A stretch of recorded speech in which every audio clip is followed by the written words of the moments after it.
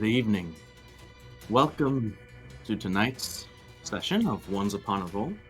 Starting, doing this week's a bit earlier due to some scheduling issues, but we're here. So,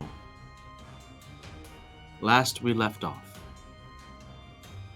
the three of you, along with Alexander, managed to track down, find, chase, and defeat Brelin Mortis, the leader of the Plague Doctors under Lord Logan Sanvanique. Upon defeating him, you took his staff, found a journal of his, and through Duran's readings, discovered some conflicting information with what you had discovered thus far.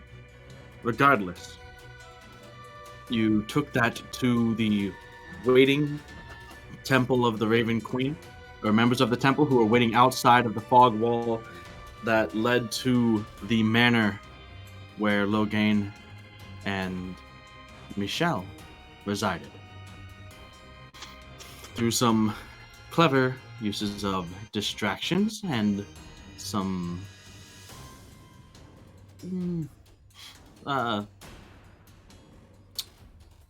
clever, sure, big T-Rex distraction, you gave the Order enough time to dispel the fog wall, at least temporarily, long enough so that you could make your way through. Elevorn, as a T-Rex, damaged the wooden gates enough so that you all could slip through in your humanoid forms. And there you were confronted by a multitude of these plague doctors standing idly, waiting, watching you, and Logan Sanvanique as well as Michelle standing high above on a balcony on the manor in the distance, voice magically amplified, invited you in. You accepted the invitation. All except Alexander, invited in, made their way inside. Through some time spent looking around, some time spent nicking trinkets, because that's what's important, you took a brief detour down to a cellar dungeon-like area that Elevorn had seen before, the place where Demetrius had been held, to discover more individuals being held down there, seemingly as a sort of experiment, study on how much blood could be taken by a vampire and still keep the victim alive.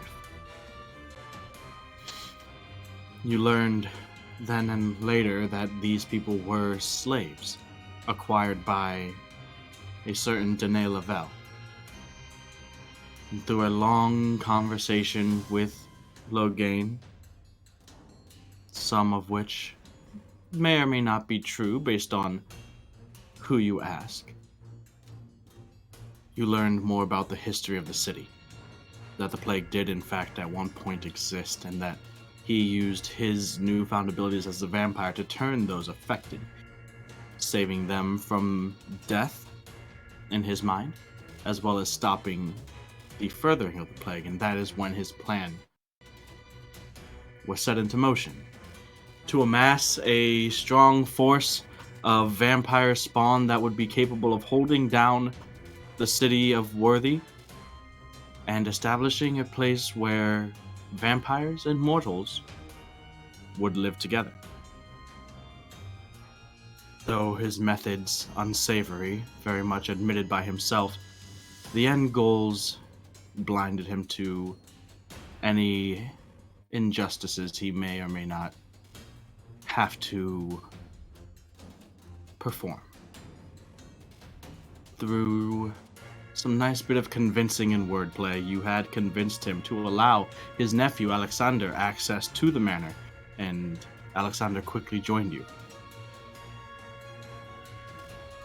Conversation continued, and it seems like majority, if not all, of the party is in consensus that you are standing with Alexander for essentially against what Logan is standing for. against what him and Michelle here are standing for. And last we left off, we ended with Logan preparing himself, as well as the rest of you, for the imminent confrontation. And that's where we are right now, with initiative. So everyone, please go ahead and roll initiative.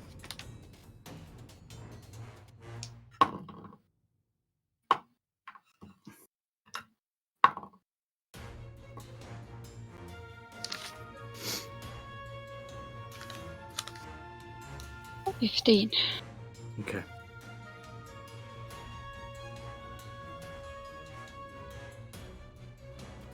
$17.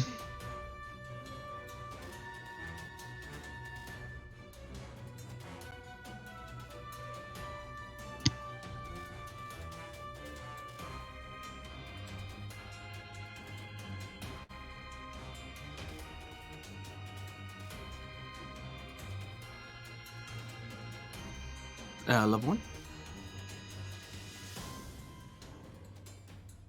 That's a 5. Ooh. You guys have rolled so well on initiative before, too. Yeah, because Wait, my number was horrible. I think I had like a 7. Everyone else rolled really good then.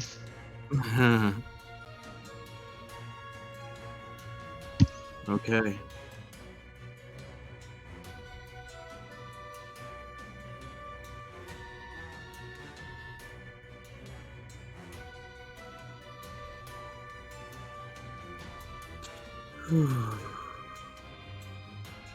Alright. In that case, first up is the vampire, Alexander, who with crossbow already loaded up, aims it over your shoulder, Netadion, directly towards Logan, and fires 2 bolts. This is the end, Uncle.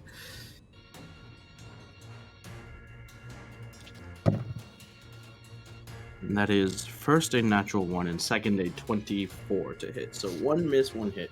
The first bolt comes firing, and one of the floating great swords out in front of him deflects the bolt, with nary a second look from Logan. The second bolt whizzes over the sword and strikes Logan in the shoulder, dealing damage.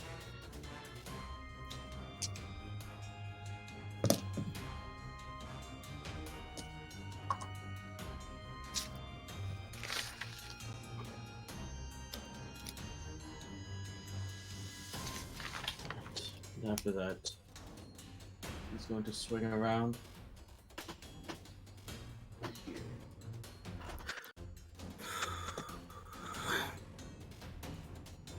Logan watches as Alexander moves across the room, removes the bolt from his shoulder, tosses it aside, and it is now his turn.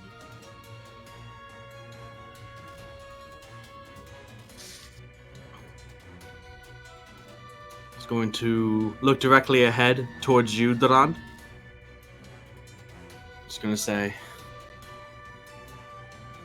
"You seem like the most reasonable amongst your friends. I beg you, reconsider your position. Really think, who is in the right here? I know you can see what I am trying to do is right." I need you to make a charisma saving throw, Duran.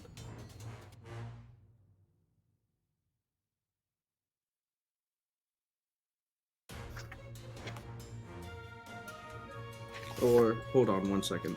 It might be wisdom.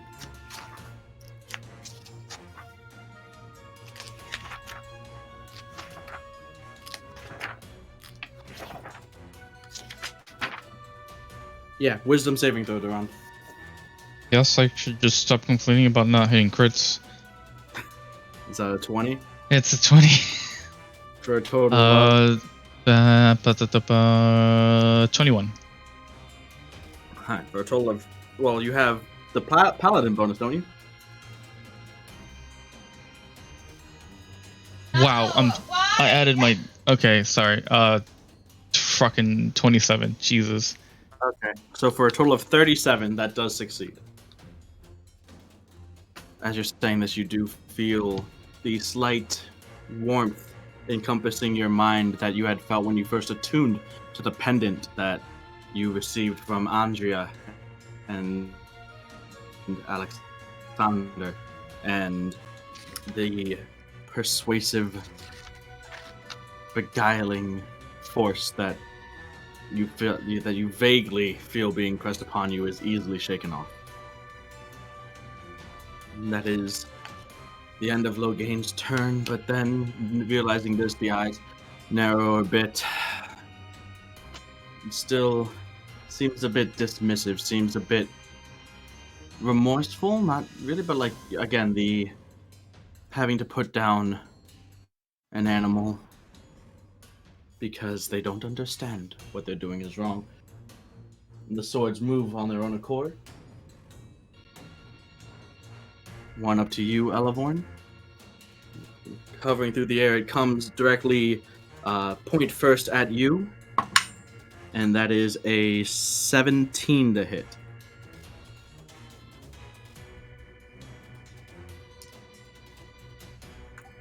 Yes, that hits. Okay, so you manage to move aside just a bit. It hits you just above the hip and doesn't do too much. Doesn't hit anything important, thankfully, and that is a 8 points of piercing damage. And the second sword. Wow. Comes up and knocks Duran over. Well, it kind of takes, like 1d6 fire damage. Oh, sure. Because you have your armor activated. Burn the swords. Burn the sword. 5. Melt it back to 5 iron. points of damage. You see the sword glowing a bit red. It does seem to take damage. Doesn't react to it. You don't hear the sword scream or anything. Next one against you, Neredion, is a natural 20. Yes. Unfortunately, Duran is not close enough. No lucky? Nah. Alright. So that is 19 points of piercing damage. As this one comes at you. What? How about uncanny dodge though? Uncanny dodge would, yeah, sure. So 9 points of piercing damage instead, as you barely manage to evade a very serious wound, but still takes off and slices quite deep, and you're currently bleeding from just under your shoulder. And brings us to you, Duran.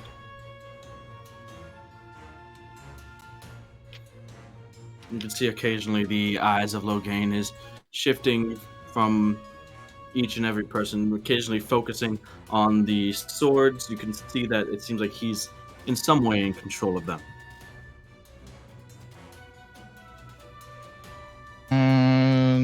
Let's use.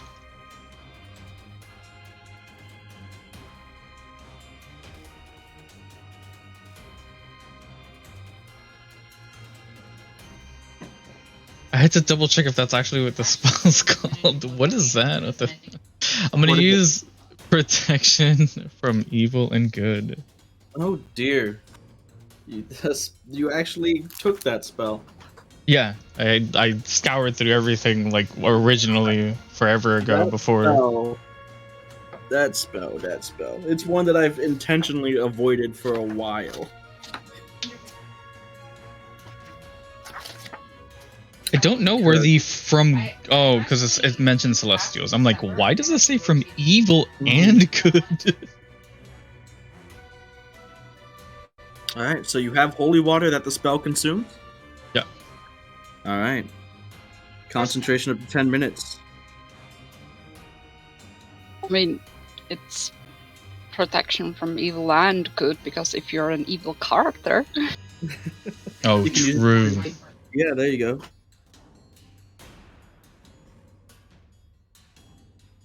Okay. I wish I had some sort of... You're using it on yourself? It is a touch spell. Yeah, I'm using it on myself. Okay. So, I assume you're choosing undead. Yeah. So, for 10 minutes, you cannot be charmed, frightened, or possessed by undead creatures. And they have disadvantage on attack rolls. Yep, disadvantage on attack rolls against the target, and the target also has advantage on any new saving throw against the relevant effect. Okay. Good to know. And we are just beelining it to Logan. All right. There is an attack of opportunity from the sword, That's fine. and that is 19 to hit. Doesn't hit. All right. Deflecting the blow off the shield as you go by, you run right up into Logan, who is now in a defensive posture with his. It's kind of like a mix between a rapier and it's sort of like a straight-bladed cutlass. It's a bit thicker than a rapier and actually has an edged blade to it. So he sees you rushing up and he takes his defensive posture. Still relaxed, but like you can tell he has experience in this. What are you doing? You set up a bonus, I believe, if you want to do anything, or are you good?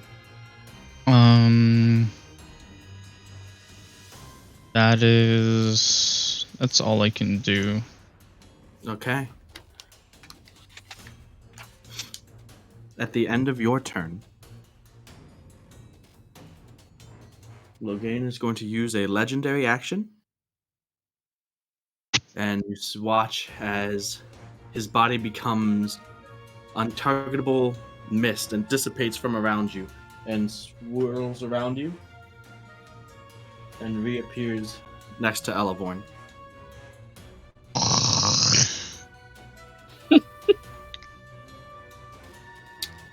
Neredian, it is your turn. Huh.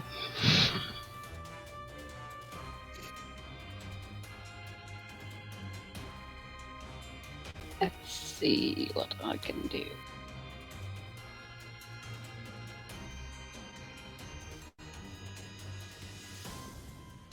I'm gonna disengage and run to Logan. Okay. Flanking with Elevorn? Yes. Alright. So that's your bonus action to disengage? Yes. Alright. Yeah, I'm gonna stab him with Incendiary Edge. Or try to at least. Roll with advantage, and all of the perks that you get from rolling with advantage.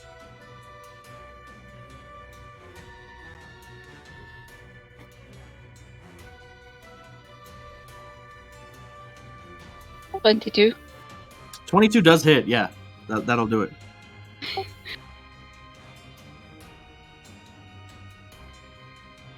So this would count as a sneak attack. Yes. But I will not sneak attack and I will use it as a fire damage. Okay, so it just makes your sneak attack fire damage. So all of the d6s that you roll are, instead of piercing, they are fire. Yeah, and you've wrote it like so that if you choose to do so, you may re-roll one of the d6s. Yeah. Yeah. So it's sneak attack, but like a little bit better. Unless you're fighting something that is resistant to fire. Yeah.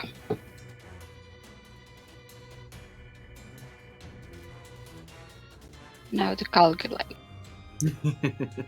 So, after he reforms, just as he's becoming solid, Neredian dips away from the floating sword that had just impaled her, and rushes up behind Logan, who is facing Elevorn, and stabs him right in the back. 28. 28 points of damage. And since I have these awesome fighter skills, I'm gonna action search. Oh, okay. Action search. Yeah. And they're gonna stab him again. I was actually thinking that. Yes. Yeah. Well, what are you gonna do? I'm sorry, I don't want to put words in your mouth. No, I'm just gonna. I have to reread this action surge. That, yeah, it lets me do one normal action again, Yeah. and it also says that a possible bonus action. In addition to a possible bonus action, which Yeah. you already used, it doesn't give you an extra bonus action. Yeah, Mhm. that. It's still. It was kind of confusing. So yeah. Well. Yeah, I'm just gonna stop him again. All right. Go ahead and make your roll with advantage.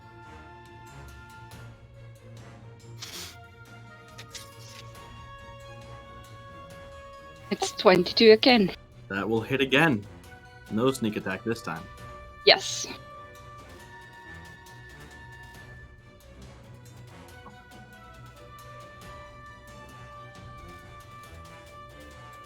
Eight. 8 points of damage. All right.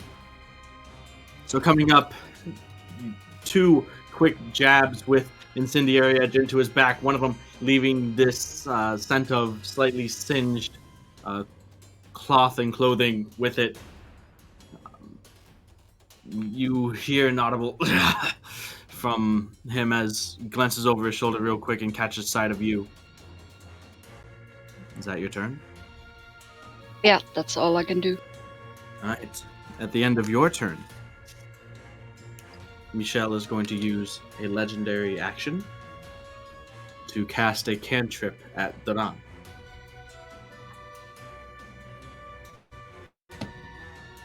And that is a 24 to hit.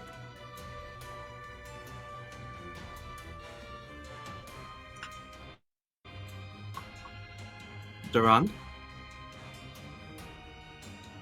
Sorry. 24 hits, yeah. Okay.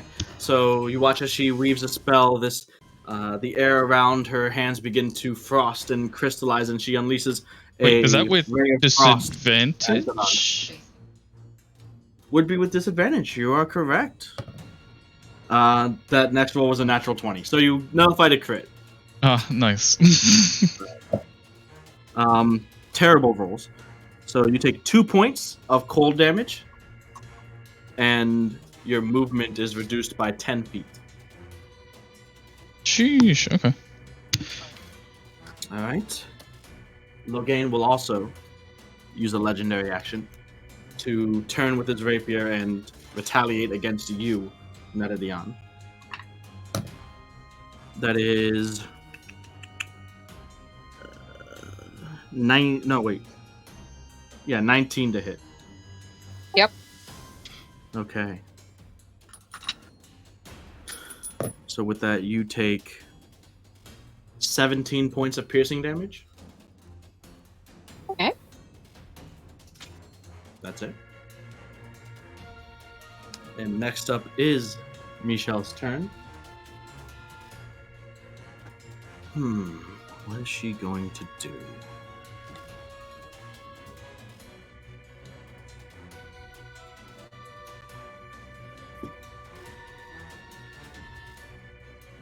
She's going to walk up to you, Duran, and reach out and attempt to. You can see as she does, the frost kind of dissipates and instead begins to swirl with necrotic dark energy. And she reaches out and doesn't touch you, but these tendrils of darkness come and begin to wrap themselves around your arms, shoulders, and neck. I need you to make a saving throw of some sort. So you can go ahead and roll a d20, I guess. A wisdom saving throw. It is not one of the effects that gives you immunity or advantage.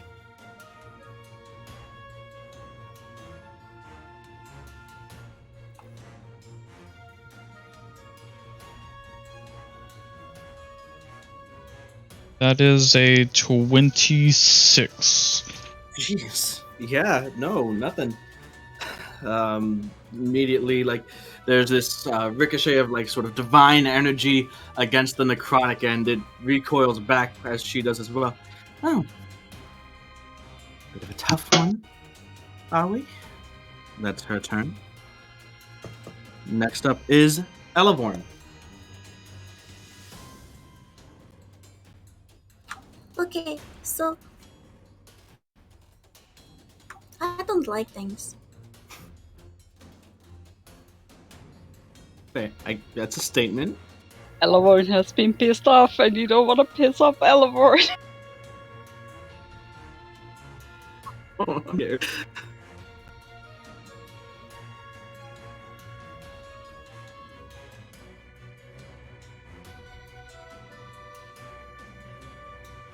Okay, so you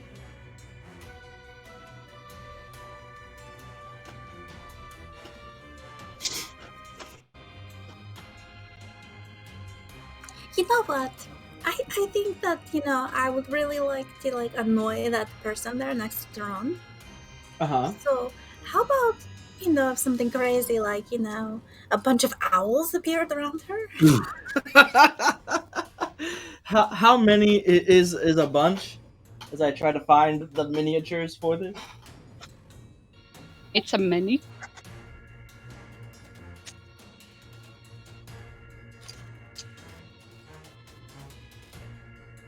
So everyone casts Conjure Aminals.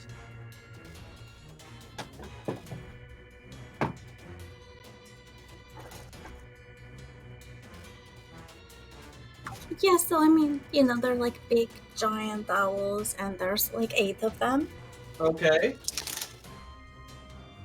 That's a many. That's a many. Let's call that marker for 8 giant owls. Jeez.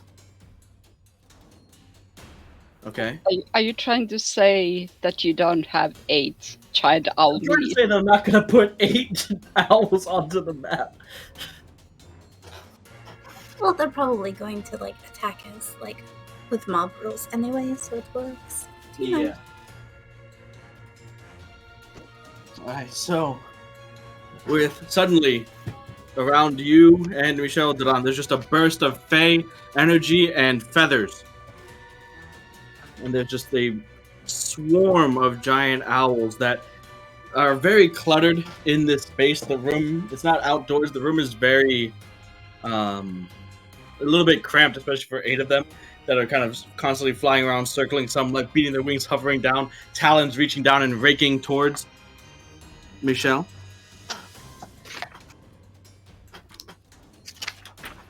You can go ahead and roll your damage die for them. So I'm sure there are going to be hits here.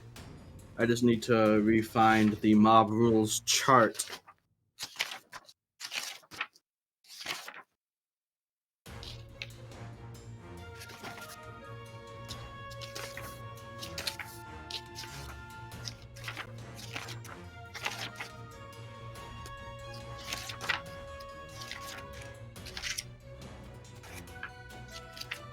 It's in the Discord. Yeah. Do you know what? If you can see it, do you know what page it's on? Or did I not take a picture of the page? You did not take a picture of the page. Okay. Can you relink it to me then? It's in the Or pinned is it messages. is it It saved would be for so us much stuff? faster if you just look at the pinned messages. Okay. Pin messages. Where is it? Where is it? Where is it? There it is. Okay. So what's their bonus to hit? Plus what?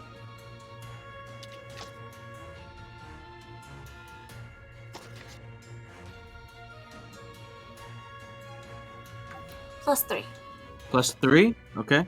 Yep. So that's 2 hits from the giant owls.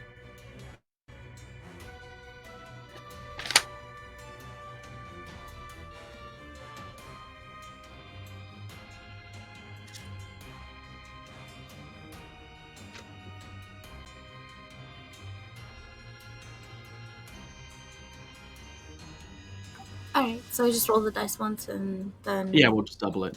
Okay, so that was 6, so 12? 12. So double that. Oh, 6. That is doubled? Yes. Okay. 12 points of damage as there are now 8 giant owls that are swarming around Michelle. That's your action. You still have bonus.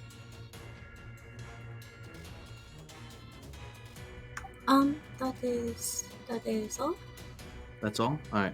So we'll say that, for the sake of this, that your owls are gonna go after you, and that was their turn that we just did. So at the end of your turn, Michelle is going to use her final legendary action for the round, and she as well, kind of after being torn and scratched up by these talons, another owl swoops down to rake at the eyes, but hits nothing but mist as she dissipates. And Duran, you watch as she heads towards a door that leads out to the balcony, and the mist swoops around under the cracks and crevices in the door without opening it and heads outside to the balcony.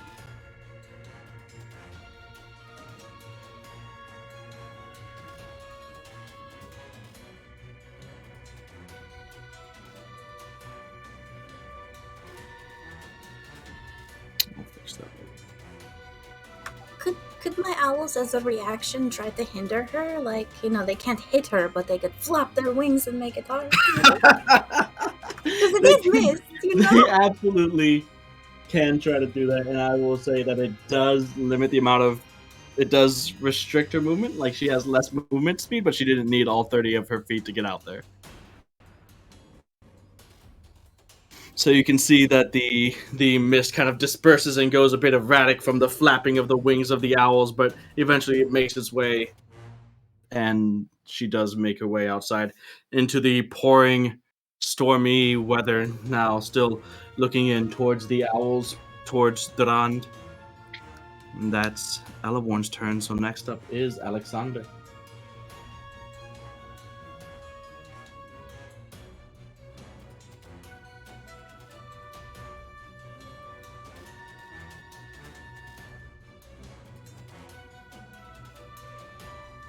I want to unleash another 2 crossbow bolts at Logan. First one hits. Second one also hits.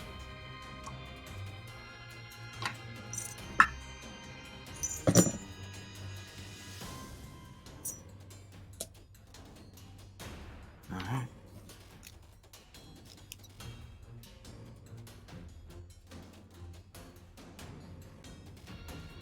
Next up is Logan. Elevorn Nerrian, you watch as he takes out another one of the bolts that had struck him, and you can see through where the cloth had been torn and there's a little bit of dark blood pooling. You watch as some of the wound begins to stitch and heal up on its own. As Logan regenerates slightly.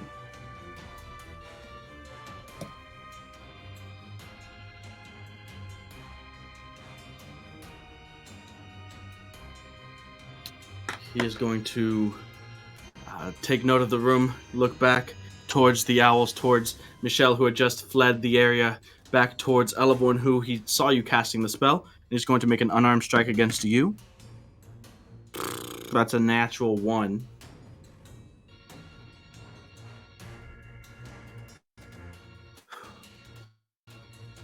And That doesn't hit, but... no, it doesn't. No, Could I use Hellish Rebuke? it doesn't hit, so no. No, okay. I didn't know if it had to be, if it had to hit or It not. does have to hit you, Okay. I believe. Yeah.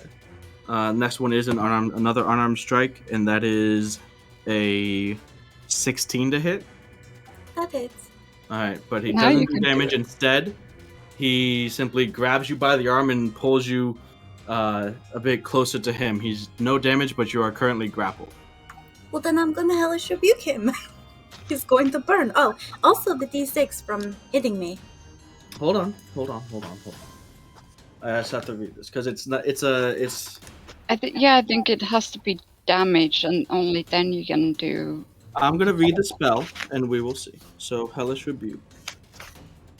because I guess it would make sense that point your finger. The creature that has damaged you is momentarily surrounded by hellish flames. Okay. Well, That's then- hellish rebuke, but I believe your armor says if you're like hit with something or it comes in contact, like when melee. a creature hits So it would take the damage from your armor, the aura that is the flaming aura that's swirling around from there, but hellish rebuke needs damage. Okay. That's a 6 for the armor. 6, nice.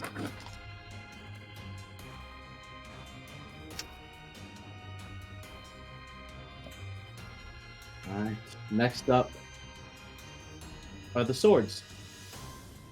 One of which is going to move around this way, and you can see he pulls you in close, and then kind of with a flick of the other hand that's holding the cutlass, both swords that are currently one opposite Netadion, the other now swooping around opposite Elevorn, will attack. Netadion, you would have gotten an attack of opportunity if you wanted Yes. against the sword. All right, go for it. Just so you know that's your reaction, so you wouldn't be able to uncanny dodge if you choose to do this. That is fine.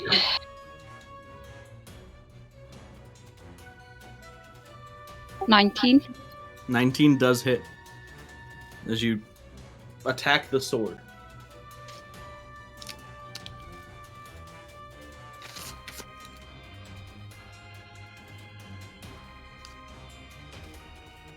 Six. 6 points of damage. Alright, there's a clash, a showering of a little bit of spark, and you can see a bit of a little chink of the sword falls off. There's a bit of a nick in there now as it swarms around, they swoop around. First one against Elevorn. Oh, jeez, that's awful, even with advantage. 9 to hit. No. No, I didn't think so. Now against Netadion with advantage, that is a 21 to hit. Why do you roll so high for me? I'm guessing yes. That means Yeah. yes. Oh, jeez. Oh, no. Max damage. That's 15 points of damage. Yeah, that's fine. I'm sorry. It's the dice. Stop using the good dice on me. I didn't actually. I used the good dice on Ella. Sure. And then I used the typically bad dice on you. Alright. So that Well, I see how it is. the end of the sword's turn. The end of the sword's turn, Logan he's new round, new set of legendary actions, is going to use 2 legendary actions to attempt to bite Elevorn.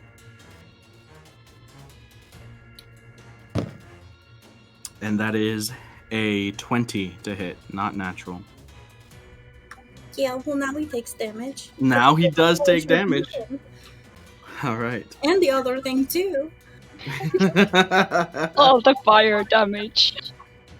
Really angry. I thought about just burning the place down, but no, don't do that. All right. So let's do damage to you first, just because there's a bit of numbers involved here. So first you take 7 points of piercing damage and 8 points of necrotic damage. So 15 total. And you can see that Logan is slightly revitalized by taking in your life blood. He withdraws from your neck, shoulder area, his lips, teeth, fangs, mouth dripping with your blood as you lash out back in anger towards him. And fire, Feyish rebuke, yay.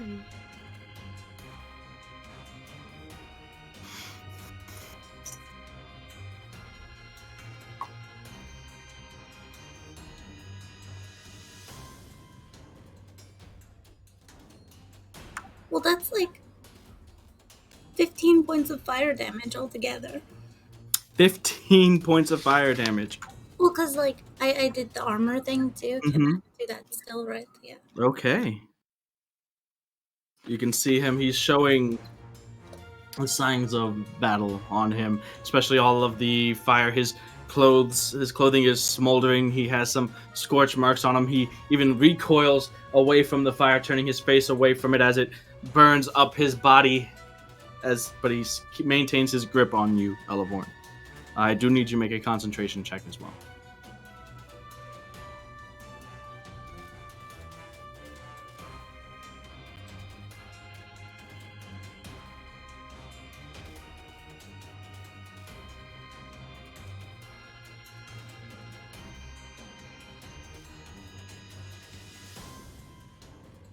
That's an 18. Okay, you maintain concentration. That brings us to Duran. Your turn.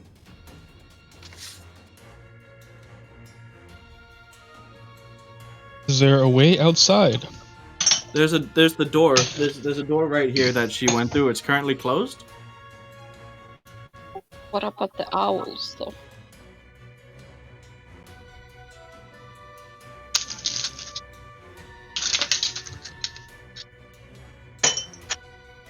I leave her to owls.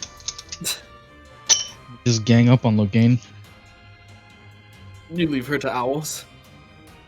Right, so you're going to Logan? Yeah. Okay. Even slowed, you do have enough movement to get there. Za. Go ahead and roll your attacks.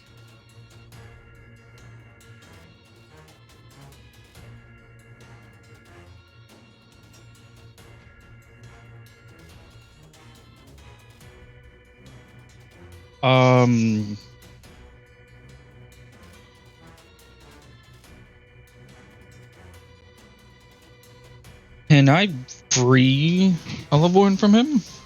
You can try, if that's what you want to do with your action. Yeah. Alright, so trying to wrench his Just grasp check. free, go ahead and make a strength check.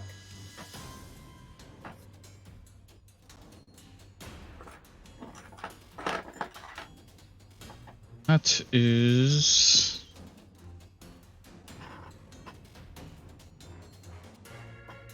18. 18 is exactly what you needed.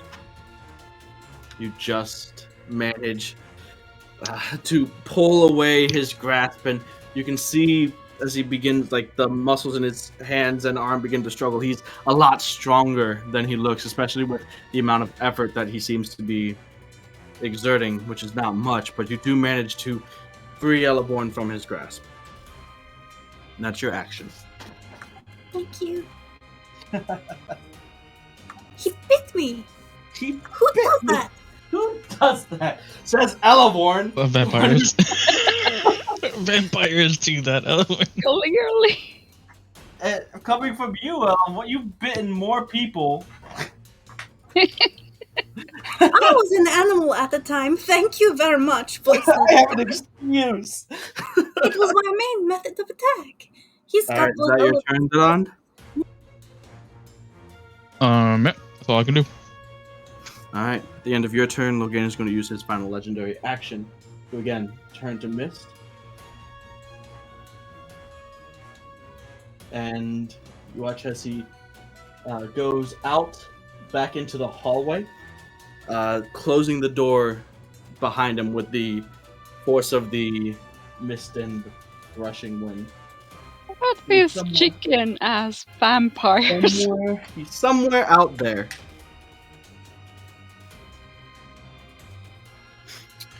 Michelle's also going to use one of her legendary actions, but you can't tell what she's doing, so there we go. Netadian. They call themselves vampires and they're running away. Come on. Your turn, Netadian.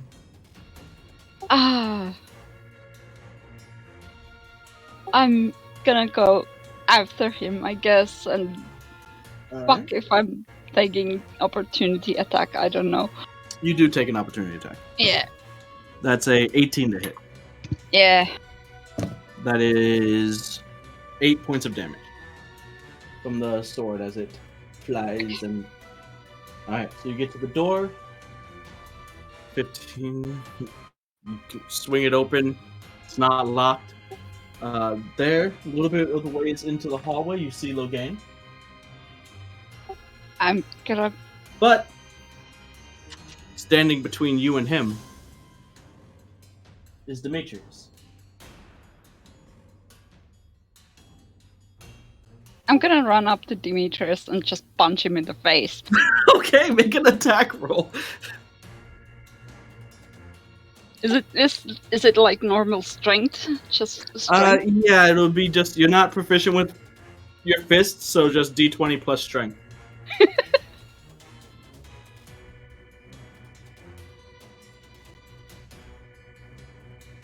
14. 14. Demetrius. I think that might actually hit, but 1 second. Yeah.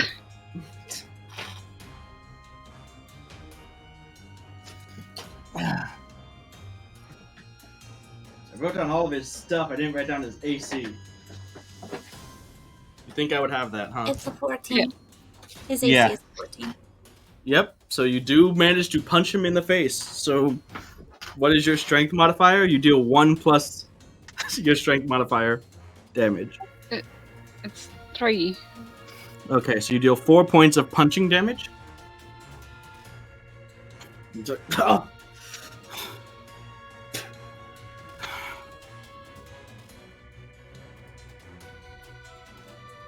You see, kind of busted his lip up a bit.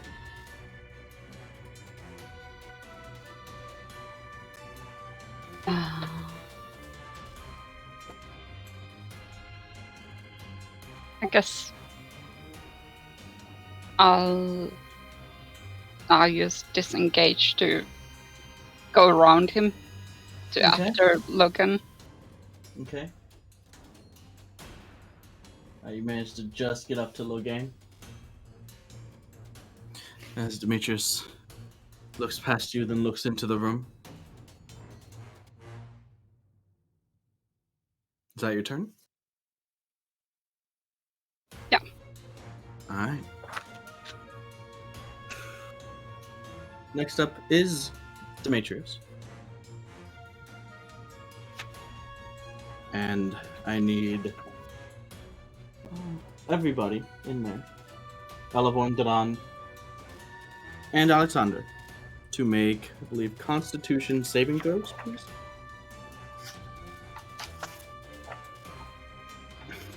So we can find the spell.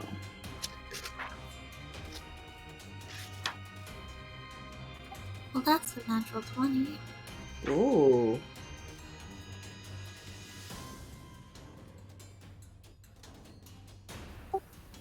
What roll were we supposed to make? Not you. Oh. Yeah. 18. 18. Which I believe, even against the overpowered Demetrius character, does in fact save.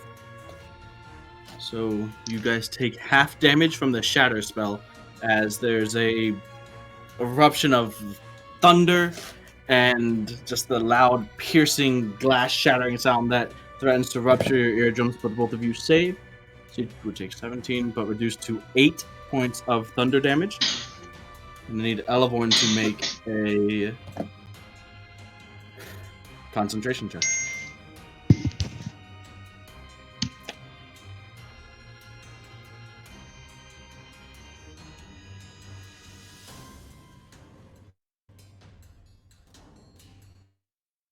It's 13. You're good.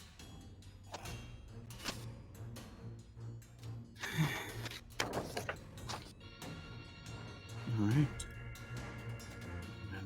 Wait, I think I also have to do a concentration check. I should have done it before too. Oh, yes, you should. You do need to do a concentration check. That is 20 plus what? You're good. You're good. No. I'm saying a D20. I'm sorry, a D20 plus what? Oh, D20. It's your concentration. Constitution. is a Constitution saving throw, Oh basically. my god, and I'm Okay, talking so- in the chat. okay, But yeah, you so- don't get the saving throw. I don't think you get like your paladin saving throw bonus. Okay, so then. Alright, so then it's 18. 18. Yeah, you're good. Alright, so that was Nadion, followed by Demetrius. So next up is at the end of Demetrius' turn. Michelle's going to use her final legendary action to swoop back in towards one of the. Not towards one of the owls. Swoop back in there. And it's going to cast a spell on Duran. Maybe. We'll see. Because that works so well targeting Duran. Yeah, just target me with stuff. Alright, go Have ahead and all make a the- Constitution saving throw, Duran. As this flood of necrotic and withering energy, kind of like a ominous wind, swirls in around your body. Okay. But I'm also gonna 16. 16 is not enough. Oh. So you take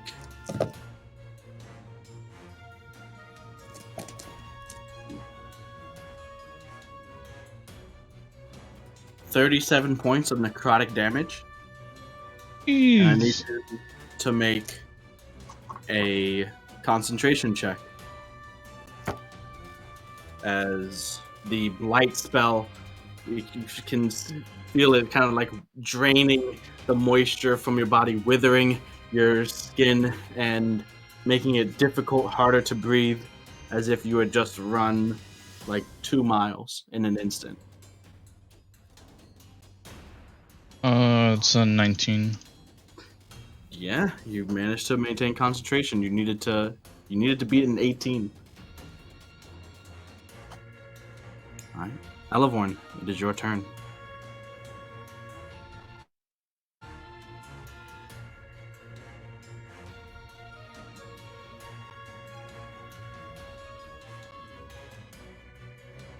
Okay, so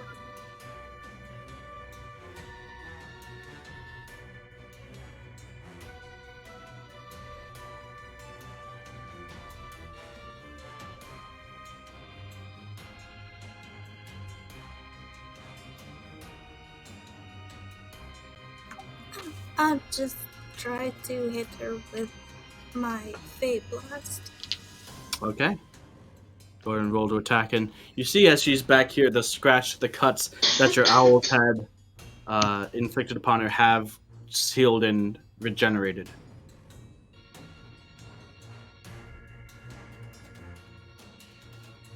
First one's at 12 to hit. That does not hit. Next one's a 14 to hit. That does not hit. None of them hit. Unfortunate. Sorry. So 3 Fey Blasts, 3 side steps or misses.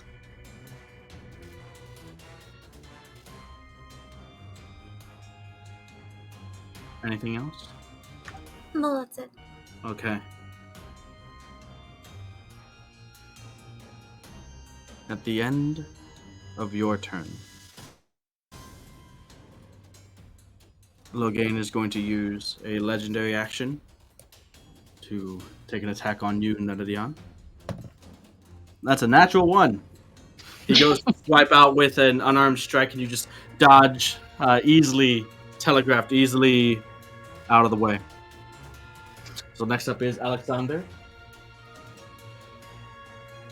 Going to run up. And Demetrius is still blocking the door. He's going to use unarmed strike against him to attempt to grapple him. And he successfully does. He takes Demetrius in one hand, and without even really fully looking at him, just picks him up and tosses him aside about 10 feet. Demetrius lands prone, and he continues on to Logan, where he's going to attempt to hit him with an unarmed strike as well. That's a natural 20 against Logan. So coming up, you can see the anger, the ferocity in the visage of Alexander Naradian as he strikes out and almost goes knuckle deep with the clawed hand into the chest of Logan. I am impressed. All right. Yeah, sure, he's a vampire too, but I still. All right. That is Alexander's turn. At the end of... My owls. Oh, yeah, your owl. Sorry. Go ahead. We'll take the owls now. Sorry. Well, they're attacking her, so could they continue to do so? Okay. Go ahead and roll damage. Do you want them to be like in front of her? Where would you want them positioned? Like they're probably swarmed all around her at this point. Yeah, basically just around her. Yeah. I wouldn't want to like.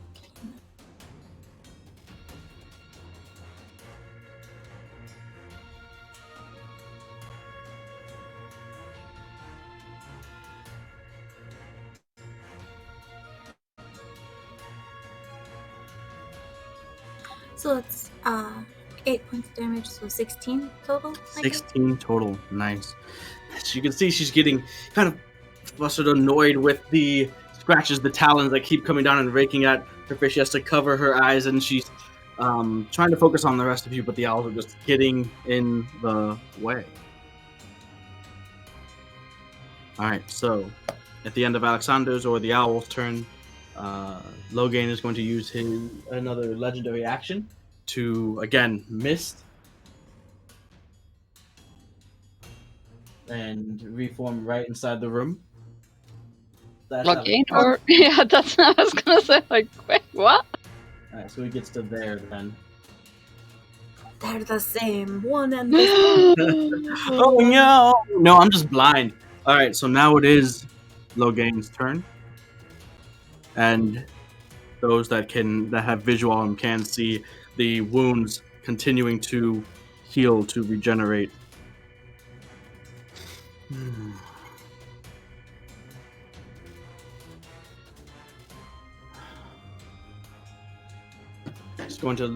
Logan is going to look back through the door, and as you watch as the mist passes you by Naradian and reform, he's looking directly at you. I am not the one you want. It's him. And he's going to point a finger directly at Alexander. I need you to make a wisdom saving throw with advantage.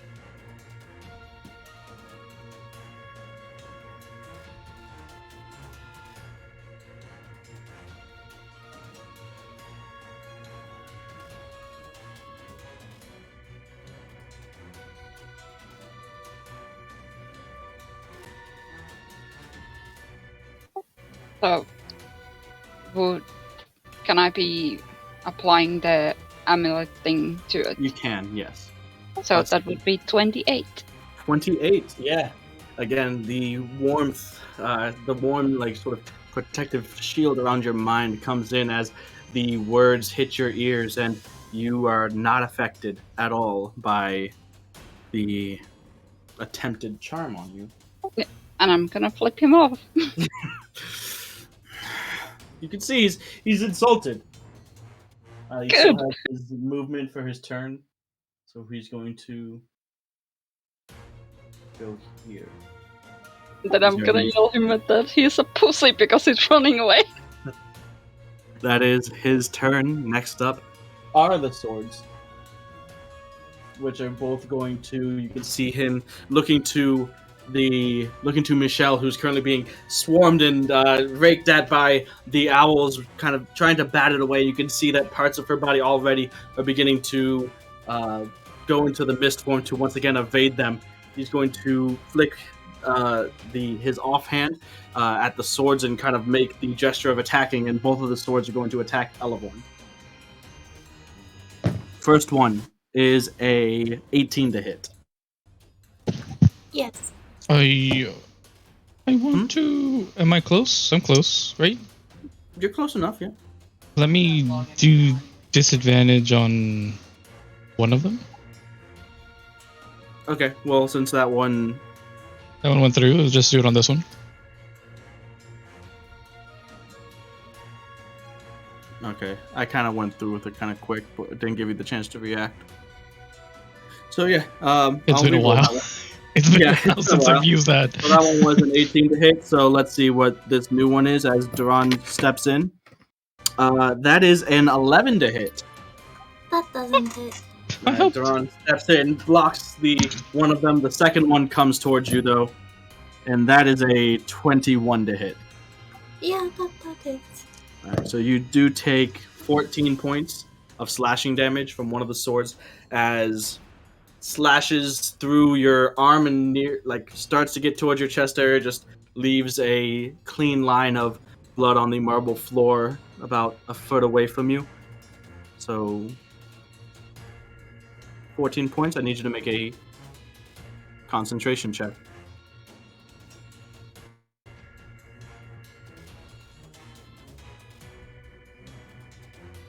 It's 12. 12. That maintains concentration. Duran, it is your turn.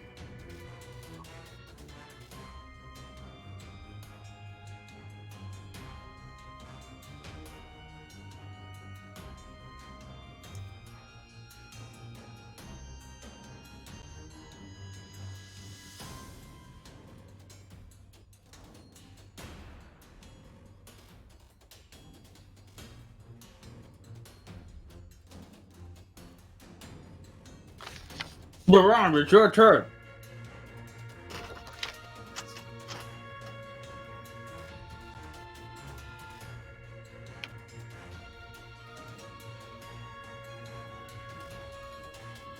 Grant, why you AFK?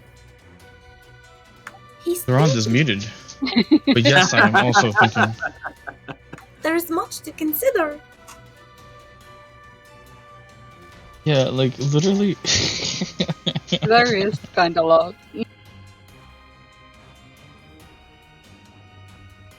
I've never felt so useless in a fight. That in theory, you would think that I should actually be pretty good in this fight.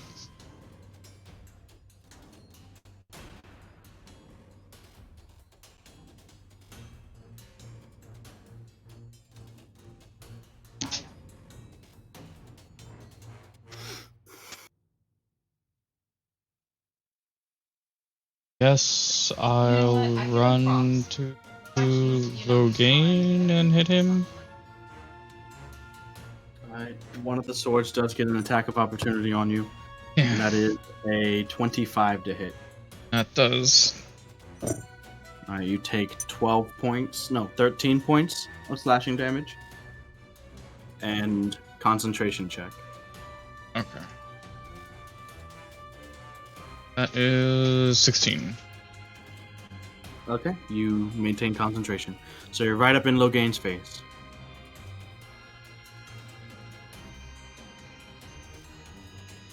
I have a feeling that he doesn't like when people are in his face. I feel that too, but he's gonna like a crit even less. You crit? No way, dude. Okay, we take these. I'm never gonna complain again. You know, this is the nature of just eating my own words. Literally, I think this entire fight, because I'm like, target me with all your stuff, and then I get hit for like 50 million damage, and then I never crit, and then I crit. I'm like, okay, so this is gonna be one of those days. Is it? Did you crit? I crit. I hit a 20. Oh, nice. Oh. All right. So coming down, your sword already illuminated with the latent, radiant energy that it always is emanating, and you can see the look of I don't like that from Logan. He's like, that's the first time that he seemed hesitant. Then it comes down, and you avoid his parry and strike as true as you have ever striken before. We're gonna dump 2 level 2 slots onto that. Only level 2? Alright. Yo, alright, relax. We gotta prepare. We gotta save some other stuff, you know, we don't know what the heck's gonna happen. Okay. And as usual, I don't do this that often, so what is this? So you roll your dice, you double the dice, and then you add your modifiers. So I believe a smite is an extra 2d8 with the second level? Or is it 3d8? Which is 2d8 for the first level. So an extra 3d8 radiant damage. That also crits.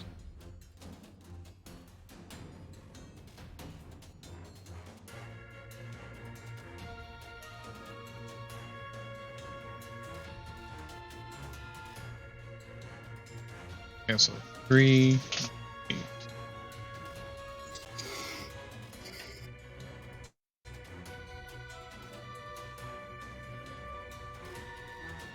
That feels... Well, I guess the numbers are really high, but I feel like that's too much. What the heck? All of the dice are doubled? The dice are... Yep, all the dice are doubled. Okay, so that is... I actually have to think that's how high the fucking number is. you It's should be rolling 72. The normal 2d8s, right? Yeah. Plus the d6. Yeah. And then an additional 3d8. So you should Yeah. have 5 d8s and a d6. Yes, that is 36 times 2.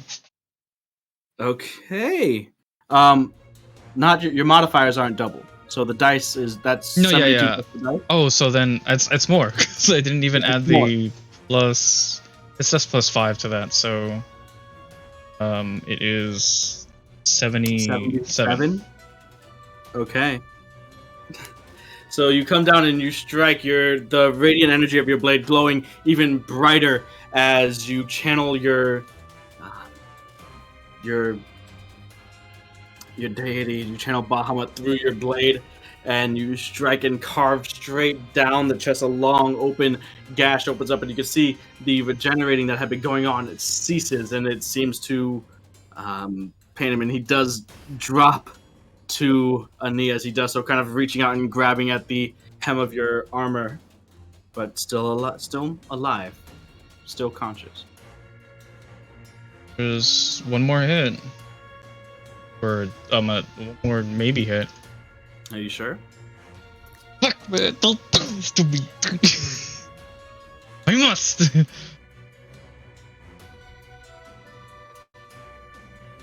That's a fat cat. Are you sure?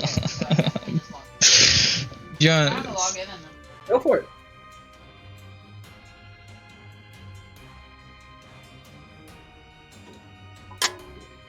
I can't math anymore. I'm in shambles. 23. 23 hits. What the So- heck? Why are the dice so high? So, locating now on one knee, you can see the wound is bad. You can already see him like weakly, definitely crippled by the radiant energy. He's kind of holding himself up by your tunic, your clothing, and you take your sword again. What's the damage? 24. 24. 24 damage? Yep. Did you smite again? No. Jeez, okay. So, you cut through and you see the eyes of Logan Sanvinique roll back.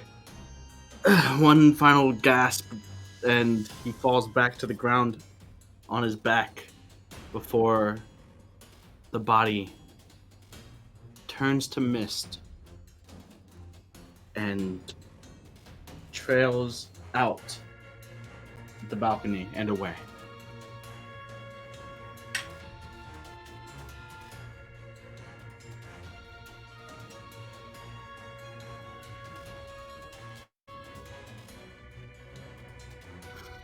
Michelle reacts, "No!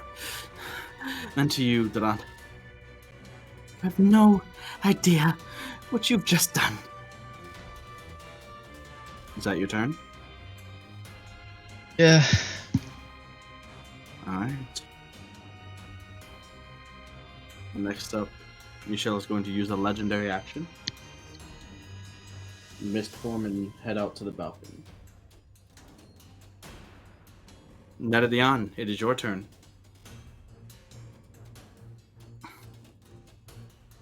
I'm gonna.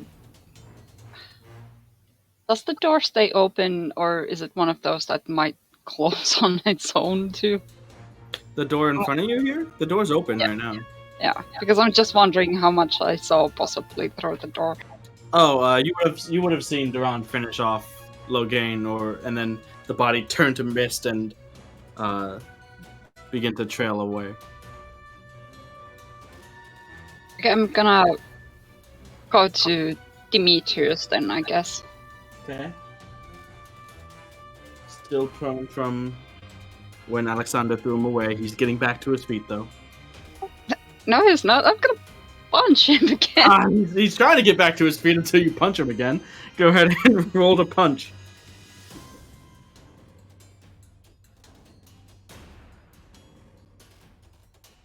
Ah, 16.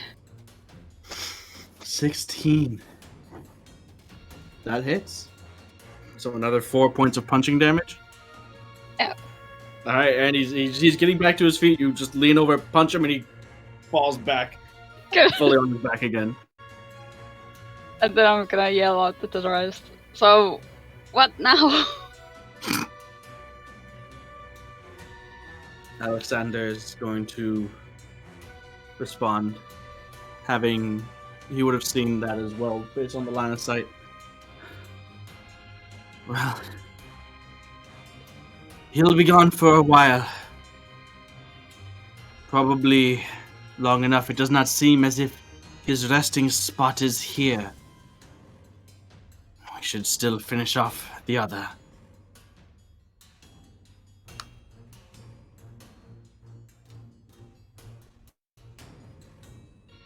Is that your turn, Nedadian? I don't know where to go or anything, so yeah, I guess that's my turn. Okay.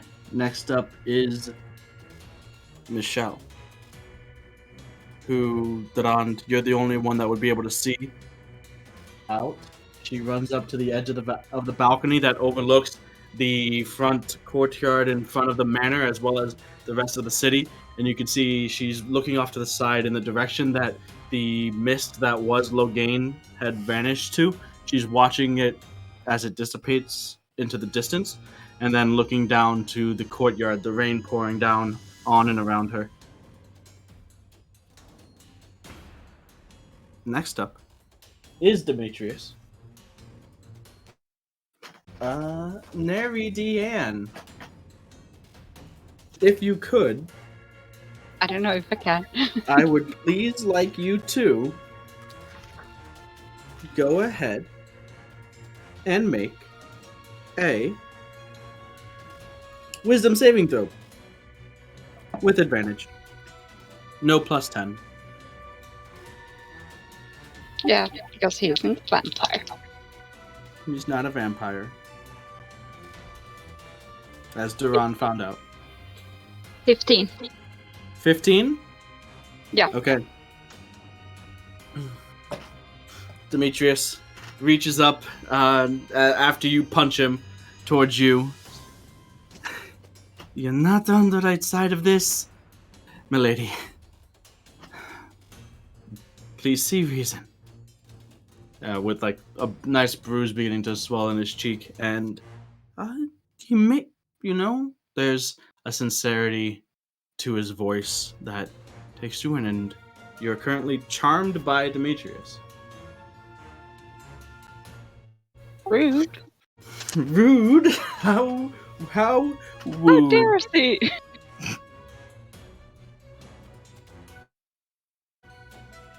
Okay.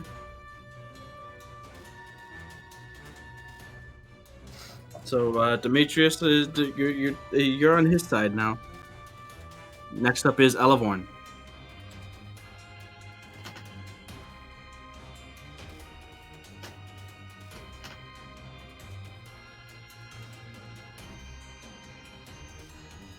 Well, I take it the swords are still animated?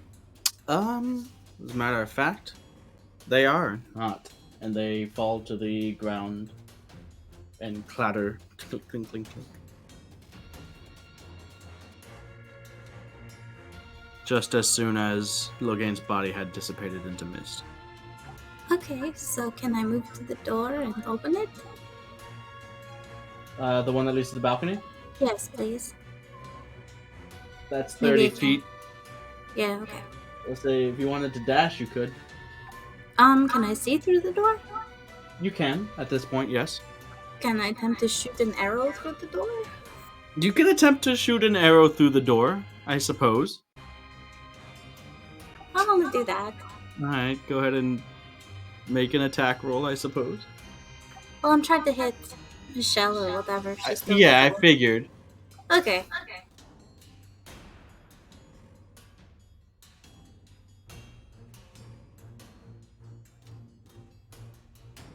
It's like a 15. 15. No, unfortunately, it just of it does shatter bits of the glass door in pain, but that ate too much of the momentum of the arrow to actually make it to and damage Michelle. You terrible person! She looks over her shoulder back to you. No, not before. Maybe now, though. Yes, before! He's my friend and he's your toy! What is up with that? Alright. Owl's turn.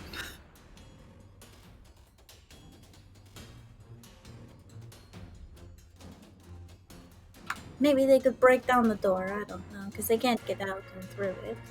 5, 10, 15, 20, 25. Go to make a strength check for the owls.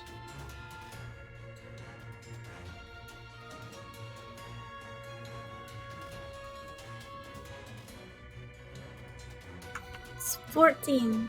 14. All right, the first owl gets there, just charging through towards the place where you had actually like weakened it. It's cracked and just splat up against the door.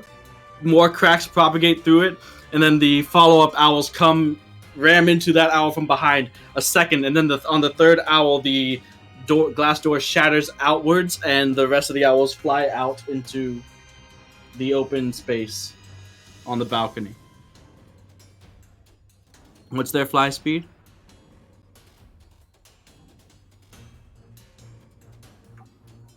It is 60 feet. 25, 30, 35, 40, 45. Yeah, sure. They would just be able to get up to her.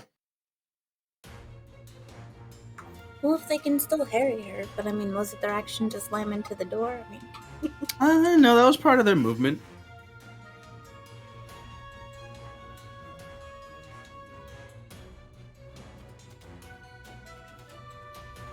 well then they should attack her. Sure, go for it. Roll your damage. That's 8 again, so that's like 16. 16 points of damage to Michelle. Okay.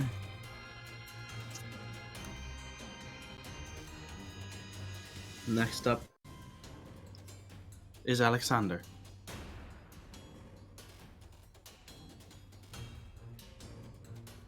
Runs past you without a second thought. Netadian, I would like you to make an opportunity attack.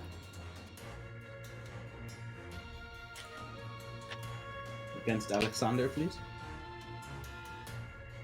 Wait, what though? Whatever you would normally make an opportunity attack with. Probably incendiary edge. Yeah, so do it with that.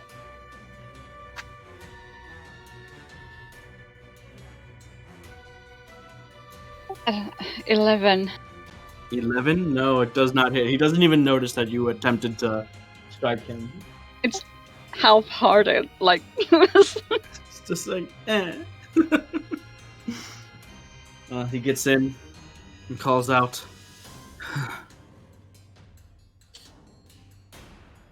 If we want to get rid of them, if we want to get rid of them for good, he knocks one of the bolts that doesn't have a metal head that's been whittled down to like a stake. Use those. And that's his turn. Next up is Duran. Let's go outside.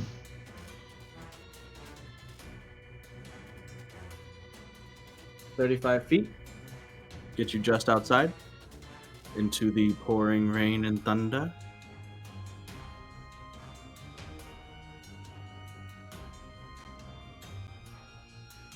Do some lay.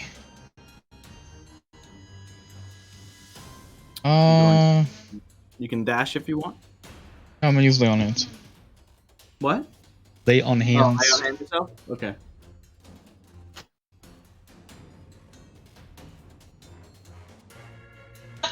Oh shit! I didn't promise. Sorry. There you go. I'll do 30. 30 lay on hand points.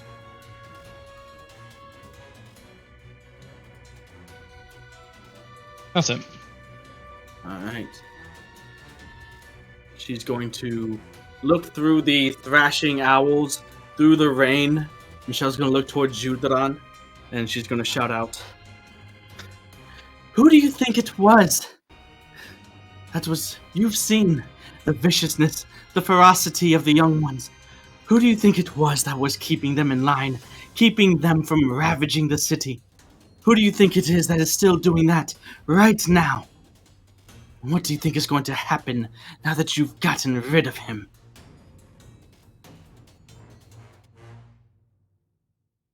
Well, also very unfortunate that he's also the one who made them. So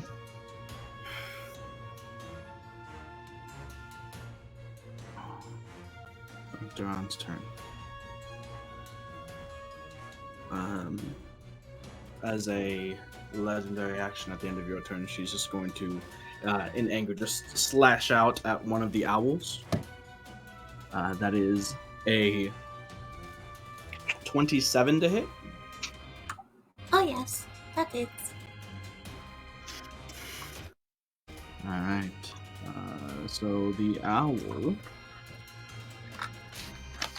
What's the HP of the owl? I mean, it doesn't. I can 19. 19. Probably doesn't even kill an owl, to be honest. Yeah. Owl just takes 7 points of slashing damage. Alright. Netadion, it is your turn. I guess.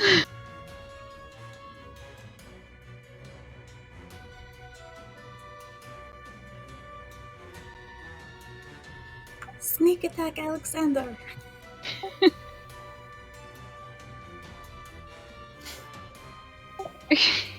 No, she's charmed, so like. Yeah, I don't think I have too much control. Yeah, you run up behind Alexander, who kind of takes a cursory look back, sees that it's you, and then, like, with his guard down, he goes back to loading the crossbow, looking out forward, guard completely down at the moment, at least, to his immediate surroundings. Go ahead and roll the hit.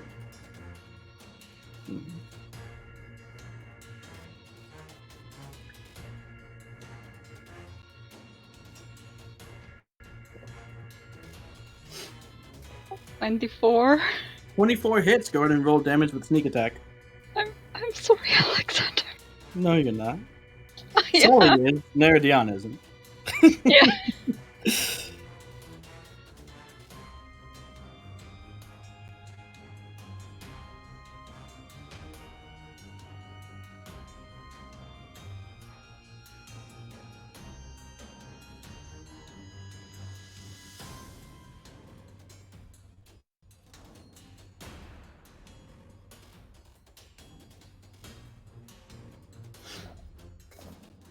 $33.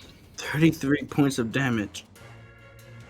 Alexander. Ugh, what the hell? And you know, Neridian, she probably will hit again. Oh yeah, she just probably with a smile on her face.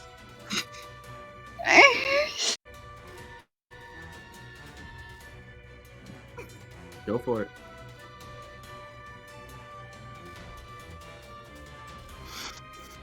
$17. 17. That does hit. So that's Shadow Blade, so Ooh, psychic damage. yeah. 2d8 of it.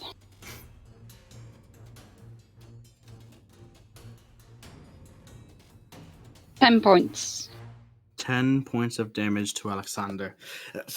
He winces from the mental anguish of your psychic blade and looks back, turns towards you.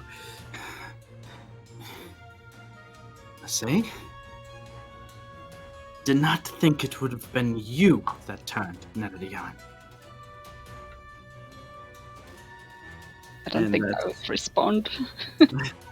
Alright. Is that your turn? That's my turn. Okay. Next up is Michelle.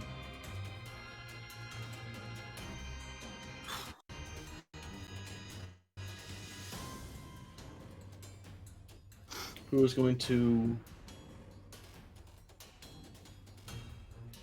mist or just walk over here so you would be able to get an opportunity. No. End of Neridian's turn. She uses legendary action to mist over there, and at the start she's going to cast another blight on you, Duran. Go ahead and make a Constitution saving throw.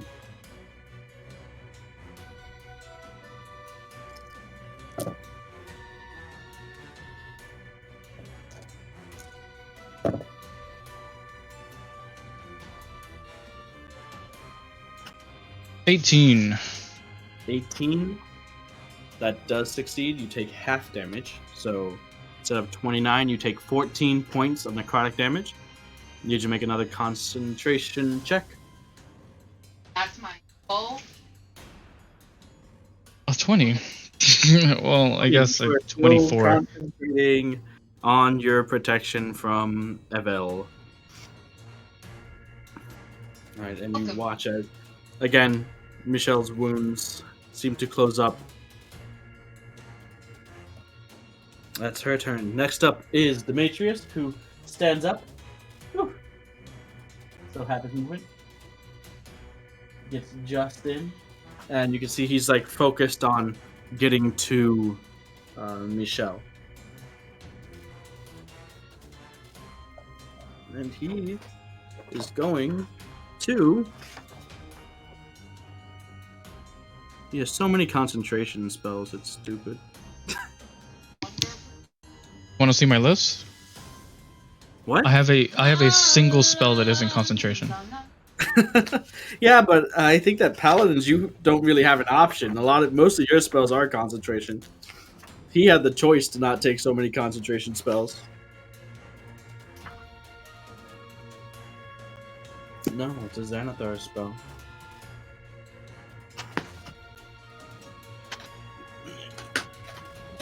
Just gonna use his one big boy spell.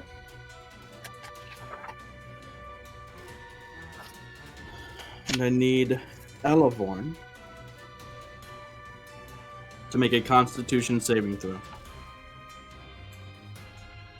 As you are lashed out at with these dark tendril ribbons of negative necrotic energy that as they lash out at you, there's like a heavy vibration that seems to pull your flesh away from your body. Fun. That's a 23. 23? Yeah. Okay, so you do save, as most people tend to do, it seems. So you do take half damage. Yeah, but it's like half of 9,000. Half of 9,000. It's not 9,000. So instead of 31, you take 15. And I need you to make a concentration check. A natural 20. You are still concentrating on them owls.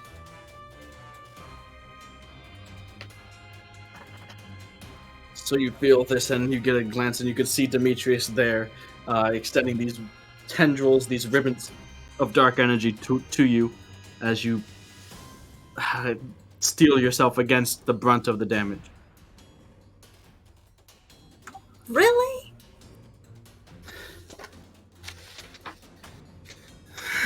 What am I supposed to say to really?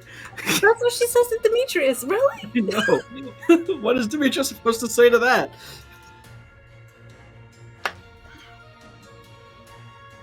I walked beside you, and here you are. Like, what are you doing? I mean, I guess you always. Yeah, okay.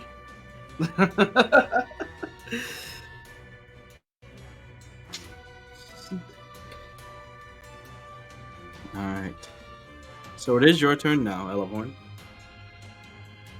You turn, you can see Netadion facing off against Alexander. Alexander has fully turned his back to you. You can see the wounds in his back, approximately dagger-sized wounds. Netadion in a combative sense, and him as well. Crossbow down at his side now, and instead his bare hand up, ready to strike. Is Nerdion within like 30 feet of me? She is 35 feet. You'd have to get a little bit closer.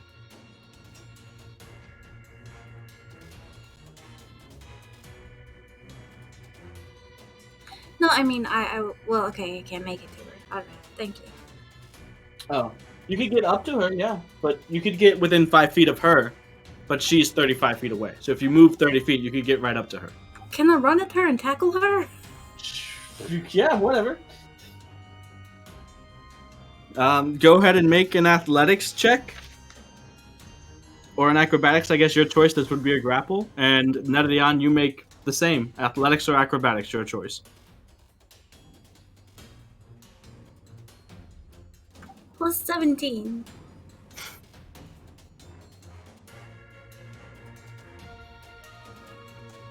I'm like, wake up! 13. 13. Wow, surprisingly, yeah, Elevhorn, you do tackle Netadion. Hey, I'm charmed. It's not me, so Well, that's why she's like, wake up! yeah. Stop.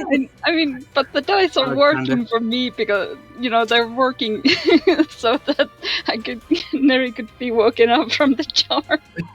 Could someone explain to me what is going on? He did your thing. He can do what I want to do, and whoop whoop whoop whoop whoop. I don't know how it works. Well, if he is not in his own right mind, then if we can free him from her, then we could free her from him. And God, What? If you he's could gonna turn override- back with Michelle. This chain of charms is. I feel like you're partially to blame. Alright. It is now the owl's turn. I'm guessing. How far is Demetrius? More than 60? More than right? 60, but less than they could dash to him if they wanted to.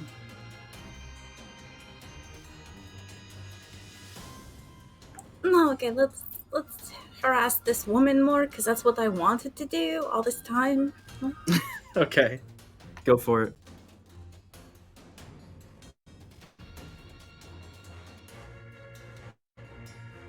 Roll your damage.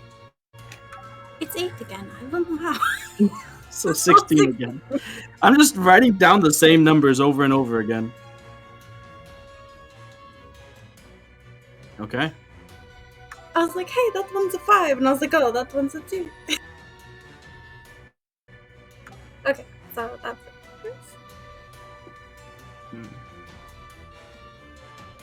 Next up is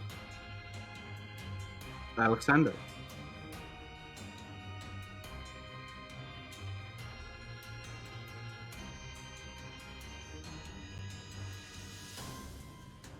Who, so before Alexander's turn, Netadian, I want you to make a wisdom saving throw. No advantage, no anything beyond your normal wisdom saving throw. What about lucky? You can use lucky if you want. Yeah.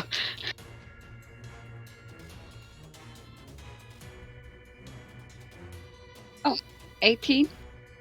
18. Okay. Nothing. Damn, that's a strong one. Well, you don't know what it was. Alexander is then going to move. And it's gonna, you can see him like looking back, taking a thought, like raises the crossbow momentarily towards Demetrius, then and turns and is going to dash out towards Duran, out into the rain. Crossbow up, you can see it loaded with one of those stake-like bolts. And that is his turn. So next up is Duran.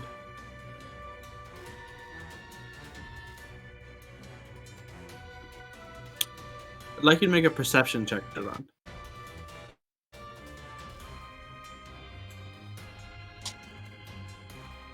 Unnatural 20. By whatever Through the rain, you look out, you can see the inner wall that you had crossed into to get here. You can even see bits of the outer wall off to the side of the manor beyond this inner wall in the distance. You can't tell about the outer wall, but the inner wall at least, you can see the fog that was rolling over it before. It's thinner, lighter, and a lot of it, instead of being held there, is now beginning to dissipate up into the atmosphere.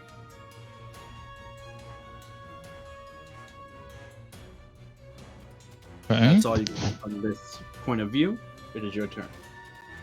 Alright, let's close the gap on this lady. Okay. Ah! So there's a fancy feature that I did not keep reading to the bottom of Divine Smite where it does an extra D8 if you're undead.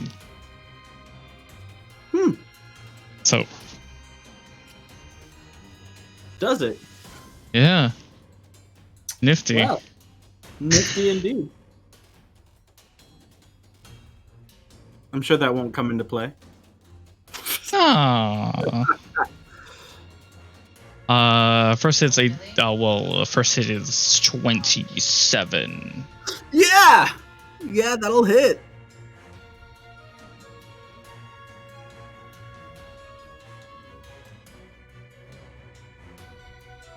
The damage is 19. Okay. With the 19. That's like the total. Like every. Okay. I haven't. Gotcha. No Divine Smite or anything. No, just. You can see the wounds from the owls, the talons that were scratching and scraping at her. After you hit her with your weapon, the regeneration process seems to stall and stop as she recoils from the radiant damage. Okay. Second hit. Going to be 22. That does hit as well. And fuck it. I don't care how much I roll. Let's put one smite into this. Okay. The So level that's 2 additional kind. 3d8 is what you're saying? That level 1 smite is 3d8 to an undead? Yeah. Okay. That is pretty strong against undead. Okay. Which makes it 31 damage. 31 points of damage. Okay. Okay. Okay. That's what I get for putting undead against a paladin. Right. my one thing though is keeping them in place, and that cannot happen with these guys. So you take what you can from them. What one thing? Oh, your sentinel? Yeah. Yeah. Okay. So, with that, she's pretty heavily wounded from those attacks, and the regeneration seems to have stopped for the time being, at least momentarily. Is that your turn? Yeah. Right at the end of your turn, she's going to use legendary action to make an unarmed strike against you, disadvantage. Even with disadvantage, that's an unnatural 20. That doesn't hit. Does not hit. Okay. Well, that's one of her legendary actions. Nadion, it is your turn. Eleborn is currently tackling you and grappling you. Oh no. Oh no.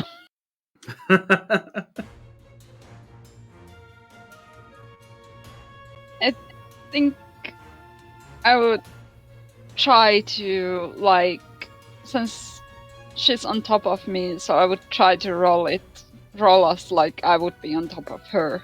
Alright. I want you both to make either acrobatics or athletics checks then.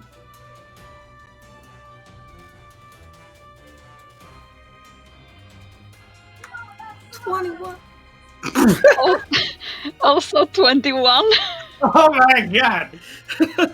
Alright, so Nadion, with Elevorn on top of you, pinning you down, wake up and shaking you. You take the initiative and you shift the momentum and you roll so that you're now on top of Elevorn for but a moment. You go for your dagger, but before you are able to, Elevorn, you take back control and you are now again holding Nadion down, and you guys continue this until you are at a position where neither of you really has the advantage. And you're just kind of locked in a mutual grapple, kind of like on your side, wrestling for position. I'll say that's your action.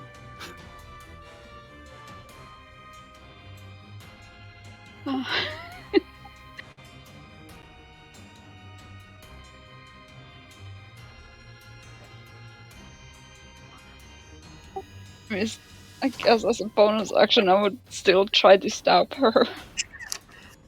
Unfortunately. Alright, go ahead and say make an attack roll with disadvantage because of the grapple. Yes.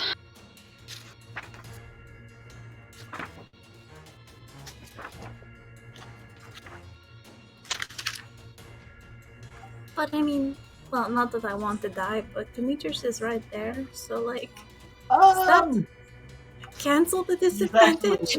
He's actually 10 feet away from where you guys are. But your minis are just whatever. You're rolling around a bit. I don't think that he's offering much in the way of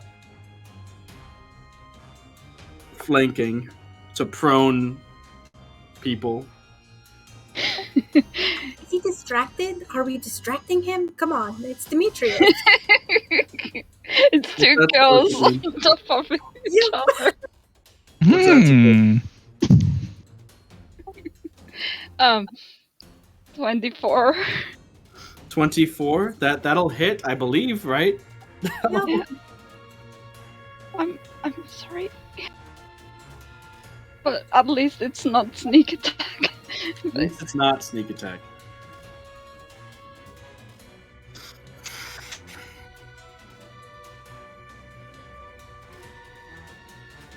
Unfortunately. It's How 8 much? points? 8 points of damage. Alright, go ahead and make a concentration check, Elevorn.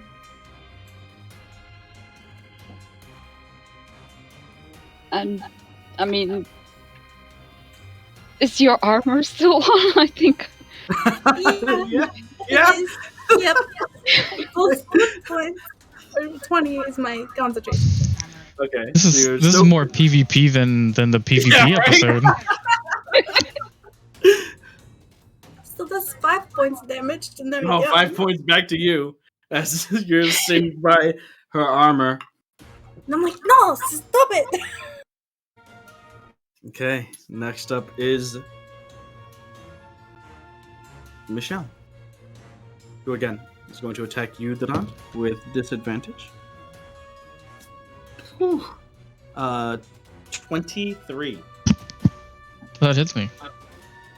Alright, she doesn't hit you, but she grapples you, and there's a surprising amount of strength from this woman as she takes you and grapples you and hoists you forward. She steps out of the way of the balcony that she is up against now, and forces you so that your throat hits the edge of the stone railing, and you can see over it now. You're looking over, and you can see that the gates where you had come, maybe about 300 feet away, you can see figures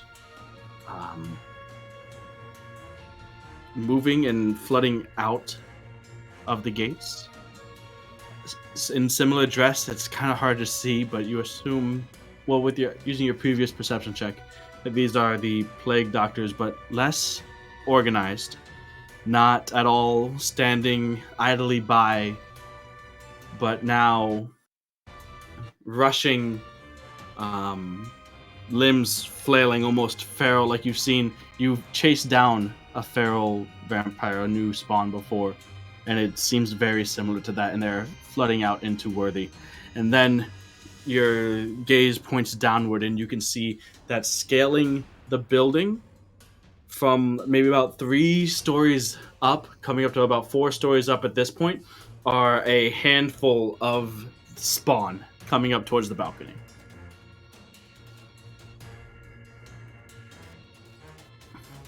And with you grappled, she's going to use the second part of her multi-attack to attempt to bite you. Since you're grappled, it cancels out the disadvantage advantage situation, but that's still a 14.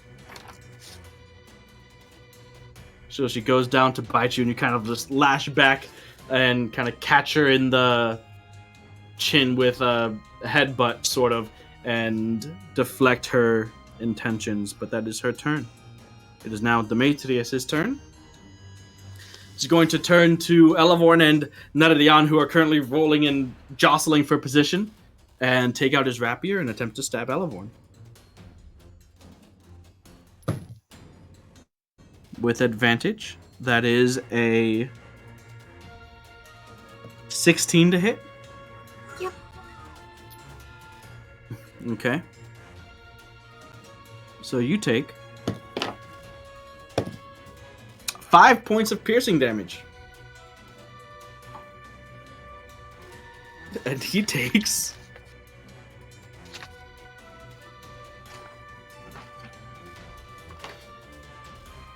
the way that the two of you are kind of still moving and grappling and wrestling with each other, he's not able to get a clean shot. But he does take damage from the wisps of flame that are still wreathing your body from your armor. So it's 4 points. 4 points of damage to Demetrius, who is then going to move. So that is Demetrius' turn. Next up is Elevorn. Hi, Elevorn. You've just been stabbed by 2 of your friends.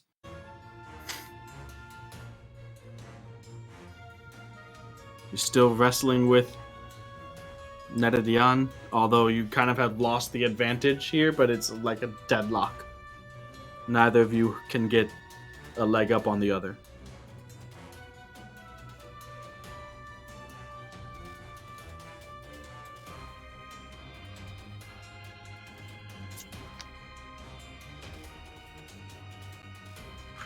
Okay. Also, concentration check. You have to beat a 10. It's a 16. Yeah, you're good. Alright. So what are you doing, Elevorn?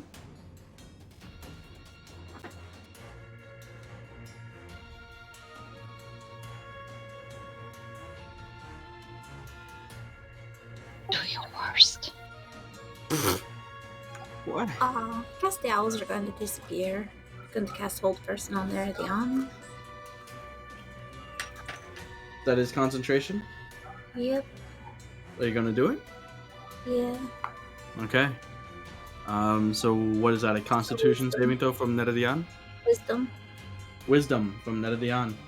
She's good at those. No, I'm not. The owls around you and Michelle Duran disappear.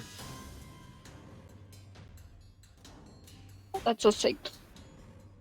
A 6? Yeah, I'm not good with wisdom. Alright, as you guys are jostling for position, there's this rush of energy from Elavorn's hands as you guys are each like grappling each other's shoulders, and Netadian, your body just locks up. Paralyzed. Still holding each other rather tightly. Okay, well, okay. That's my turn. You can stand up if you want. Well, how can I if she's paralyzed grappling me? Like, that was kind of the deal, was just to not be stabbed again. Okay. I mean, you can make your way up if you want. Just do it without breaking your wrist. Yeah, I was thinking that the last time we played. You do it, River. Do it without breaking. Let's say, if you want to stand up, you can. Okay. Right, you get to your feet. You manage to shimmy your arms and everything out of Netadian's grasp. You're still laid down on her side, completely paralyzed. For my bonus action, can I prop her up? Sure. So she's now sitting up, still like she's like holding 2 mugs of ale or something. Okay.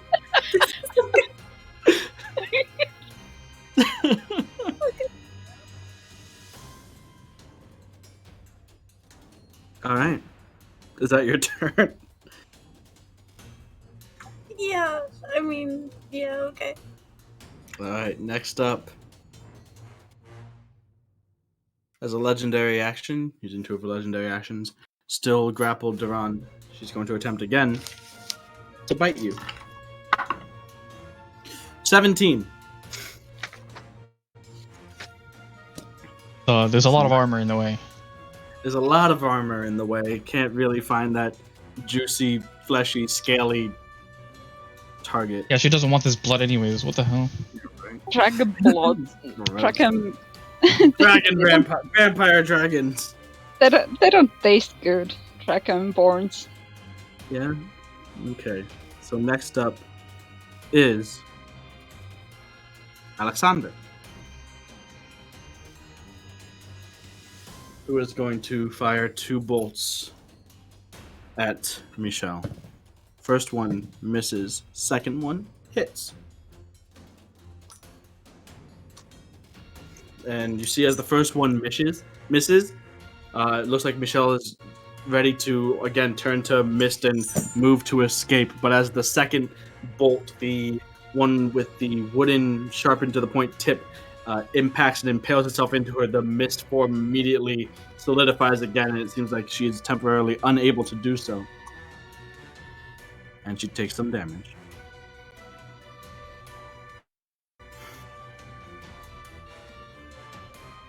Next up is Duran.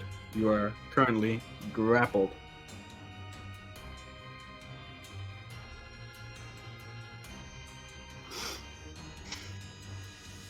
I can still hit her, right? You could. Being grappled would be at disadvantage.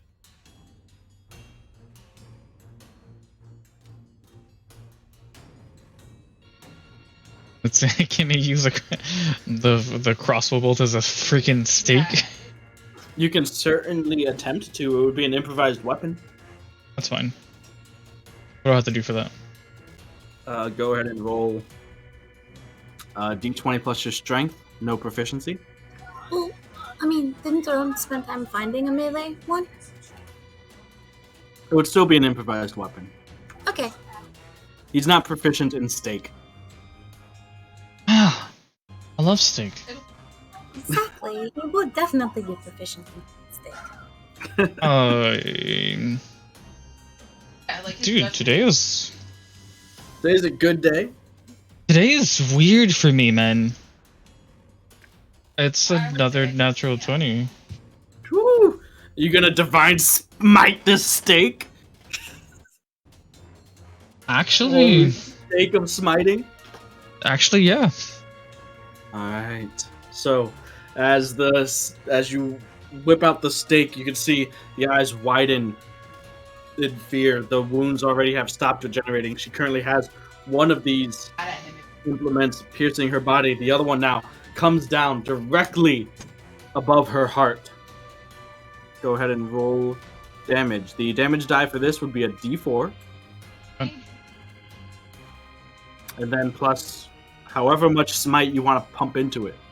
On level Remember, 2. Extra D8. So that's 4 extra D8s.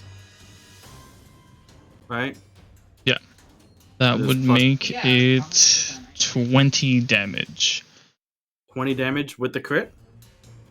Oh, no. Double that then. 40. Forgot. 40 damage. Alright. Plus your strength. Was that in? Oh, it's plus some. Okay, so then 45. Just your strength, not proficiency. Well, Oh, proficiency- yeah, proficiency 45. is not good. Yeah, 45. So, lodging this deep, almost like half of the stake now into her chest above her heart. You can see the eyes go wide and it's like struggle to breathe. You can see the skin turn ashen and get less full, less healthy, as if it's beginning to wrinkle, decay a bit, become more decrepit, but still hanging on is Michelle. Is that your turn, Duran?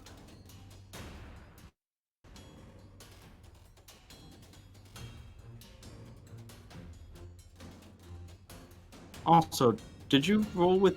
How did you get a crit? You rolled with disadvantage. Did you roll 2 20s?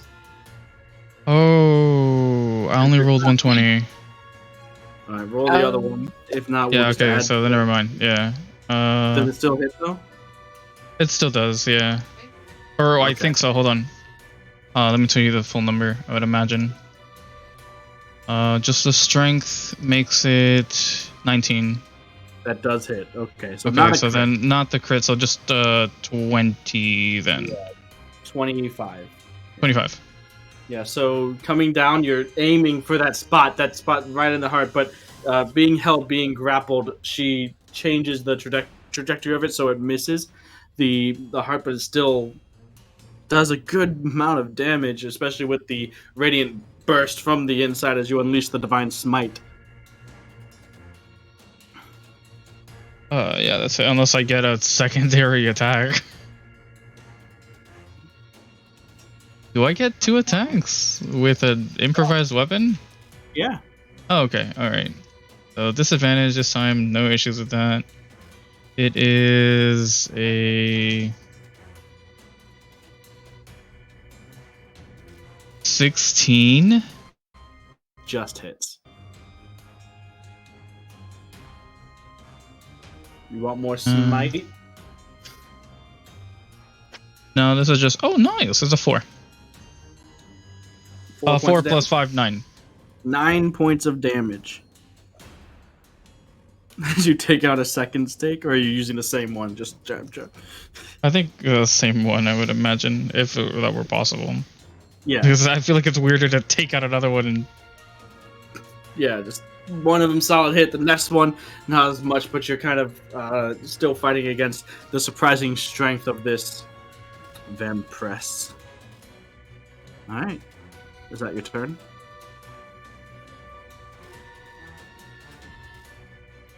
Yep. Okay. At the end of your turn, she is going to attempt to unarmed strike you again.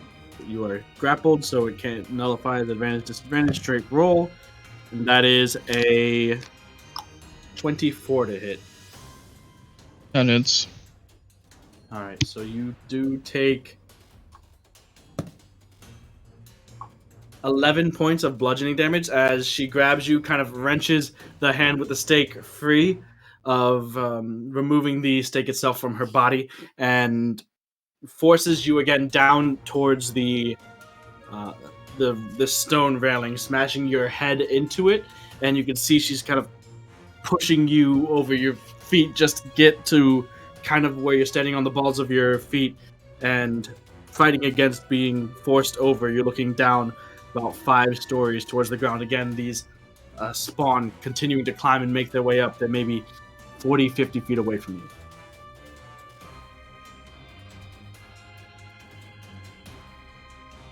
Metadion, it's your turn. Yeah, I'm just like. What is it? End of turn. She gets to make a save again. Elevorn. Yes, it's end of turn. All right. So at the end of your turn, go ahead and make another Wisdom saving throw. 8. 8. Still paralyzed. Oh no. It's not. Oh no, it's good.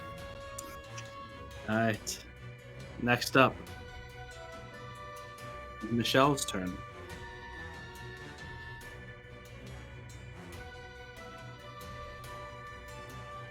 Duran, make a strength check, please. that is just flat strength 22. 22. That's also a 22. You managed to not go over, but right now you're kind of balanced on your chest abdominal area, and your feet are off the floor. One hand is currently being held grappled. The other, you're kind of holding on to the other side of the balcony. Your draconic claws kind of just digging in, trying to avoid going over. That's one of her attacks. The second one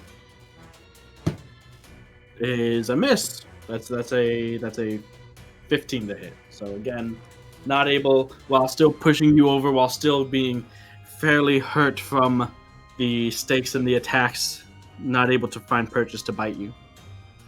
It is now Demetrius' turn.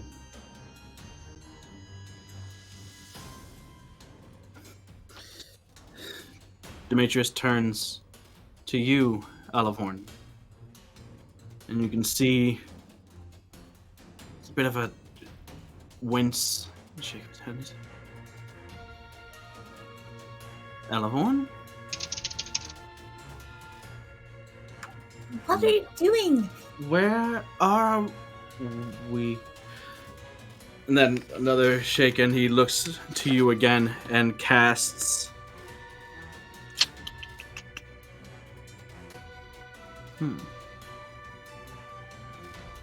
Doesn't have much in the way of attacking.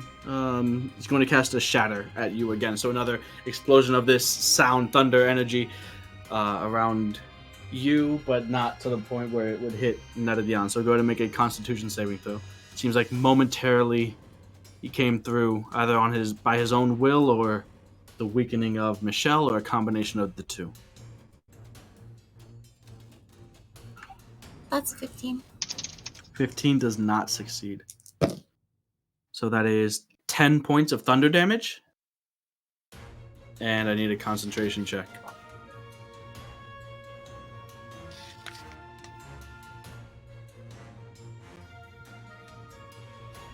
$25. You're good. As it is now Elevorn's turn. Yeah, you say you're good. Like, I'm actually good, and I'm actually not good at all. Well, with your concentration.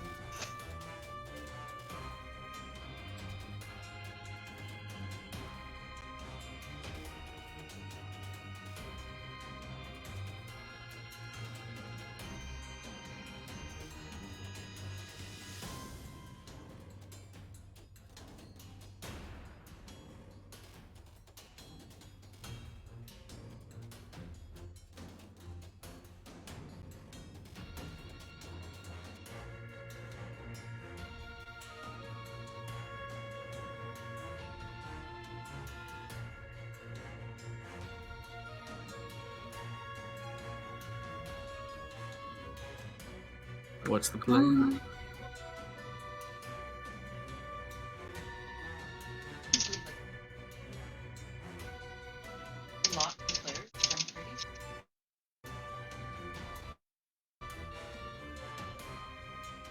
I'm going to run right out around the door so Demetrius can't see me anymore. So like behind the door and like around the corner. Yeah. Okay. Then I'm going to use a 3rd level Cure Wounds on myself. Okay.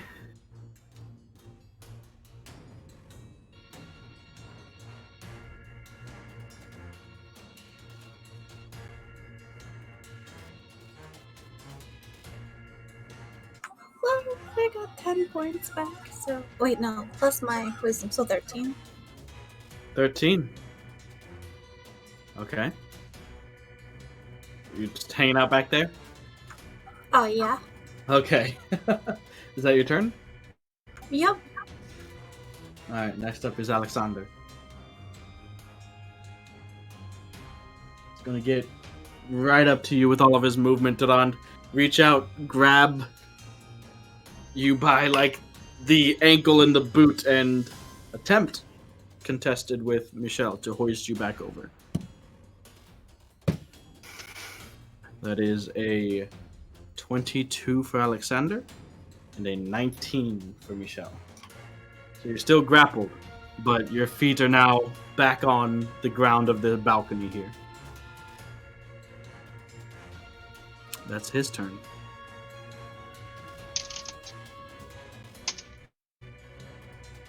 Next up,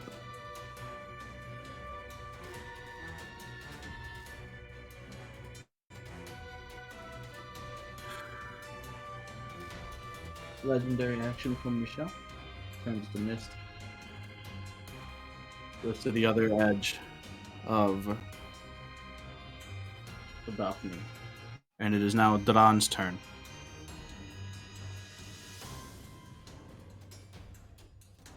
You're not grappled anymore. You're back on solid ground. No more vertigo. You still can look over the edge and you know that the spawn are close to reaching you as well.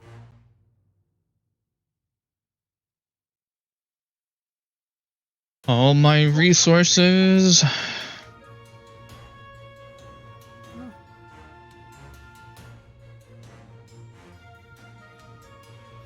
You can see Michelle looks pretty weak. Alexander is looking you in the eyes, his hair matted down by the downpour. Wait. If you can finish her, finish her. Okay. He's I'll looking take that. down to the blood-covered stake that you're holding in your hand, or one of your hands. I don't know what you're doing with your hands. You don't have 3 hands. What are you holding? I don't know.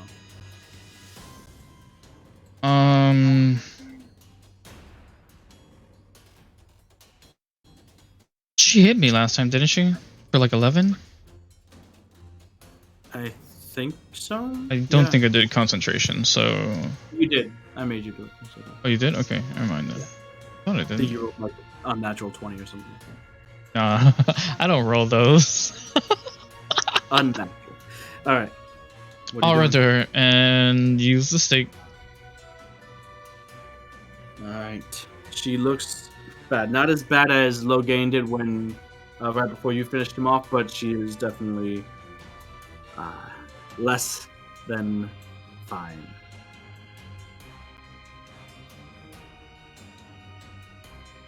Maybe I shouldn't use the stake then if she's not as bad as Logan was. Depends. You gonna crit? Depends, am I gonna crit? I doubt it. I'm just gonna hit her Go with for my sword, dude. Fuck this. Or try to, of course. Okay. No, definitively 26 Yeah, that will definitively hit. for 20 damage. 20 points of damage? Okay. She's still alive. If you would call it that. You see her now. True. Covered, wounded, bloodied, the regeneration not going anymore. The radiant damage you can see is withering her vampiric form, and she's kind of backed against the balcony, you approaching her now with sword or stake.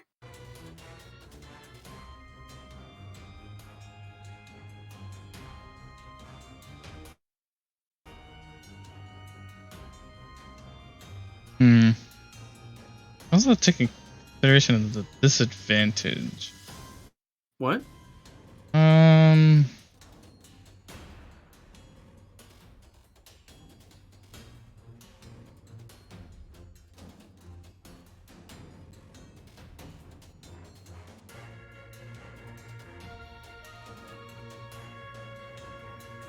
Hit it with the sword.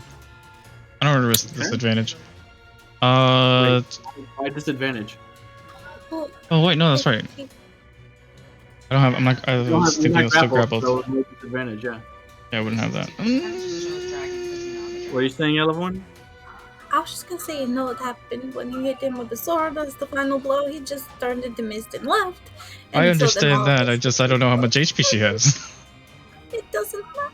I mean, that's the risk now. You hit her with the sword and kill her, then goodbye. You know what? Actually, we'll hit her with the sword because we kind of need to get out of here any which way. So let's try. You know, I had a feeling. Yeah, are you sure? Yeah. Okay. It's up to you. Or maybe I miss. Hold on. Who knows? 27. No, I don't miss. 27 does not miss. Maybe you don't do enough damage. Maybe I don't do enough damage. It's 18. Just praise her. 18 points of damage. Okay. You stab her through the gut with the sword, and she holds on to the hilt and your wrist and wrenches it just free before stumbling back and falling back over the railing.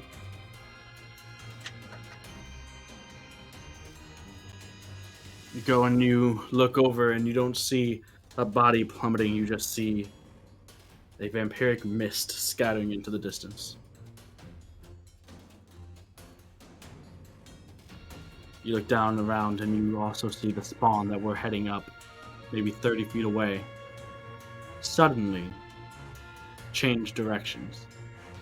And they begin to head down rapidly, quickly. When they get to about 30, 40 feet, they simply release, and you hear, or you can see them fall the rest of the way to the ground and begin to make their way out of the courtyard towards the gates that lead into the city.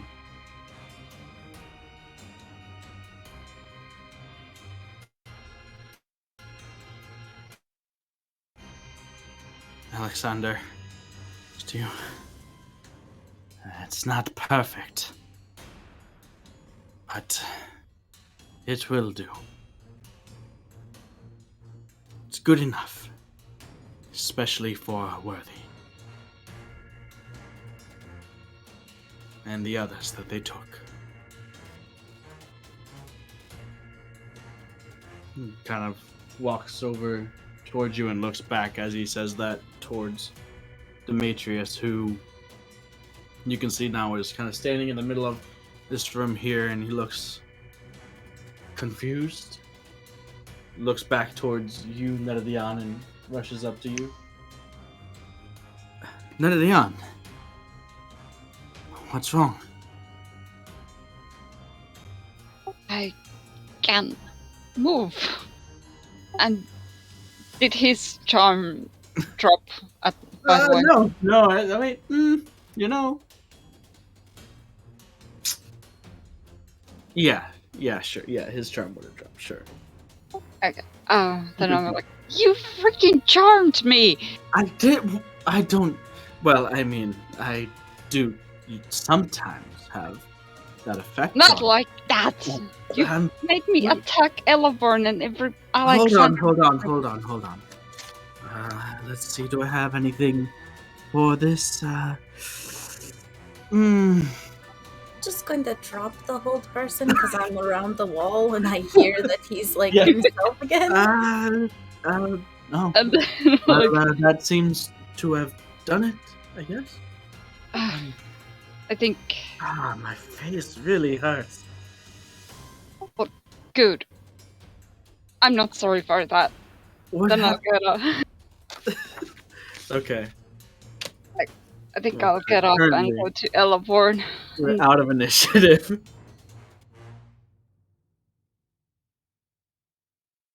So before we head on, let's take a break. Is it break time? I feel like it should be. I mean, we've been doing this for 2.5 hours. So yeah. Break time. I didn't know what time it was. I'm sorry. No, it's fine. I mean, we were in the middle of the combat and everything. I don't. So, Let's go ahead and take a break. yes. Whew. It was something. I mean, indeed it was. I don't feel like it was that hard. You guys handled it pretty easily because Duran is a Duran. Hmm. And you got Nerdion, just sneak attack is a lot of damage. Yes.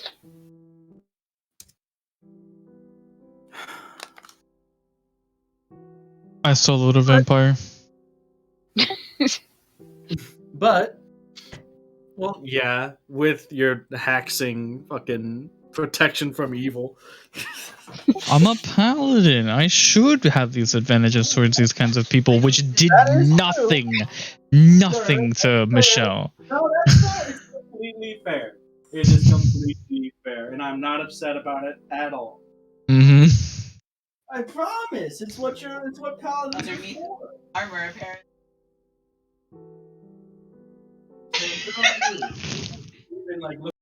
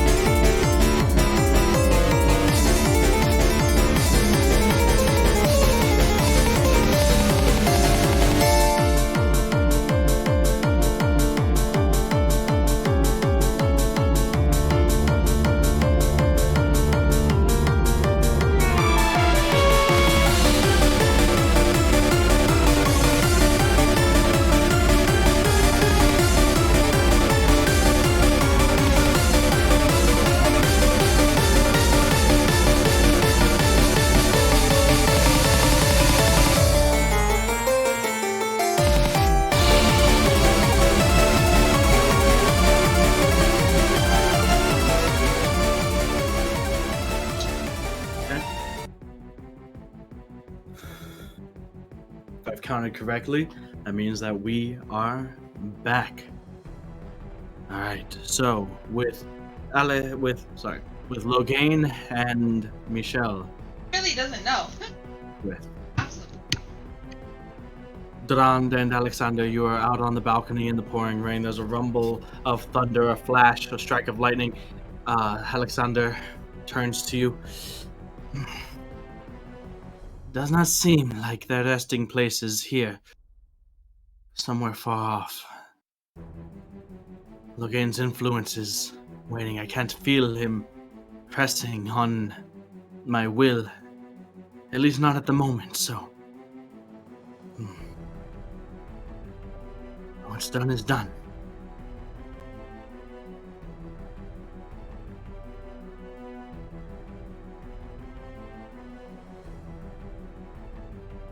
Looking back out, you can see the fog wall continuing to dissipate and lessen.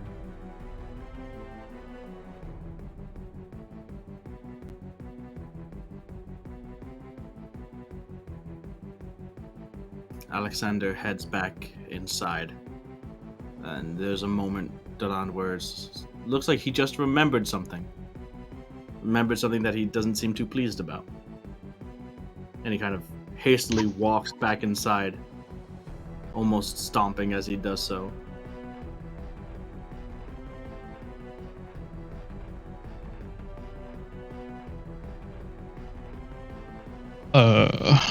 Wait, it's Well, actually, a rush would make sense, actually. We should probably be out of here and trying to find them. Who? You're talking of Logan and Michelle? Yeah, they're not done for, are they? No, they will travel back to their place of rest, and based on the way that they left, it is not in this manner. I doubt it's in the city itself. I would assume that tracking them at this point is not a possibility. At least not in the immediate... not at this immediate moment. How long would it take for them to recover?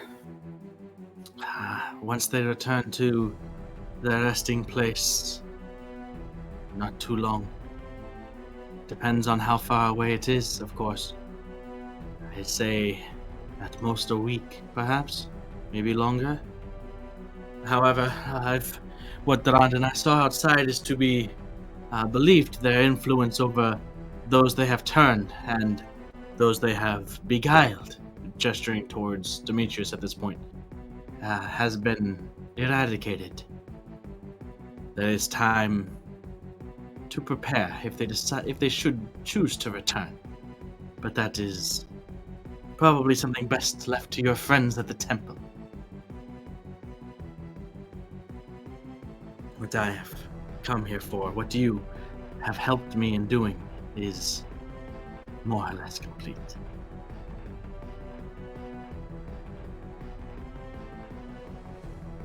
Okay, well, then I guess we have to head out and help the ones in the city.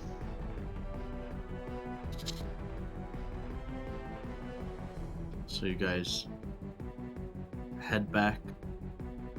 You guys are heading out of the manor? I'm going to go to the basement and try to get the people out. Unless they already ran. Alright. We did kind of promise to go back around to, You guys should try to get to the temple and warn people, get as many people as you can in there, and any supplies you see on the way. I mean, really only takes, one of us to go down and be like, come on, it's clearish, as clear as it's going to be. Yeah, we can split up, it's fine. I don't really feel comfortable for leaving you alone here, though. Unless you... I know I kind of stabbed you, but, I mean, do you still trust me, though? I mean, but it wasn't me. It wasn't you. I mean, why do you think I, tried to wake you? I didn't know how to make you be you again. If we're excusing ourselves, Demetrius says, not at the on, so you know it wasn't exactly me either, so... And well, I guess that's why I kind of punched you. You should have stayed down. I wish you would have stayed down, but you did. You know, you just seemed so angry with me when we both came to. And then you're asking for apologies from Elleborn. It's like a little bit of a double standard, don't you see? All I'm saying is that I it's don't know you neither that of our well. faults. I've known Elleborn way longer. I don't really know you. I suppose that is fair. He saved us in the graveyard. That's enough for me. I mean, I'm not trying to be like, I'm not yelling at you, Nerdion, but I know he feels saved like us, it but was still. a year ago. It's just easier for me to be more angry at him, I guess, still, because I don't really know him that well, even though he saved us at the graveyard. And so many things. The only one I'm really mad at is her. That terrible... The Lord and Lady are dealt with for now, but we still have a city that is probably not safe. We should probably hurry and take care of that. Neri, if you're not comfortable, stay with Elevorn and I'll go with Alexander towards the city. Yeah. Right, where would you like, who would you like me to go with? Demetrius says, I do have a few more things I can contribute. I can get one person as well as myself out of a sticky situation should it be needed. You can come with us, Demetrius. All right.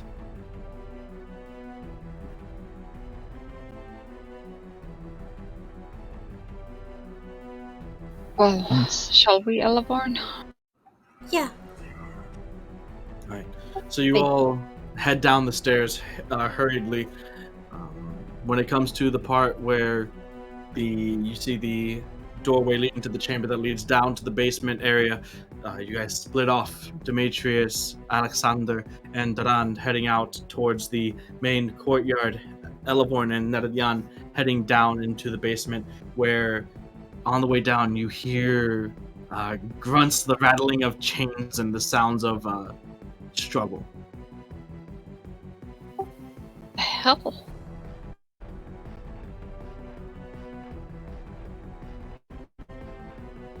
I mean, Neri would rush, at least try to go faster, I don't know, to see what is going on. Alright. Duran, you and the others make it to back through the living room area, through the main entranceway, and out into the rain again, this time at ground level.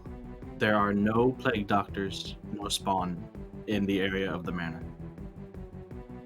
You can see that there are other buildings, other maybe like home-looking buildings that are inside this inner wall area, but you don't see any beings whatsoever.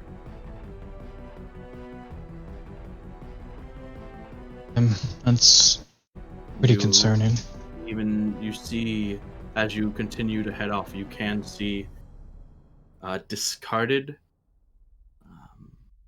plague doctor masks and even some other bits of the like robe or gloves as well, just strewn about alongside the pathway that you had come in.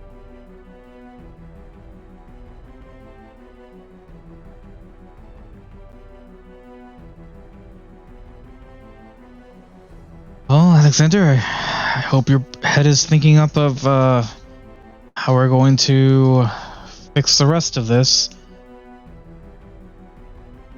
There's no response. You look back and it's just Demetrius. Eh? What the? Demetrius? He was with us in the manor. He was right behind me, I thought.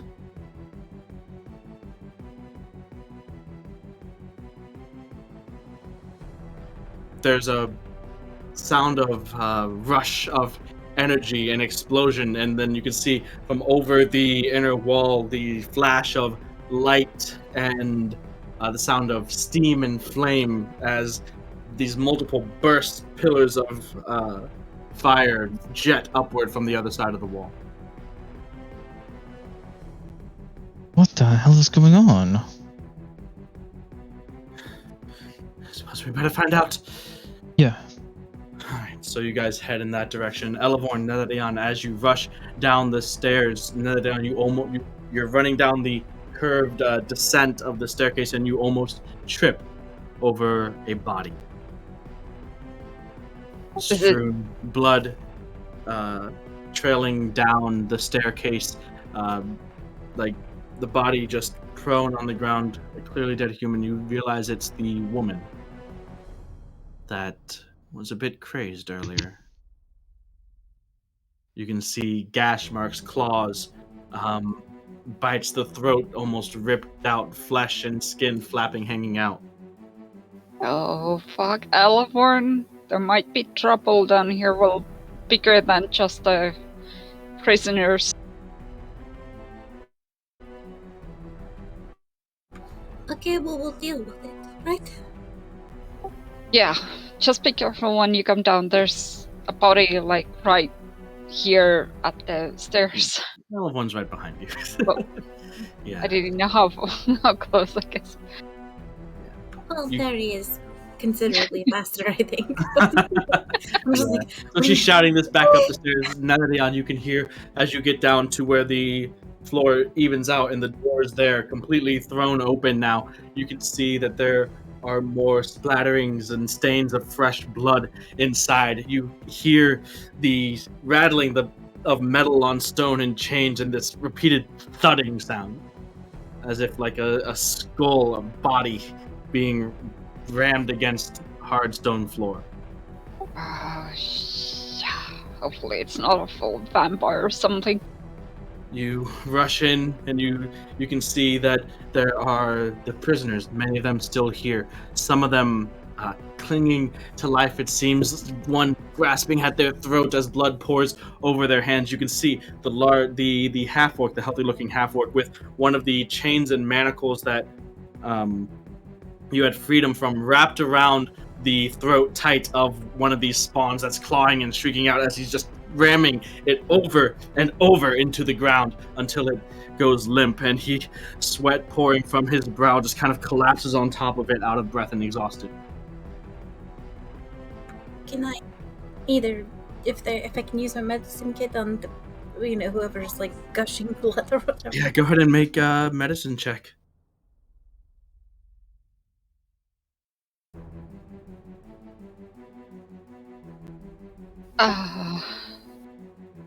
It's 25. 25. You manage to stem the bleeding. They still can't talk. They're still having difficulty breathing, but you manage to patch up with your medicine kit. They allow you to help them as a rather frail-looking, maybe mid-30s, early 40s-year-old half-elf. Let's see. As you patch him up, and he wheezes in breaths, difficult to breathe, but stabilized and alive. Is there anybody else I can help? There, after patching this person up, there was another person that was in a pretty bad place as well. They've presently gone unconscious in the time it took you to patch this person up. Cure wounds, I'm at level 1. Okay. You reach down and you cure wounds, and you can see the side of the neck that connects to the shoulder that had been gushing and pooling blood under them. The wound begins to stitch and heal into a nasty looking scar, but the eyes eventually do flutter open.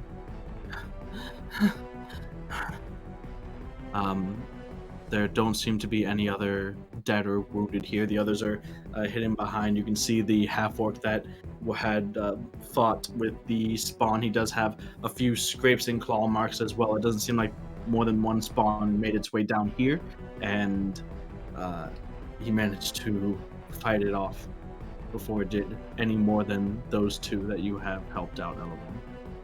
So I'm going to take out some of my arrows, and the ones without the tips, and hand him like 3 of them. And be like, "We're going to need your help. They're loose all over the city. We have to go. Is there anything I can? Are you hurt?" Yes, but what? These. In the What's heart. going on? In the heart. Aim for. I'm gonna actually show it. I'm just gonna turn the spawn over, load my crossbow with one of the stake bolts, and shoot it in the heart. Okay. Well, it is currently dealt with. You can see that, like, part of the skull is, as you turn it over, it's I know, but, casting. I'm still just kind of like Presentation. making drive the sure. point home, and the visual of this dead vampire spawn with the stake bolt just directly out of the heart. Gotta make sure. Double tap. Double tap. Elevorn, I'd like you to make a persuasion check, please.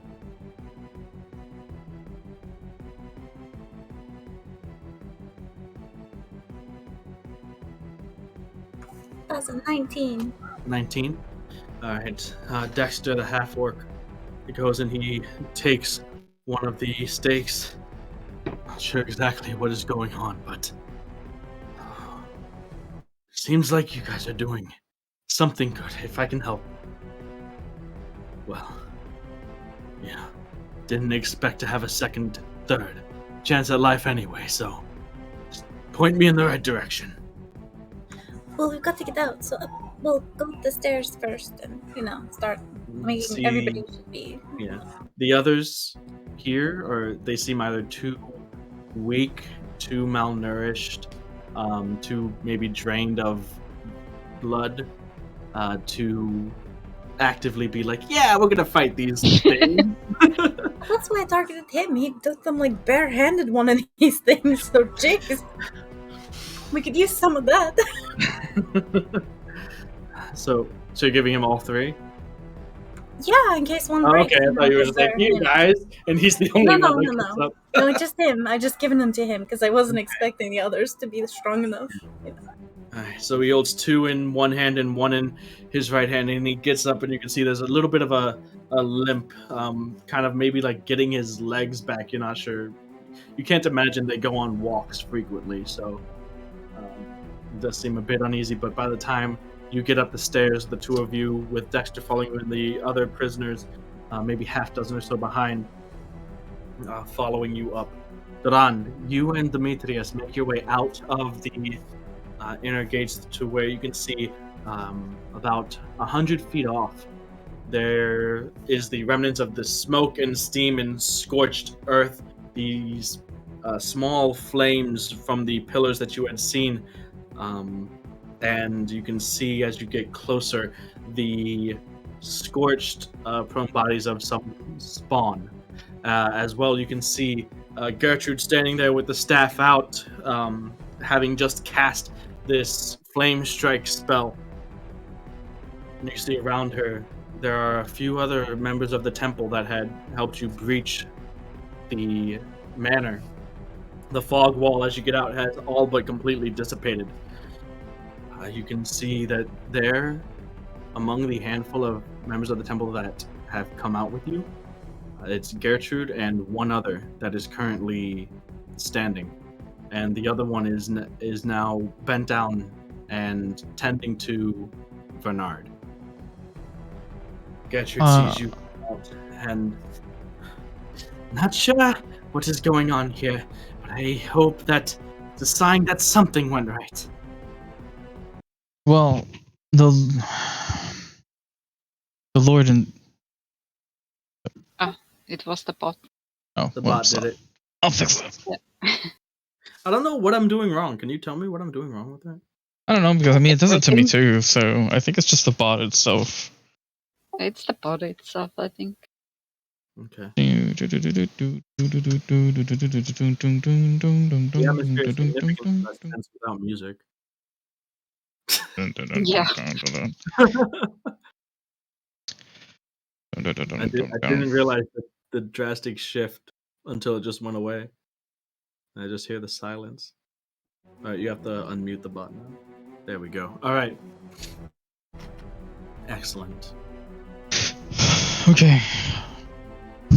The Lord and Lady Earth dealt with, they were, of course, as to be expected, these undead creatures as well. Not fully, though, which led all these people to be released from their control. So, fortunately, we have to take care of them now, however we can.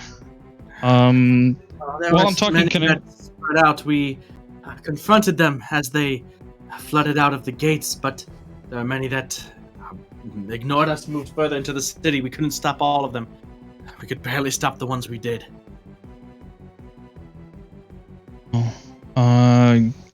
Can I go over and use some lay on hands? Alright, so the one remaining temple member who is currently healing Bernard, you rush up to another downed one and lay on hands. Gertrude tends to another. Demetrius to the last one.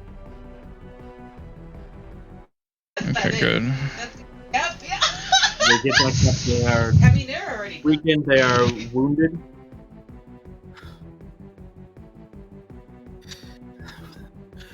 Who's to say? I can't know where they are.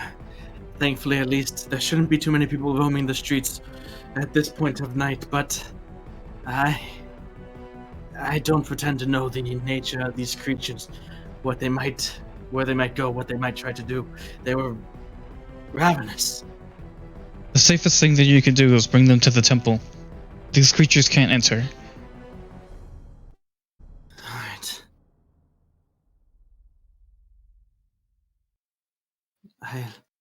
I hold on.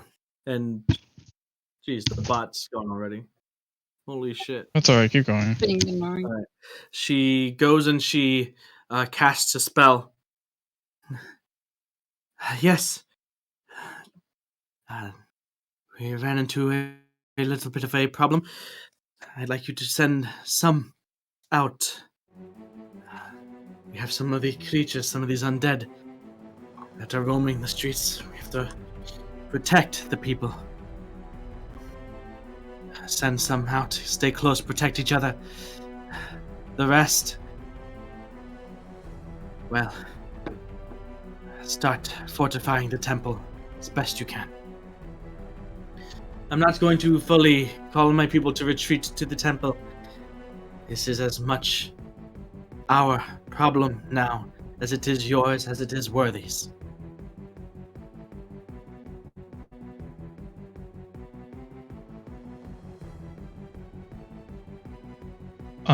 Yeah. I think it's been a bit, can I use a bracelet to try to get in contact with the others? Yeah. So I'll press down on the bracelet and be like, are you guys alright? Is everyone else okay? So as Netadian and Elevon, you're now getting to the top and making your way through the manor, leading the way. Some of the other prisoners having to assist and help the weaker ones, especially the wounded, as they're kind of beginning to lag behind a little bit. You get the message from Duran.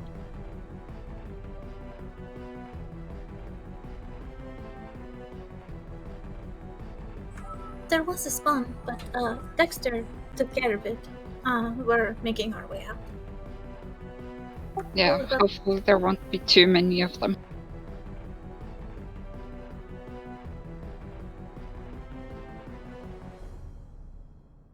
Okay, I'll wait for you here then. Alright.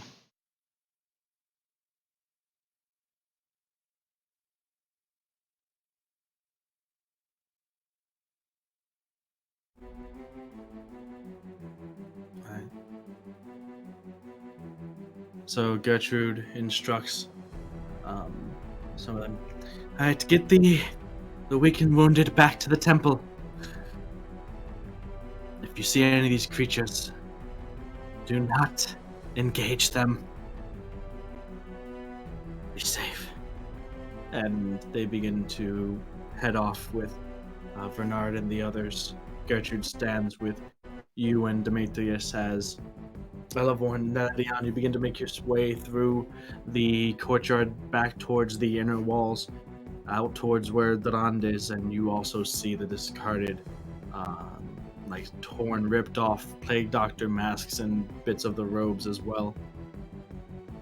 You exit through the cracked and broken gates that Elevon had previously smashed in. Duran, you see Elevon and Nadian come out drenched head to toe, as are you, as well as behind them the half-orc and the rest of the prisoners.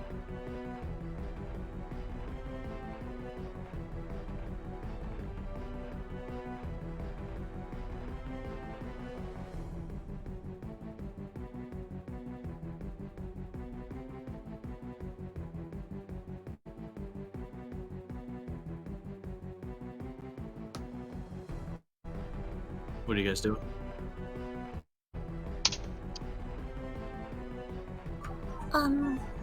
We should probably head towards the temple, unless there's any store or something nearby. Or what? Well, I mean, if we grab some supplies, because there's a lot of injured people here behind us, and, they need to be fed, and I don't know what's at the temple, so anything we could, just grab quickly, or just warn people to stay in their houses, right? Because their houses should be safe, yeah? Yeah, I think. Right? I mean, yeah, it should be.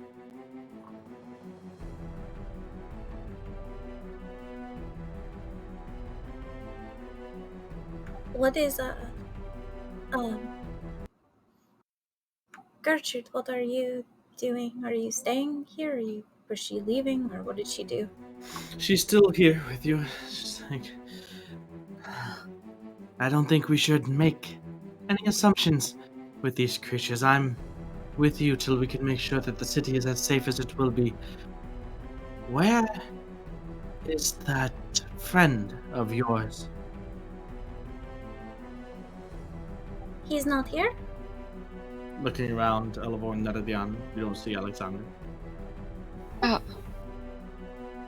Brand? Yeah, I lost sight of him randomly once we reached the bottom floor. Maybe we should go check on where he This lives. place. I mean, no offense, Gertrude, but I guess maybe he knew that you guys were here and didn't want to face you guys, or many multiple things. Don't think he went after them, do you, Duran?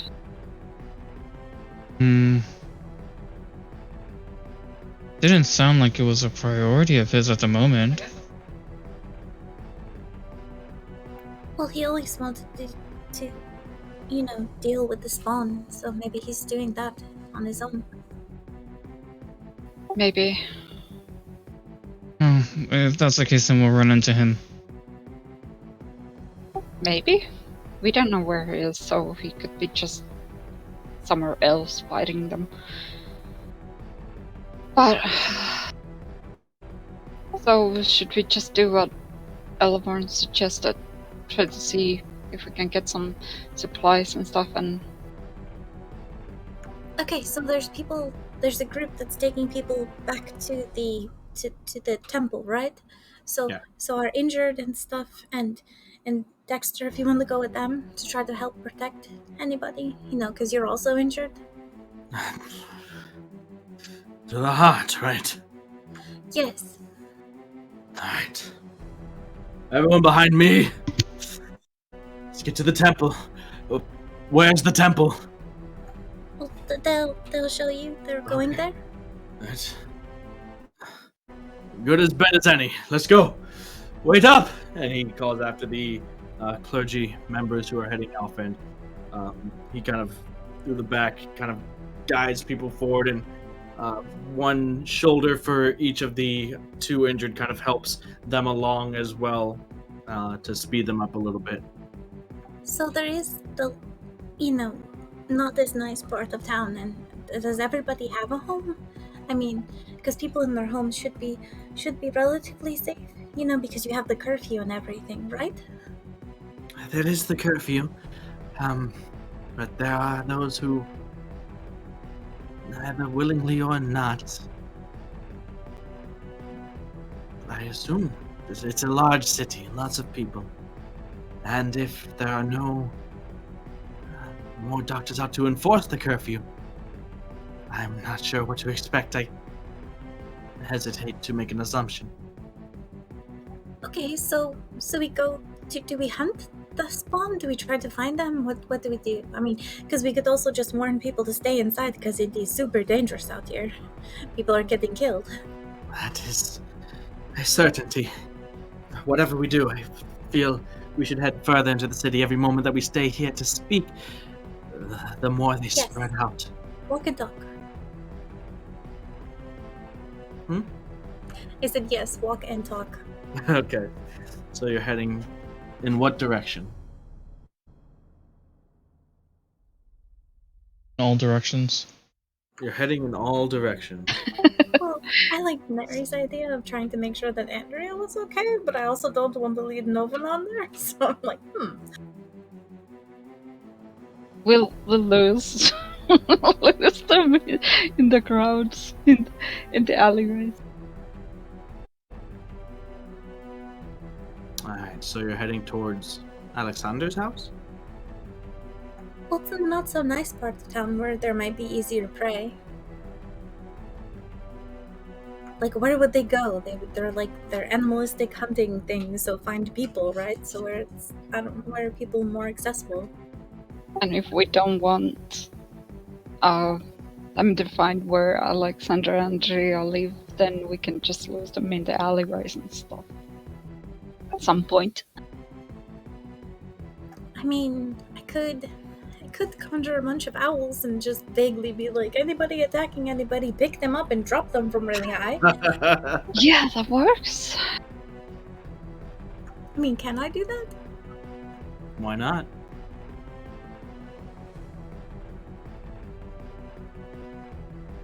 That could backfire, though. Anybody trying to bite anybody else? Or clawing at necks? Since you have no neck, Oh no. you pay most attention to the neck. And if there is, then you... Owls do have necks, don't they? They I actually mean, it do. doesn't look like it, though. Yeah. Owl skeletons are weird. They also They're- have legs, very long legs. Yeah. It's just the whole body, the stuff that is on top of the Very skeleton, floofy. making it very, yeah. Alright, so you're conjuring a bunch of owls? Do I? Does that sound good to you guys? Or what do I, bring them all to... Or I could have them bring them somewhere. I guess they'd be like contesting a grapple, but Make them drop the vampires on spiky things, if there are some spiky things. I don't know. Well, the thing is I would have to cast it at level 5, so we're going to get a lot of giant owls doing this. Well, that's a good thing, considering there is a lot of spawns. Okay. Alivorn's going to concentrate really hard, just be like, gather all of her energy, like Fey energy about her, and then the Fey energy explodes and there's just giant owls everywhere. Giant owls everywhere. With a quick word of direction, they fly upwards and begin to fan out across the city. And as they get to, like, you watch them as they get to maybe a few hundred feet away, you start to see a couple of them, like, tuck their wings and then swoop downwards.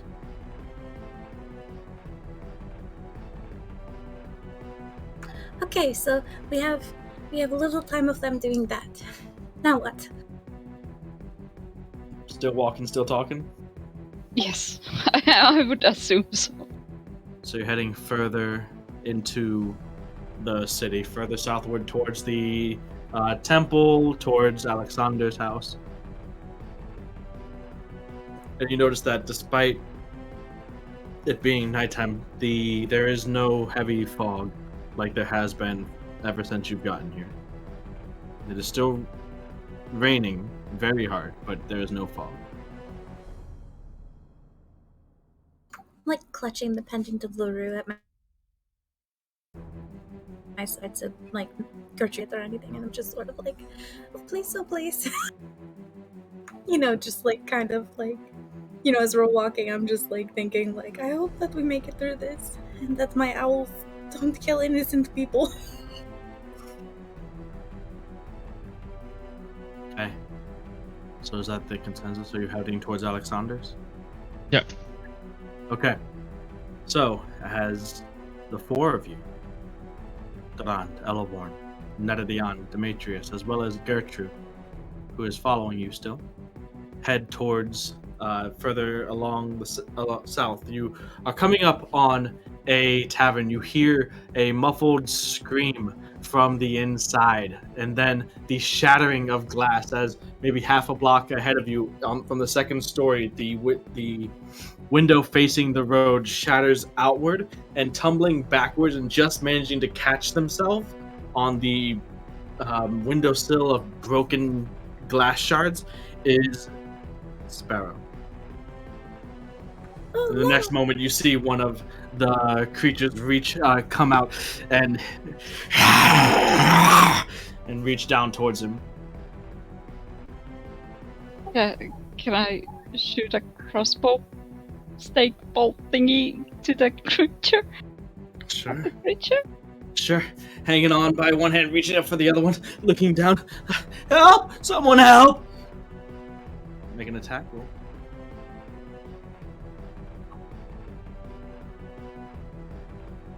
19. 19 hits. Oh, what was the crossbow stake bolt thing? Just a normal attack. I mean, Or the crossbow stake bolt is a D4 damage. Oh. Otherwise, normal.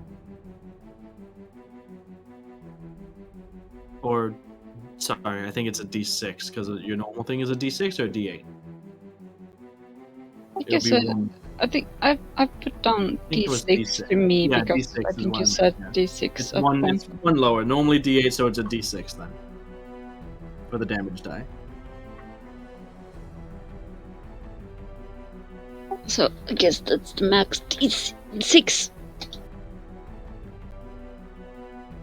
Alright, so Netadian sets up, quickly aims, knocks a bolt, and shoots the crossbow bolt. It whizzes up past, right in front of the face of Sparrow, and catches the spawn right into the left eye, and it reels back for just a moment before going again for Sparrow, who in that moment is looking down, back up, and you can see the wheels quickly turning, the decision making, and with that split second that you give him, he decides to let go and drops the about 15-20 feet to the ground.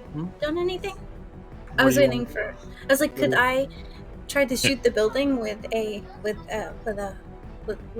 just my regular bow and like use a thorn whip to pull You him can, like, sure. you know, to like Go ahead and make an try to attack break the roll. wall. This is basically your accuracy to how well placed this can go, to where it does what you want it to do.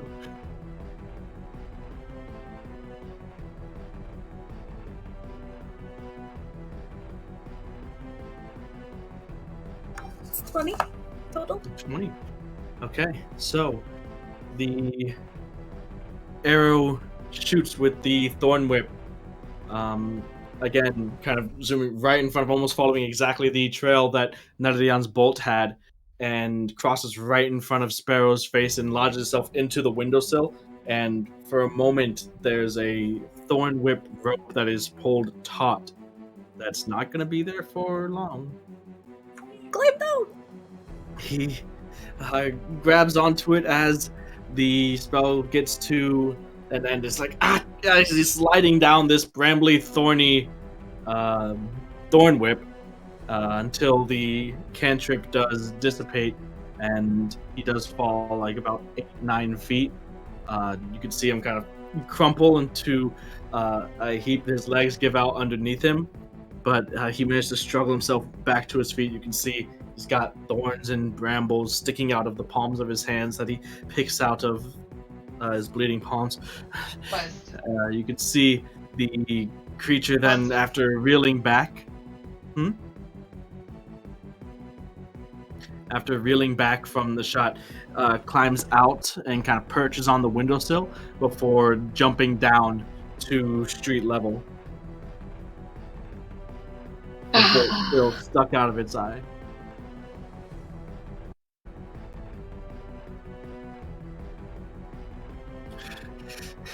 It sees the rest of you and turns and runs.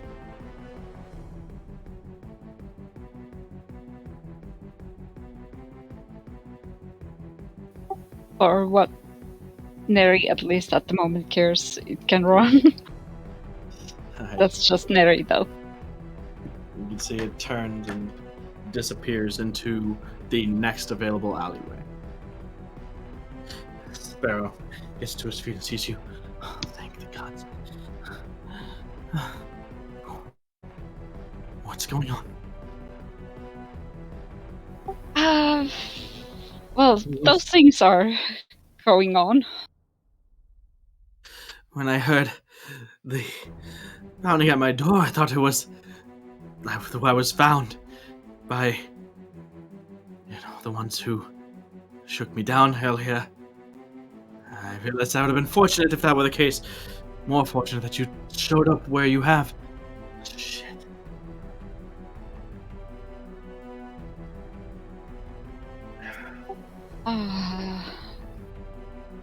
I hopefully you didn't fall too far, but you can walk, right?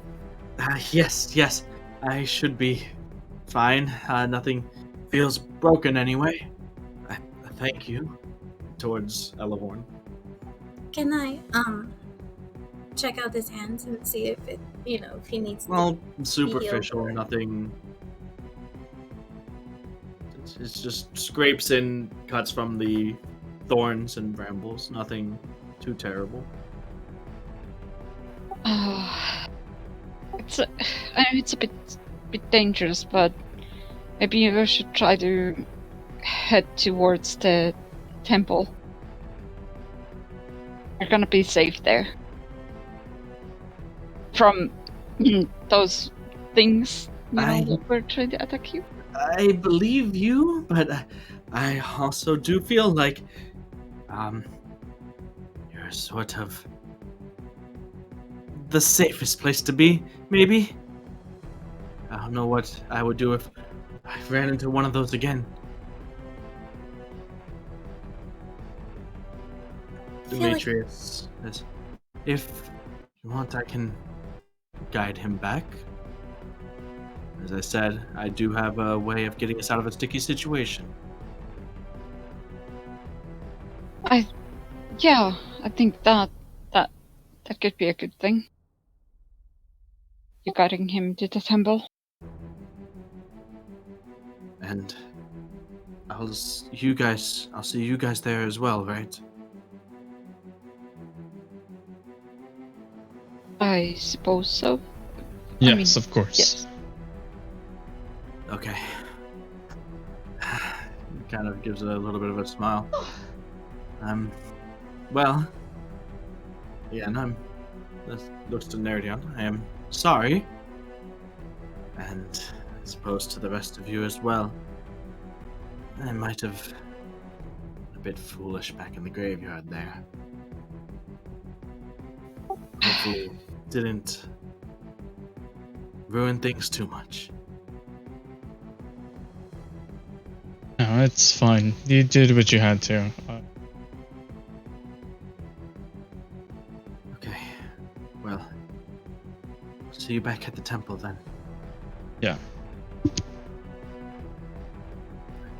Come on, stranger. and Sparrow and Demetrius head off in slightly diverging paths from the one that you are taking.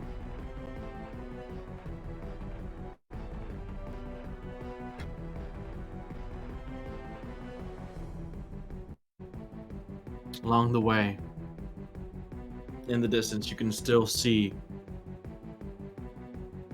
the occasional owl flying about, scouting. You do see some of these owls flying up higher, with these flailing, thrashing creatures clenched within their talons, climbing to 80, 90, 100 plus feet before dropping them as they fall, shrieking back down to the ground. And you see this play out maybe 3-4 times as you head towards Alexander's.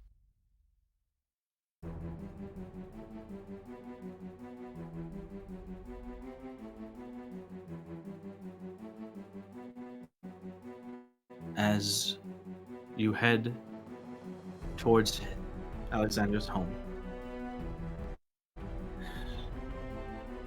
Gertrude is still with you. There's a spot where you're pretty much as close to the temple as you are to his home, but she does seem intent on following you unless told otherwise.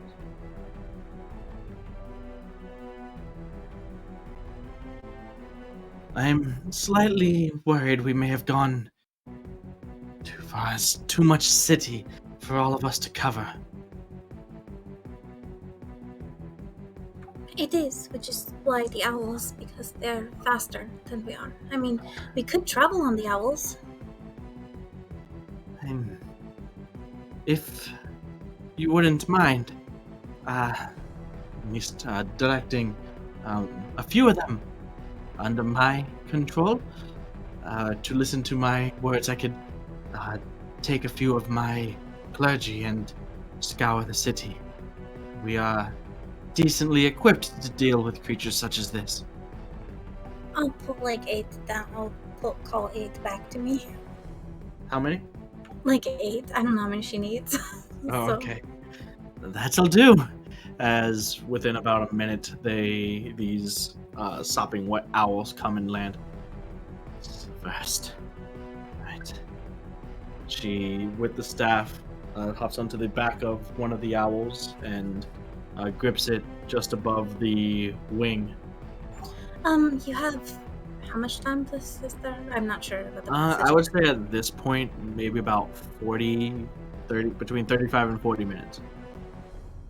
You have like a half an hour. You should land by then. Okay? All right. Bring them down, remember. To the owls. The owl gives you a knowing little nod of its necklace head. Thank you. A little bit like creeped out for a second. So you see her, you see her casting a spell as the owl turns to take off, and you hear the beginnings of her beginning to cast a sending spell to other members of the clergy on maybe perhaps where to meet up. But the conversation is quickly drowned out by the distance and the rain. And the three of you now head towards Alexander's house. And you get there. The door's closed.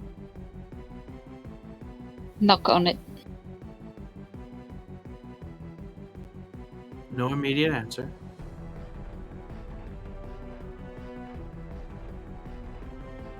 And then there's no answer. I'm gonna try the door. Is it locked? I'm gonna assume though it's gonna be locked, but I'm It is gonna locked. lockpick it. Alright, go to make a thieves' tools check. —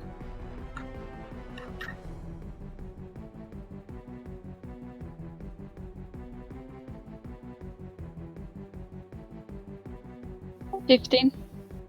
15 does take a minute. It's not the most complex lock, so you are able to pick it, but rain, it's slick, it's hard to get a grip. Occasionally you fumble and have to reset the locking mechanisms. and try again. So about a minute, minute and a half, 2 minutes, you're able to get it open. Carefully open the door and peek in, I guess, first. And you peek in, and it's quiet. The sound of the rain hitting the ground behind you kind of echoes out into the inside space. There's no light coming from inside. Well, I'm gonna go in and let the others into if they want to come in. Okay. You walk in. There's no one there. From what you can see immediately. Can I just be like, Andrea? Like, quietly, like, whisper shouting. Shout whispering, okay. There's no response.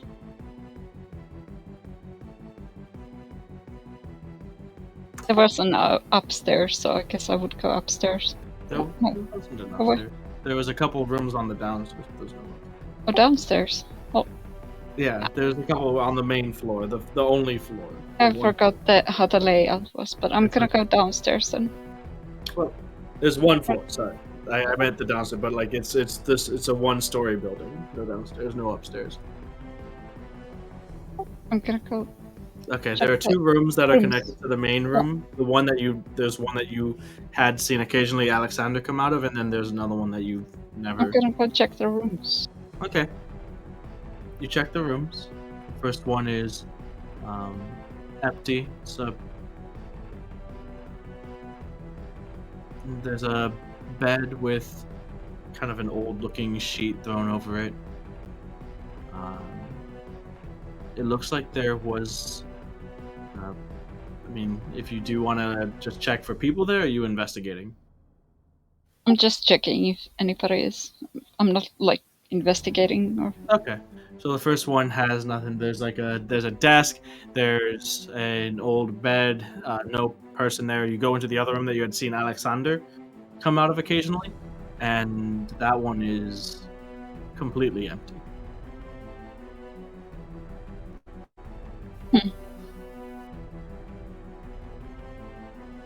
Kind of strange in the sense that he. Well, then again, I guess it could be Andrea if Alexander has his coffin or whatever he uses to rest in, then Andrea could have moved it, I guess, but I don't know. Yeah, the place is empty. I think that he mentioned he wanted her closer in case he needed her, but I don't know where that would have been.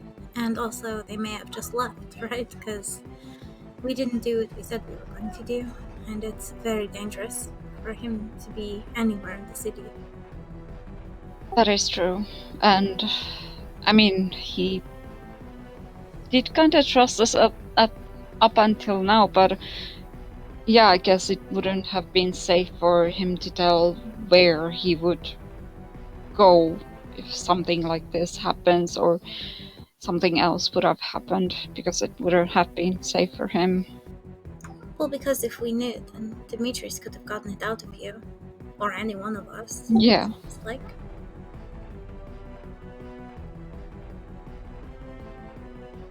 I guess we have to hope that Alexander will come and see us at some point or something, I don't know.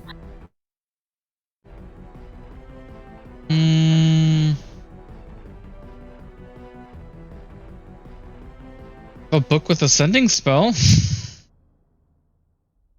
from literally forever ago. Do you want to use it as a scroll? Yeah. Okay. Not like I can learn it permanently. No.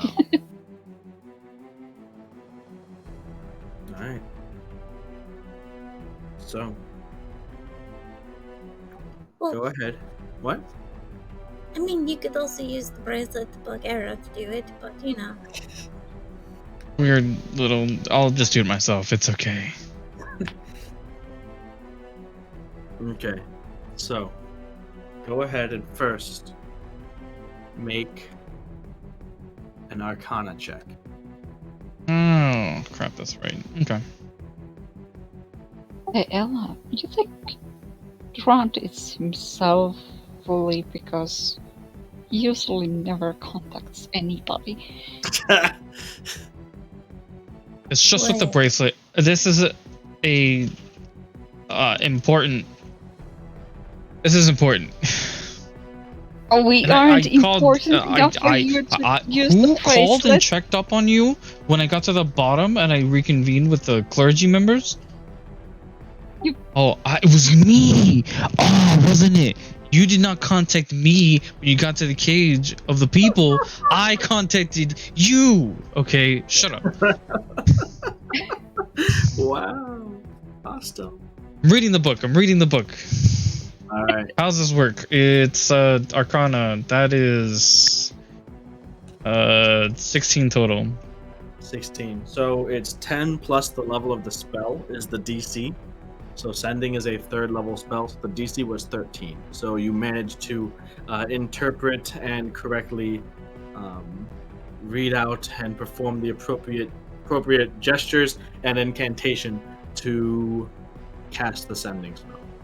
The rune, the symbols, and the inks that were used to inscribe into the book here come to light, and as the spell completes, the light takes the page in its entirety and it crumbles to ash.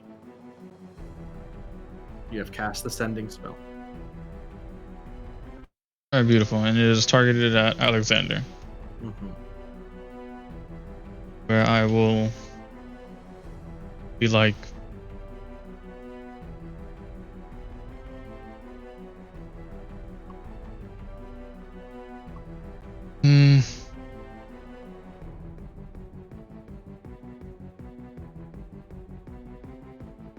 all right, Alexander, this is around. The place is pretty chaotic. I don't know where you are. We're at your home, and some sort of communication would have been nice. Where are you? Can we meet? What's the plan? Okay.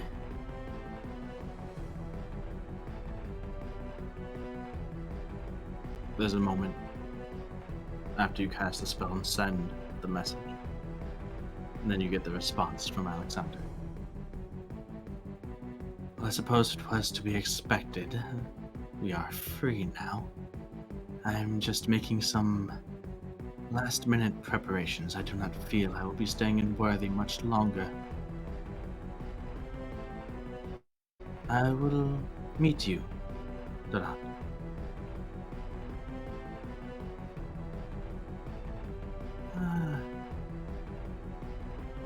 Meet me near the tavern where you first stayed. And if you could, bring the pendants of your friends as well. And that's it.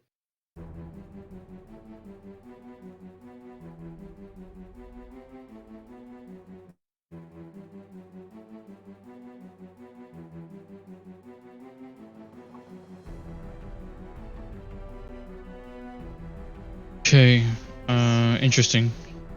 He wants to meet at the tavern. First one we stayed at. Okay, what's interesting about that? I mean, I guess he thinks that this place isn't safe anymore at the moment, so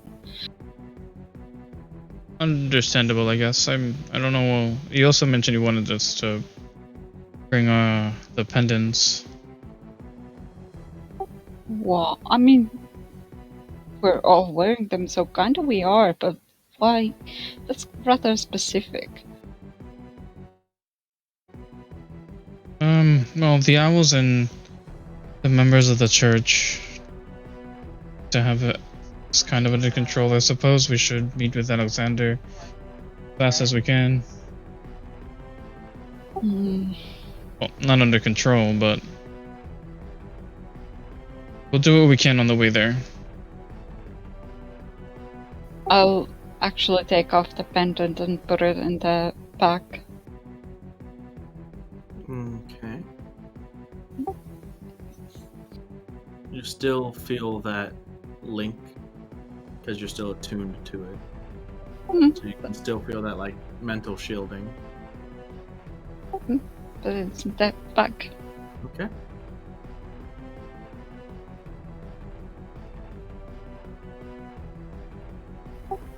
So, guess we need to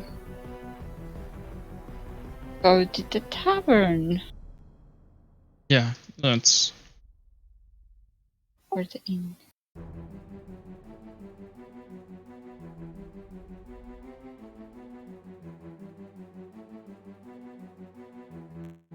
All right. So is that where you're heading?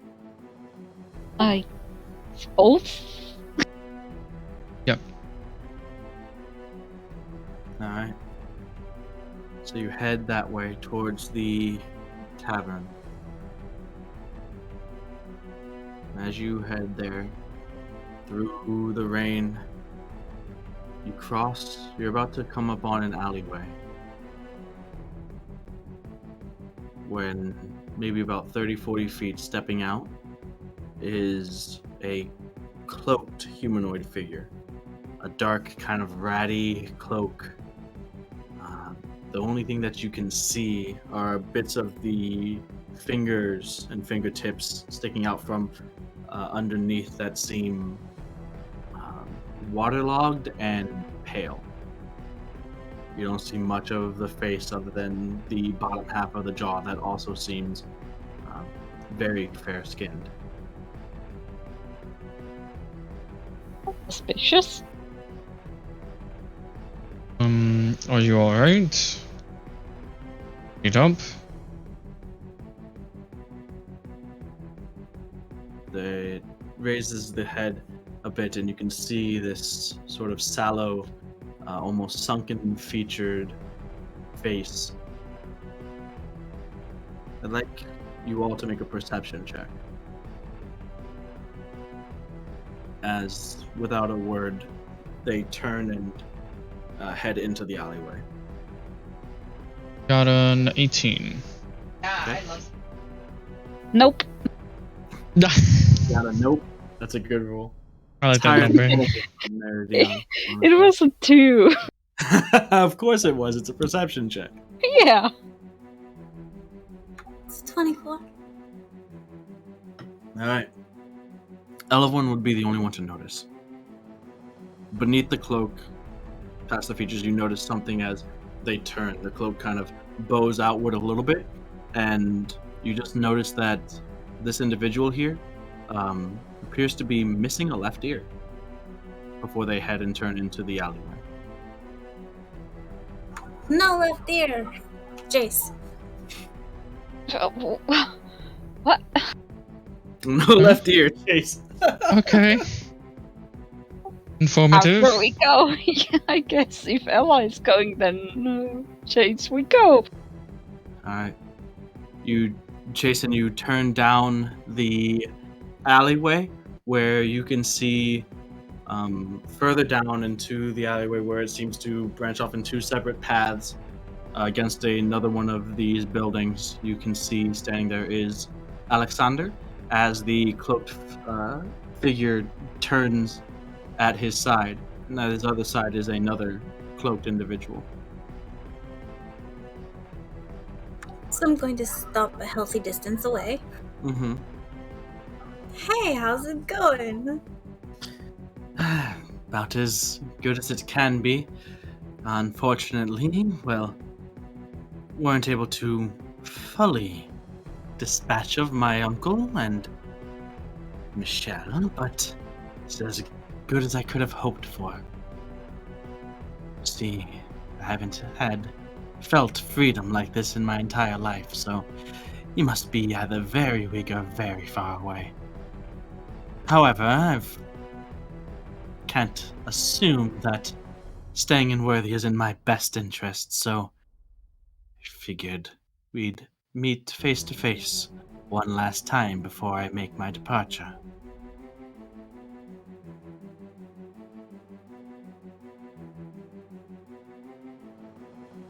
What of the people of Worthy? Well, they'll find their own way. As I'll find mine, and those that were under the control of my uncle will find theirs. They're free to do. They, as well, are free from his influence. I'm sure they'll be fine. I'm just quietly calling the rest of my eagles to me, or my owls, my giant owls. I'm having them come to me now from wherever they are. I realize this may take a little time. Okay, it will. Oh, but you know, he's dead. He's not dead. So, are you planning to come back eventually? I mean, assuming that he would try to come back to Worthy, maybe. Is he? Well, What do you think? hopefully, you and your friends, or at least your friends at the temple, it's perfectly within their abilities to put wards against certain creatures. You have time, it would seem. I would recommend to them, if I were you, to use that time to ward Worthy, or at least the major areas, against creatures such as me. And Worthy will be safe. Well, are you still planning to try to get rid of him? I mean, I think you would be, because then you would be truly free. Well, that is neither here nor there. I do have some time at least to think on that, perhaps eventually. If he decides to make his way back this way, then almost certainly. Hopefully he'll take a hint, though. Hmm.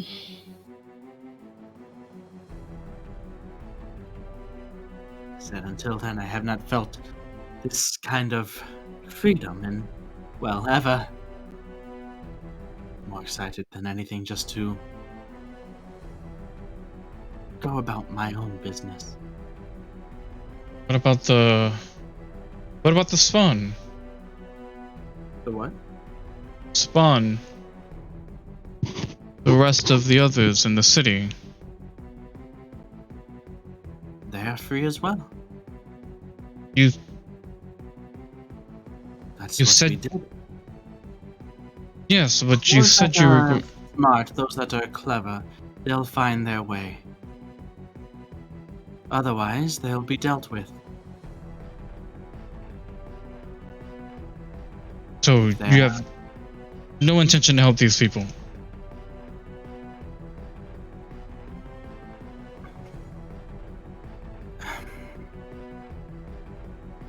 I feel like what we've done tonight is more help than they would ever do for themselves.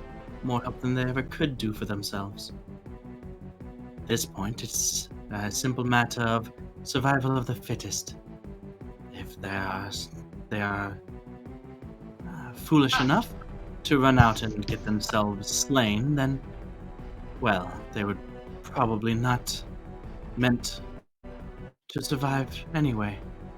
Those But that you- are clever enough to make their way and to not go out and callously murder and draw attention to themselves will survive.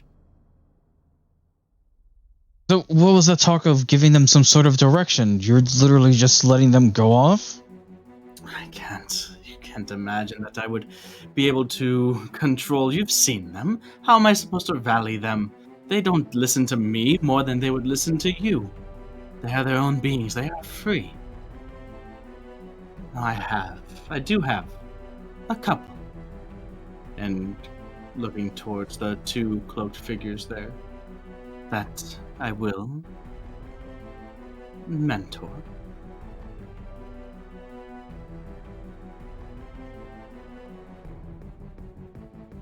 But the longer I stay here, certainly the more likely I am to be found and killed.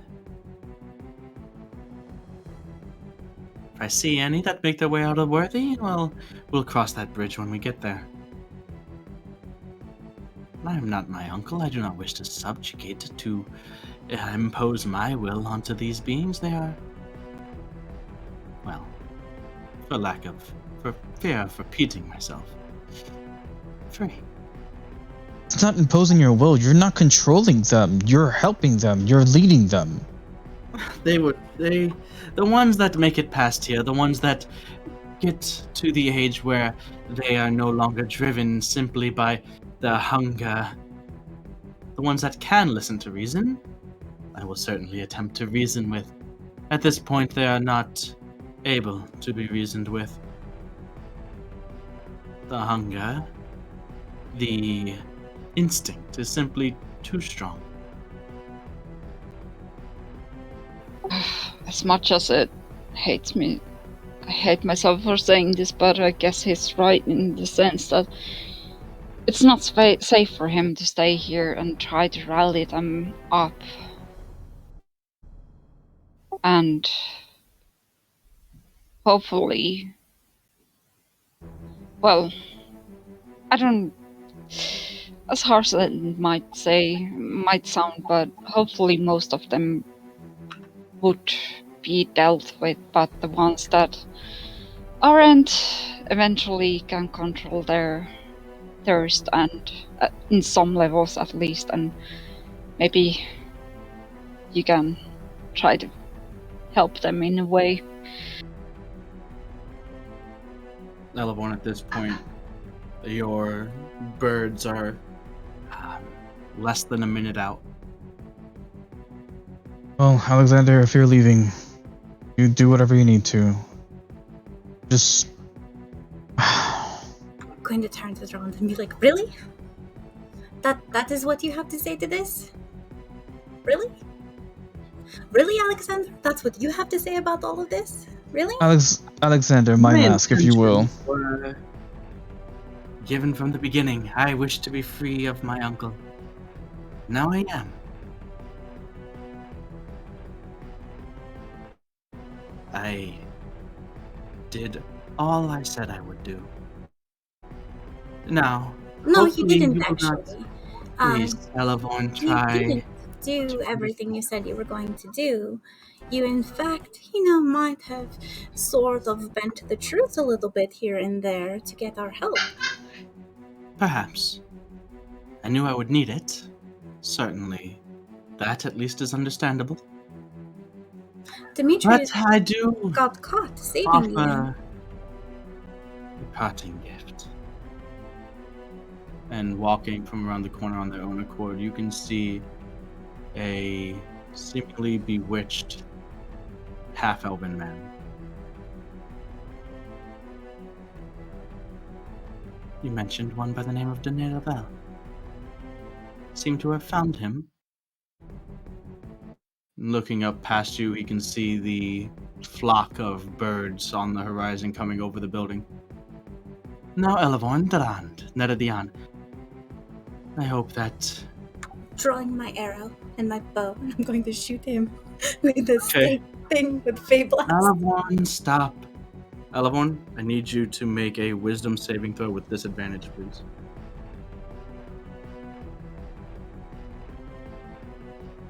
+2? Then that makes it like a 24? 24 with disadvantage?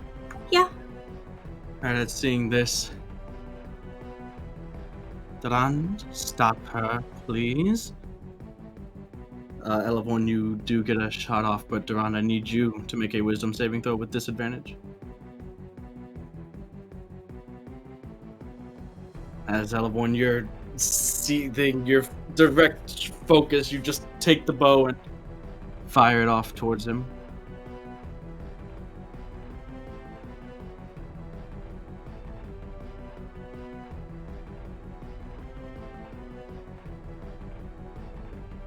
Wisdom... It is a natural 20. With disadvantage? One's a 20, the other one's an 11. You're +9. No, I'm sorry. It's 18. 18. It's barely not enough. Oh. Elevon, you get a shot off. But right after you do your aim, your bow is kind of jerked down as Duran grabs your arm and forces it away. Duran, you feel this warmth around your mind that you are familiar with, and suddenly it turns hot, like many needles forcing their way in, and your will is no longer your own.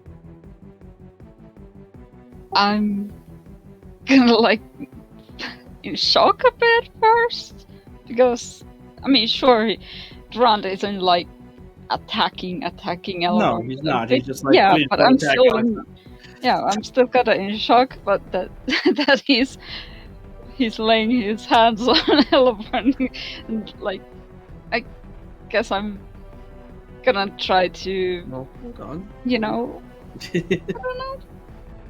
What's the roll, Elevorn?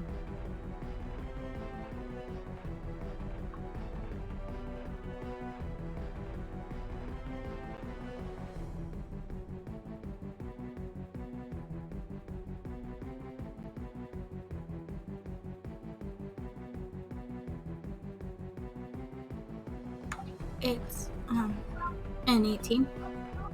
18 does hit.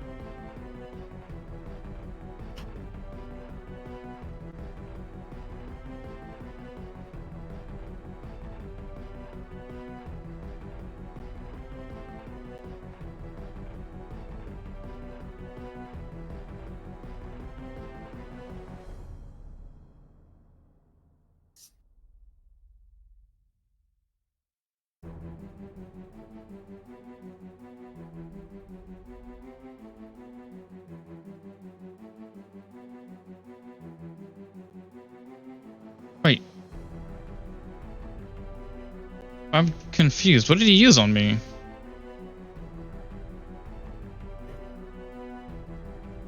So the arrow hits. So it's 26 points of damage. 26 points of damage. So he winces as the arrow embeds itself right into, like, just underneath his collarbone, and he reaches in and yanks it out. You see, this is what I was worried about. I thought at some point we may no longer see eye to eye. It might Equals. become difficult. What? Hold Oh, on. Can you stop interrupting me, please? No.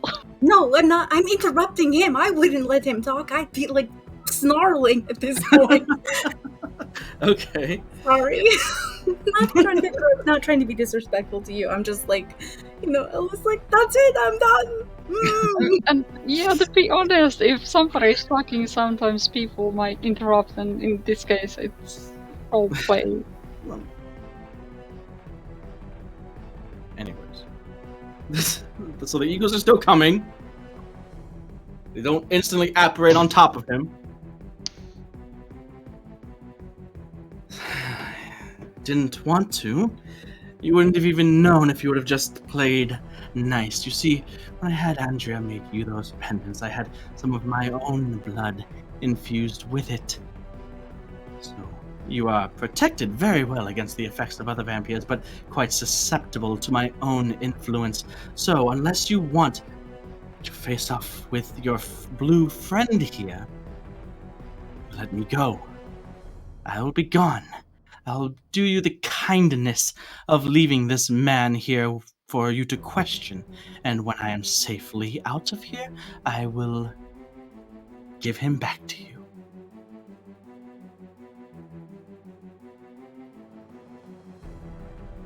Otherwise, we can try this again with you, Naradian, and then let's see how you do against both of your little friends, Elevorn. Oh, how I wanted to leave amicably. See what you've done? You could have just not lied. And she's like grinning through her clenched teeth, nodding her head.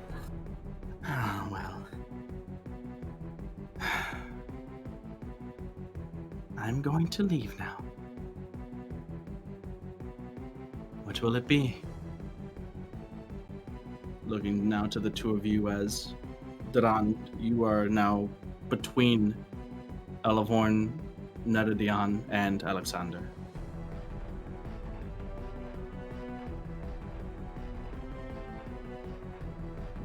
You guys watch as Durand, after forcing Elavorn's arm down, releases it and takes a step towards Alexander, and then turns and faces the two of you so that you can just see Alexander out in the distance over Durand's shoulder.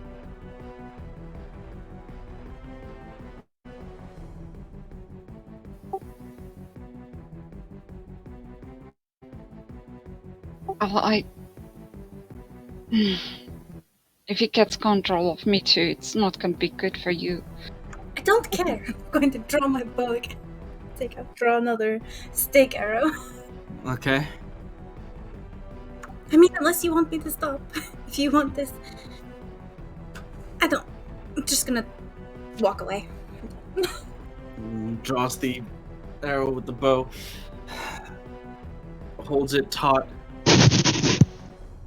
Duran takes side steps, one step, so that he is now directly in between your line of fire, and Elavorn walks away.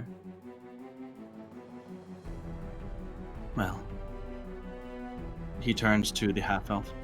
I suppose you wait here. If they want anything to do with you, then they can. Otherwise, well, just stay here, I suppose. It's quite nice out. And Demetrius stands just there in the rain, unmoving, as Alexander and the two figures that were with him head down the other way in the alleyway, out of sight of you, Nedadian. If Elavorn is still kind of going away or something, I'm looking towards her and then the Duran and at them both.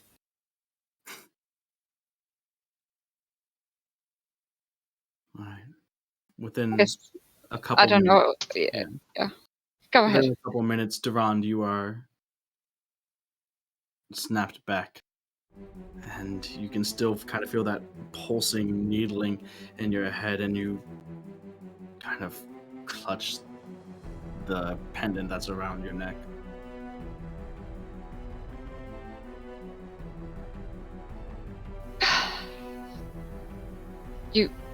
Are you okay, Durand? No, I'm not. Go talk to Elavorn. I'll leave it this guy, I guess.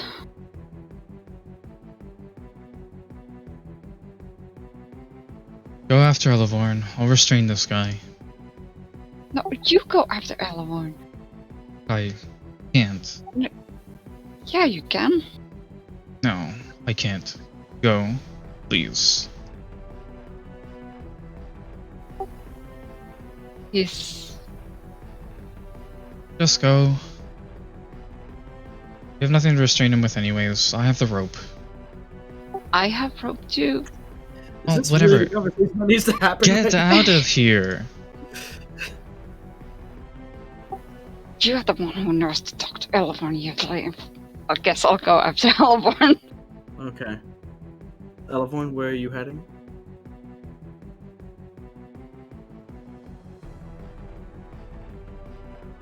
As far away as I can get. No destination in mind? No, Elavorn is tired, exhausted, exasperated, angry, furious, beyond anything. Knows that she needs to leave the Level alive and can't do anything else, so she's leaving. She's done. She's out.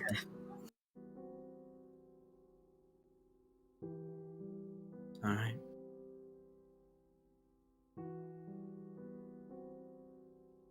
So, Durand, you walk up to the half-elf and you look at him. He's beginning to go balding. He has that kind of, like, balding to a point in the back, but then a ponytail, and long in the back, short in the front. He looks rather well off, well fed, but just blank empty behind the eyes at this point in time.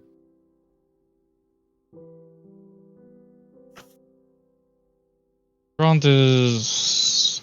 I appreciate the information and I'm taking it in as on a personal level, but Duran probably didn't notice anything you just said. Okay. He's just walking His up. head is looking, hung low.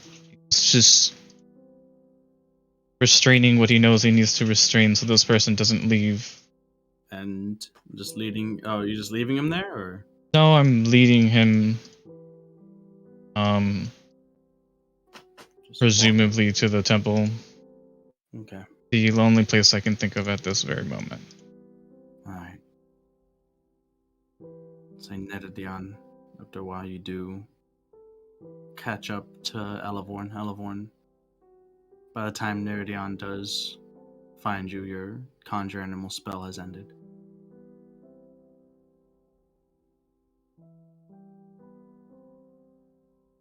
The rain is still coming down pretty consistently, but it's beginning to lighten up. You should find out what you need to find out from that guy. That's the whole reason we came to this town. Nothing else matters. I'm sure I can do that a bit later, but I'm not good with this. Usually it's Duran who does this. But he, for some reason, didn't want to come, and that's... I don't know. That's fine. He doesn't need to. You should be with him too, Arcana. I just can't. I can't.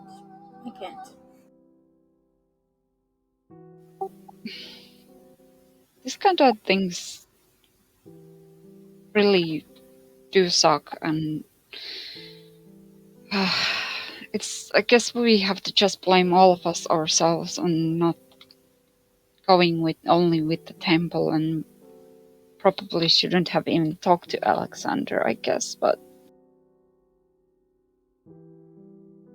he did have all that good information about Logan and everything, but we all fucked up, and it sucks.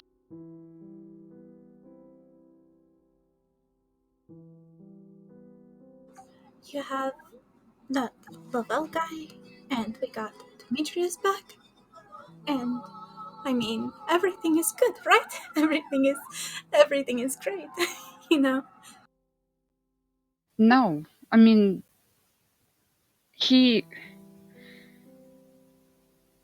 Alexander didn't keep his promise in the sense that we thought, at least.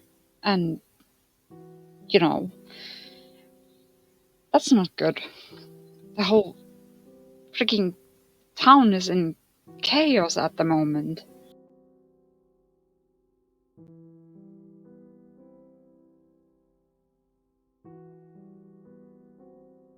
And yeah, it sucks. We're part of the reason why it's in chaos. We didn't.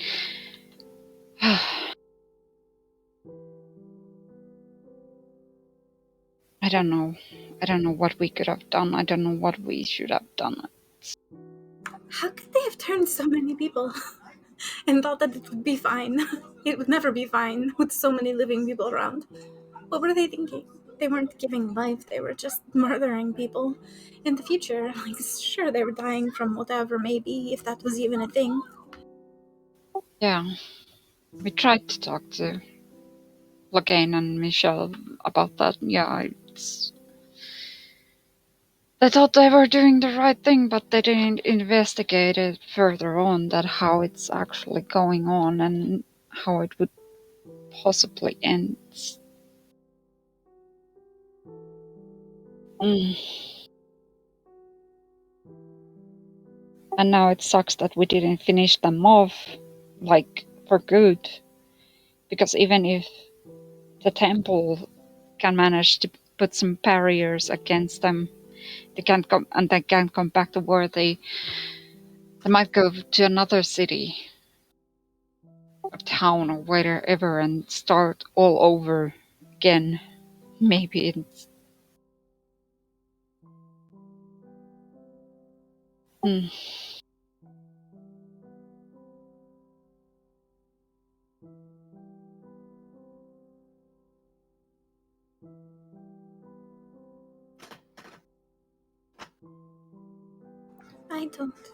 I don't know what they'll do. I mean, I don't know either, though. It's very, very frustrating. but maybe we can save your mom now, which is what we came here to do, and it's why I stopped.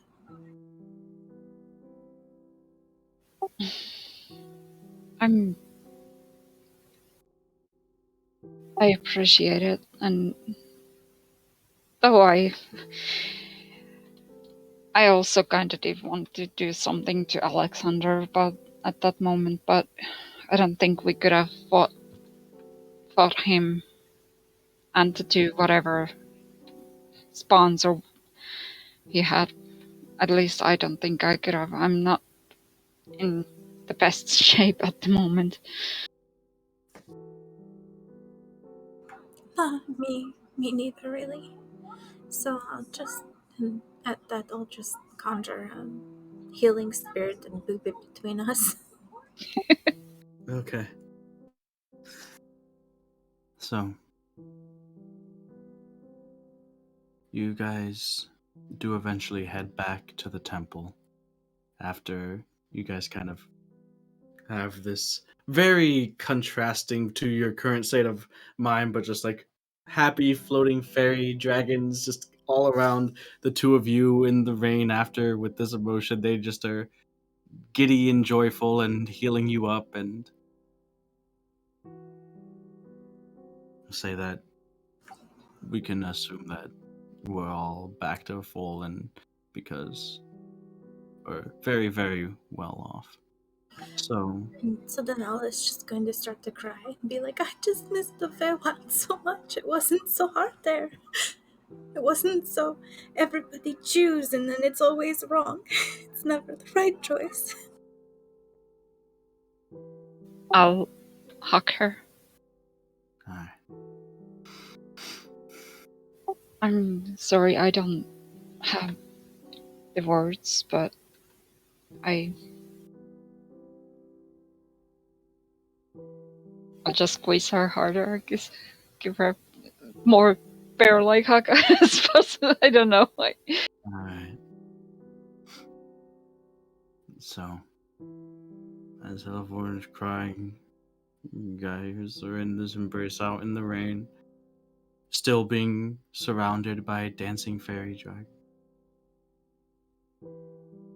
Get a little bit of a sniffle going on. You do eventually find your way back to the temple, where you're offered something hot to drink, towels, and you can see that there are members of the temple who are wounded and being tended to.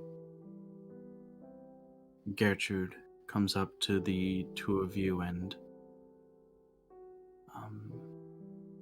as you explain much everything, she lays Brelin's staff out in front of you.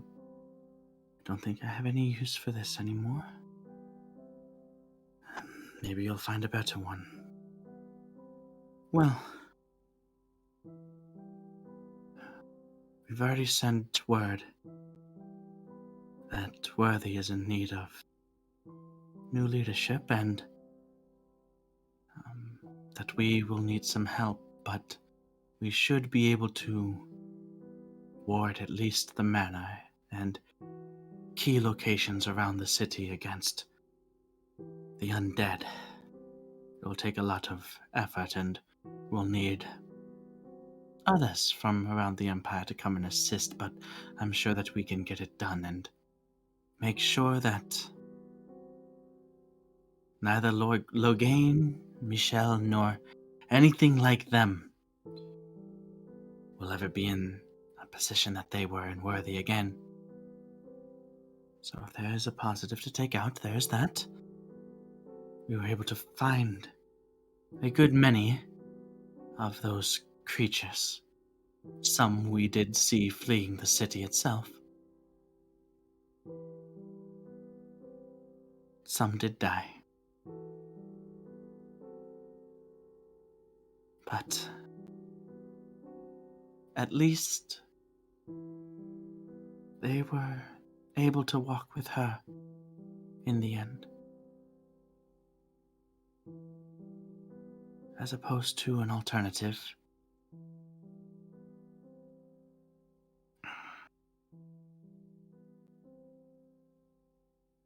No one will think back on tonight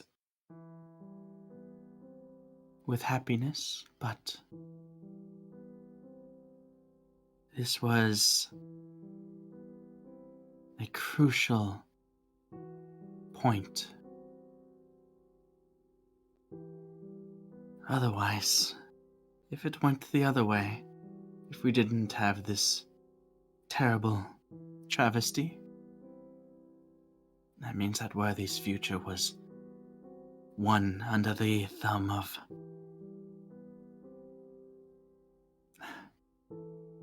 well, you know. There's a sound of the doors opening, a couple footsteps, and then them being slammed closed again.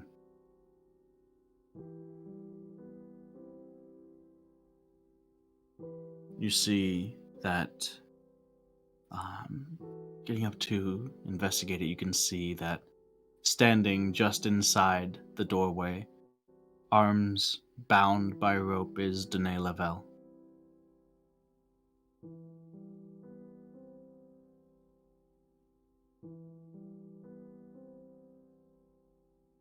Duran has not returned to the temple yet.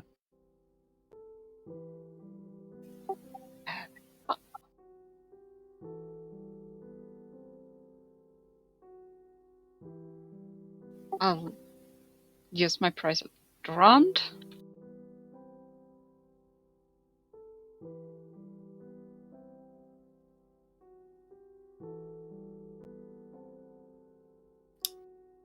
Is There your would silence be process? no response. Alright. Would you get the message in your head, Durand? Kind of grip the bracelet.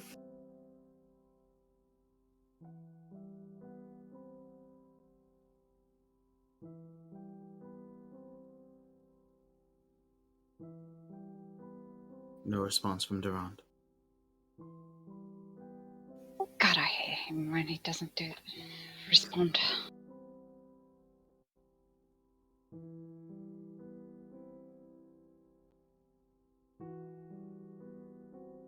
Was he fine? Was he still under his control?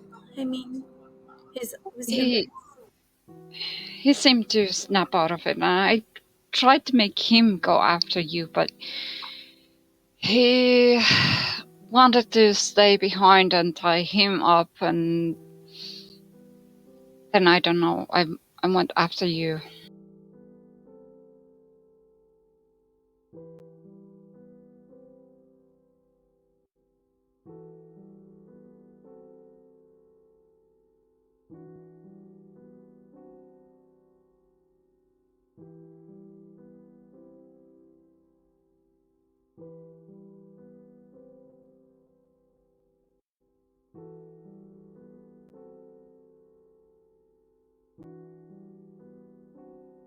So, kind of leaving Dune Lavelle in a corner for later.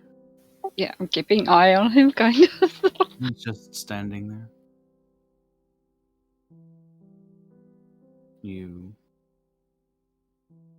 who joins you all. You can see the prisoners that you helped escape, including Dexter. There's Bernard, who seems to have come back to some sort of strength. There's Sparrow, who speaks up. If it is, if it means anything, I am very grateful that neither me nor anyone else will become nothing more than a food source to those things.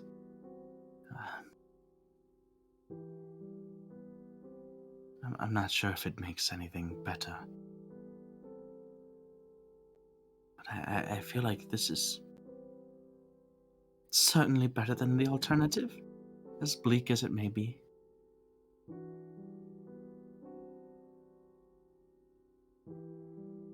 Yeah, as bleak as it is, I guess you're free and everything now. You see Dexter Fork and look up and scan the room as you walk over, and the eyes narrow over your shoulders into the distance in the temple. Hold on. He takes out one of the stakes and grips it tightly in his hand. I know that man. And he goes and he gets up. Mm. I'm gonna, Staring towards Danae Lavelle. yeah, I'm gonna get up and like go in front of him and like done. You block him and he kind of walks into you, and it's like for a moment he's gonna attempt to force his way past, but then he lets you stop him. I can see the look in your eyes, and I can kind of think I know what you're thinking of, but don't. He has answers that I need. At least I hope so.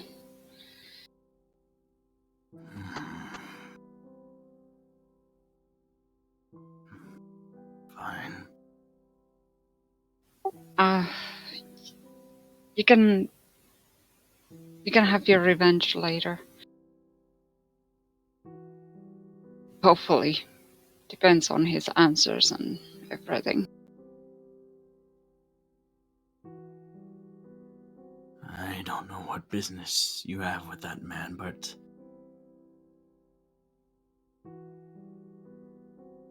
if there are answers you want from him, then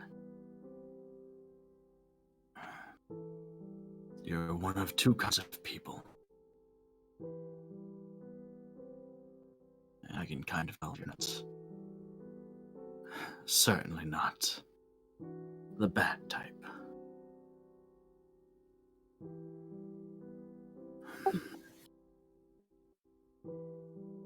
Fine. And the wooden stake clatters to the floor as he lets it go, and he walks to part of the temple where he wouldn't be able to see Danae Lavelle, and just kind of sits and stares at a wall.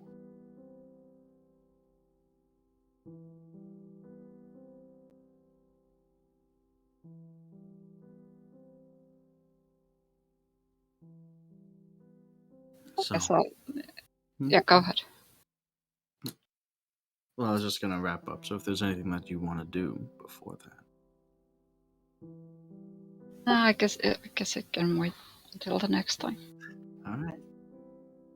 So, surrounded by this sort of somber atmosphere of, well, people that you have saved, a city that you most certainly have saved from, well, a future ruled by vampires, a system that may or may not have worked, probably would have been bad for some individuals, most likely. The road ahead for Worthy is difficult. It will be trying. But there is promise. There is hope. As you watch as Sparrow gets up and heads to the altar of the Raven Queen and just reaches down into his coat pocket and takes out a single little candle, lights it and places it there.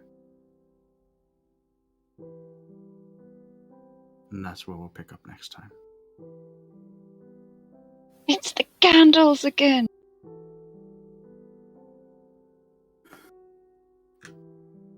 Well,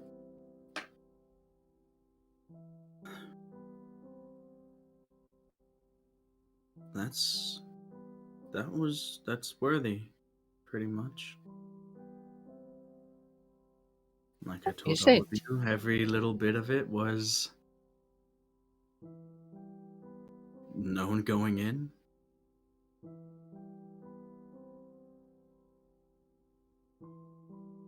You didn't have to finagle anything in the middle? I mean, certainly the departure of Demetrius and Era was a curveball. But Oh, what right. I'm saying is, like, the characters, their motivations, the NPCs, and all of that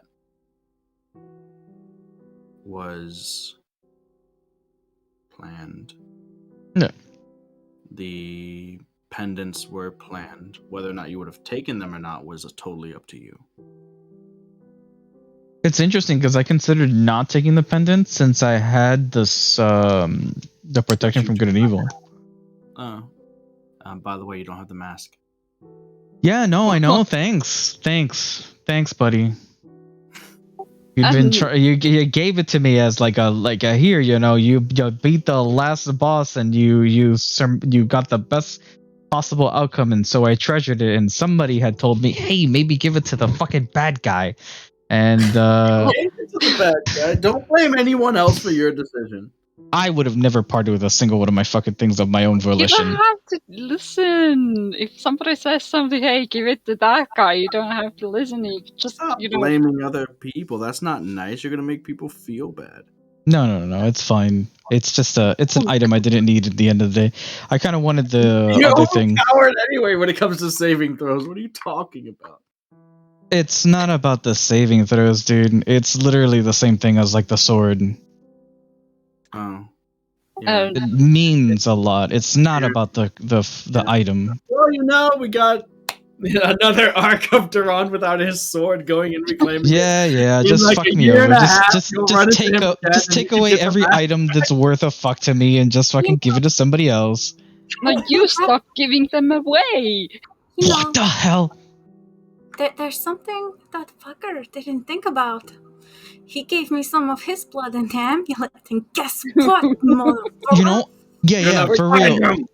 It took every ounce of me. Also, you might want to unattune to those. I mean, Yeah, no, of course. But it took.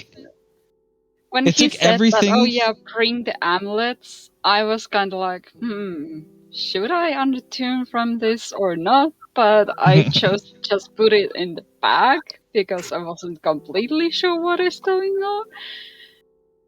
Yeah, the most meta decision I made there was to not have Duran take off the amulet and break it in the moment, because I felt like I could have used that personally. I don't know if I can, but like on a personal level, I was like, oh, there's some blood of his in there. Maybe I can do something with that later.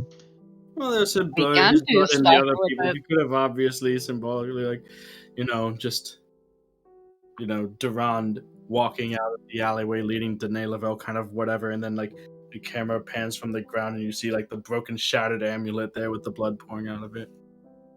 Yeah, but I mean, again, We can do with the blood. We can do stuff with blood.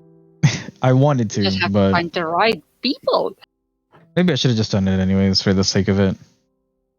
You can still do it. Your Durand is out there somewhere. Yeah, but the scene is a little bit less. I mean, maybe I can still do it. Yeah, you're right. What are you gonna do? I mean, you don't have to tell me. Obviously, You don't know. Nobody knows. I don't even know. I'm not sure if anyone caught it. Also, yeah, true. But my real life perceptiveness is as good as Meridian's. I'm not sure if anybody caught it or caught onto it, but when you guys followed the people into the graveyard, when you went down there, and you became a rat and everything, right? Right. Yeah. The person you saw through the fog, Elevorn, that was Alexander. That's why one of his spawn was missing an ear. Oh, I was wondering who the heck is the one with the ear? Like what? Yeah, you guys saw one of the crows, right? Yeah, something. Bats, one of the bats flying away with a dismembered ear. Yeah. Shit. Oh, that would be also ironic that Elevorn saw that too. Considering she's the only one that noticed it too.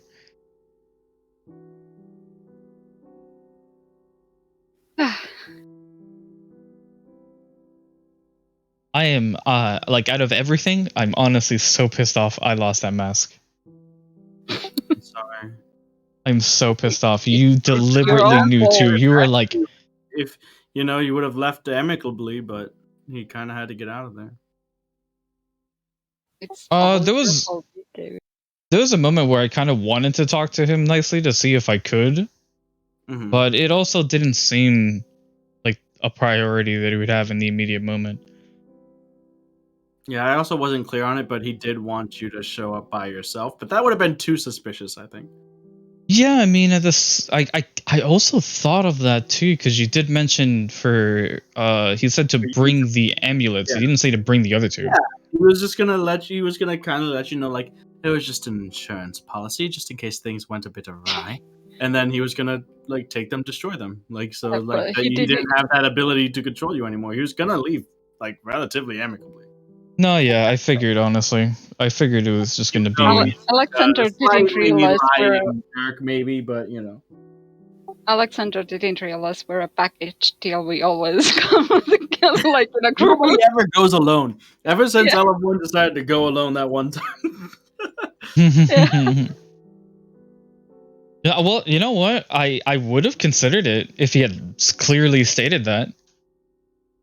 Yeah, but Mary and Ella wouldn't let you.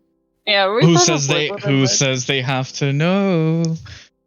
Like, you can sneak away unless it's like you force Mary deal. I can come up with a good excuse. Come on.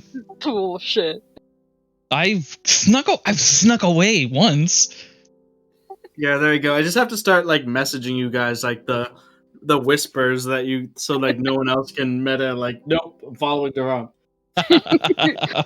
It's gonna be suspicious that Duran wants to go alone, so yeah, I'm gonna stalk him. Yeah, no, there were two options for a final worthy fight. Oh, what? Okay, so I was curious. Does everything change entirely? Did you have a balanced idea if we had gone against Alexander instead? Mm-hmm. Okay, so then he would have probably done his own. Alexander and Andrea, who is a magic user. Enchanted the pendants for you, so she has magic, as well as maybe, if need be, to balance it out, would have been the two spawn that he made. Yeah. In the great. Yeah. Okay, that's cool.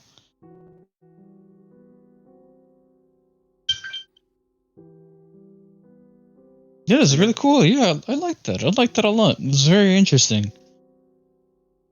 Would have been a very different outcome for Worthy. Not sure which one's better. I honestly don't know. Honestly, despite how fucked up things are right now, I think this is the better outcome. I think. Well, I would probably personally say that the other one might be better because, I'm willing to do fucked up things to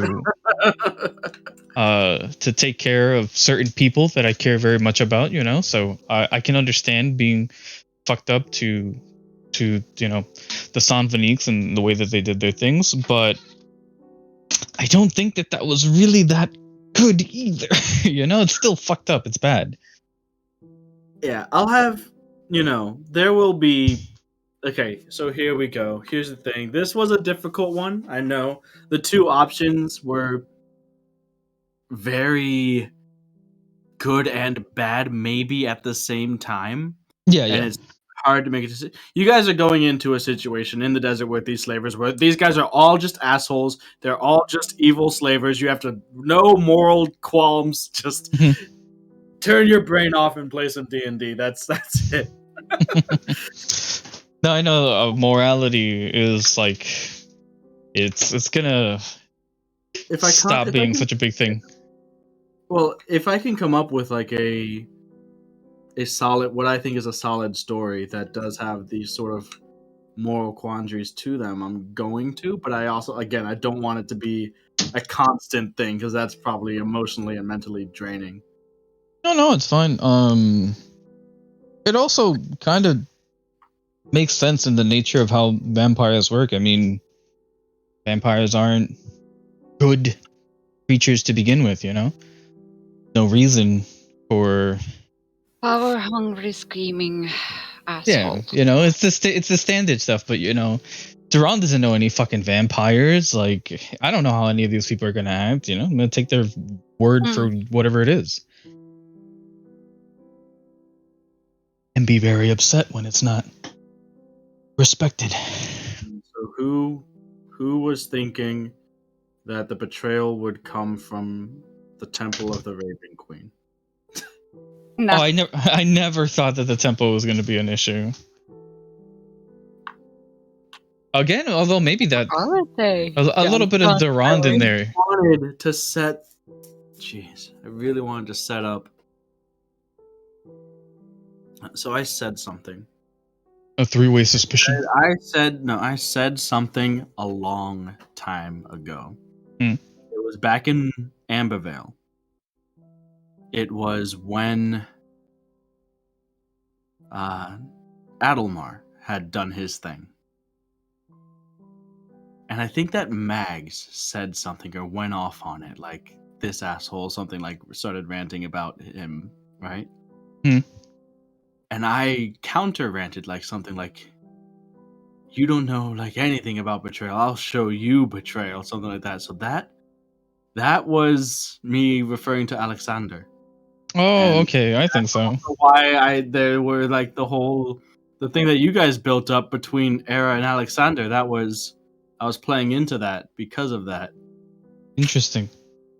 So unfortunately, No, Didn't- really, I didn't notice at all. didn't notice what. That was sarcasm? That was very, very heavy, clear Oh, sarcasm.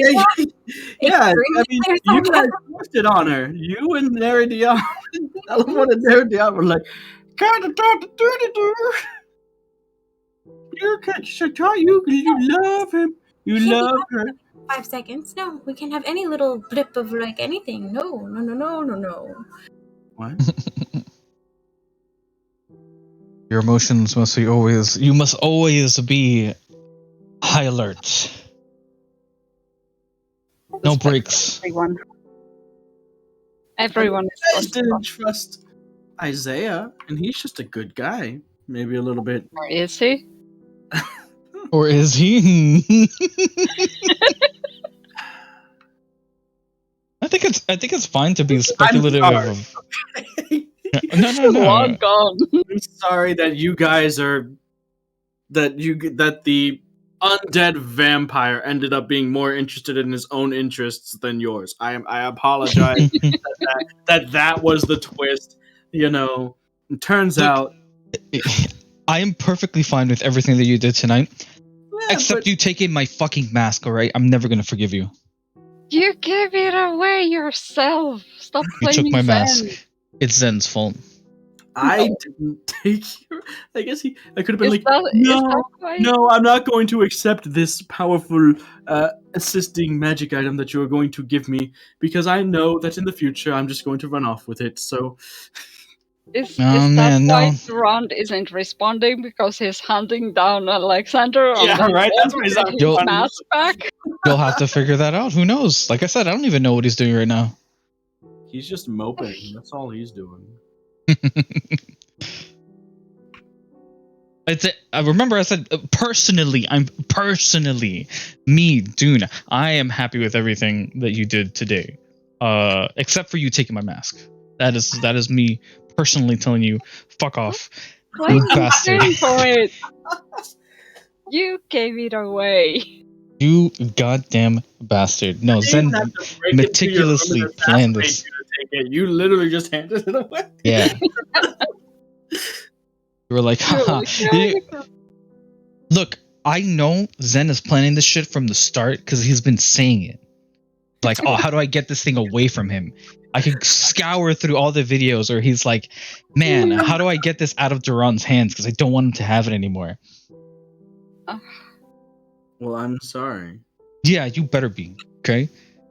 I mean, That better have been a legitimate I'm sorry, because it hurts. You gave it away yourself. I don't care. It's still Zen's fault. There's a problem. I made an item with sentimental value, maybe a little bit too overtuned. Yeah, okay. Just nerf it and give it back. Fuck, okay? That's all it takes. Back, fucker. Nerf it and give it back, alright? That's it. There's no reason why it couldn't be like in Danae Lavelle's person somewhere. Right? Yeah. And I left it with them like, Damn damn it, I dropped him off. I never checked him. Never checked him, yeah. And now you have to come back to the Maybe. temple. Maybe I'm just fucking with you right now. Right? I mean, Neri is gonna have her hands on him, so it's just, maybe it's gonna be with Neri. The mask is gonna be Neri's mask, and you're never gonna get it back. Oh no. It's doomed. She's gonna bask for your mask, dude. I'm gonna sell it. Gonna steal it and never give it to you. It's a magical item. I'm gonna get a lot of money for it. Yeah, he gave it back, but he had Andrea like drain all the magic out of it, transfer. That's fine. And That's fine, I'll take that. Magic.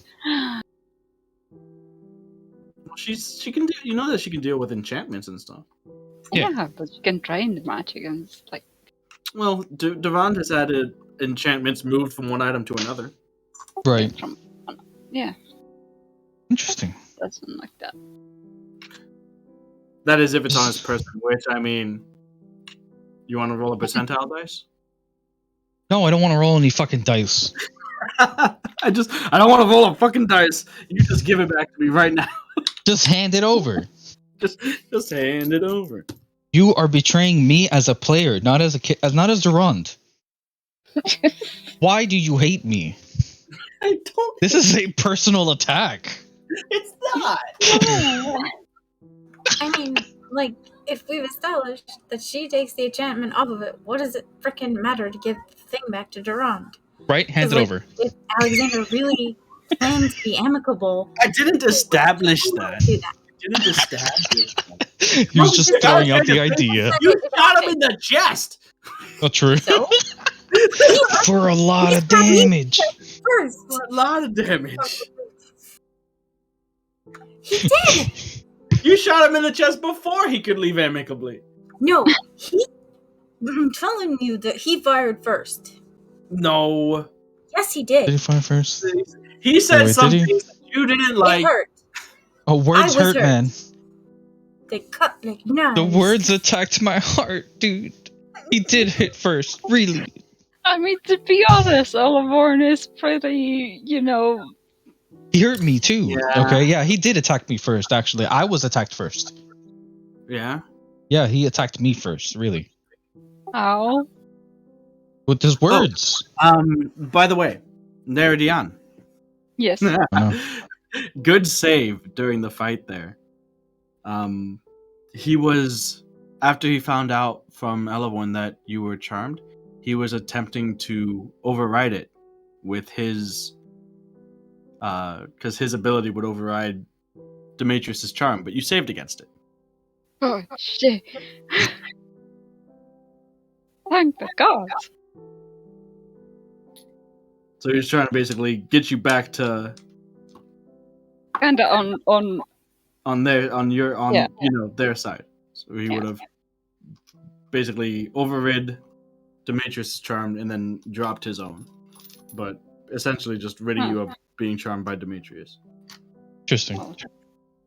Wait, But how you is saved that against it. What? Yeah, how's How it? does Which that- strong takes What are you president? talking about? I'm confused. Like, how is that good? Because he would have just returned her to herself, right? Yes. That Why is that that was the right? whole point. If I was charmed by Demetrius, I was attacking Alexander, I was, attacking you, Eloborn. And if Alexander could have charmed Neridian, the whole thing, I wouldn't have any more attacked any of you guys. I would have gone back Yeah. to attacking Logan and Michelle and punch Punching Demetrius. Demetrius, yeah. Then again, yeah. Wait, no, actually, wait, no. Now I'm here with Yeah, I'm here with I Nimue. I don't saved understand. I What? saved against Alexander's charm, which is actually a bad thing. Yeah. Yeah, that's what I'm saying. Why are you congratulating her for Yeah, doing I something first- bad, you bastard? That's what I just was like. What are we? I Yeah. don't No, understand. that was sarcastic. Oh. That was you saved against something you wanted to fail.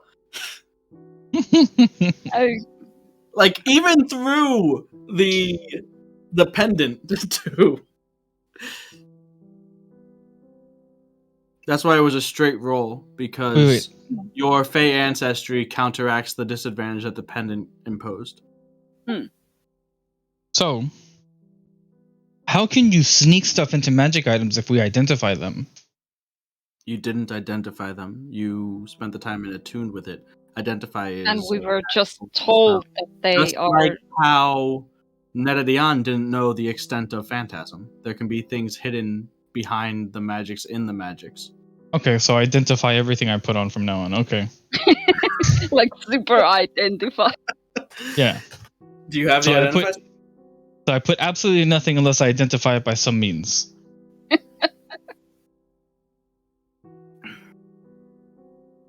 Oh, You've done this. You've done this to yourself, sir. You're gonna have a bad time from now on. No, it's okay. You just don't. You're just not going to put on any cool items anymore. That's not my problem. In fact, It's okay. that might help me. Like, here's some powerful stuff. You're like, no, I don't trust it until I find a 19th level wizard who can cast the identify spell and tell me exactly what everything is going on here and do Exactly. do. And do. Also, there's a reason why in the document, this was intentional. I don't know if anyone noticed it. It wasn't a mistyping. It's because there was more that you guys didn't see. In the pendant, if you see the vampiric charm resistance, that ends with a comma, not a period, because there's more beyond it. With the exception of Alexander's. It would have been interesting if you put like a highlighter of the same color of the background. Oh yeah, and it was there all along. Now you guys are just gonna do that, so I can't do that anymore. You just like change the font color, and you're like, oh, "There's secret shit in here I never knew about before." Well, I'm just this gonna do that bastard. and doing fake bullshit. It's like, yeah, have fun with it. You could do it from now on. There you go. That's my advice. I'm not gonna do it because now you guys are gonna highlight. You're gonna be looking for like secret. Okay, if we take the first letter of every line that says, it's like hiding an Easter egg. That's fun. There we go. That's what I can do. It's like I'm gonna hide stuff like that in your magic items that have like secret effects, so that like this, so that like you could scour the document and be like, that's basically your character. How in depth your character attunes and like familiarizes themselves. Maybe they find something.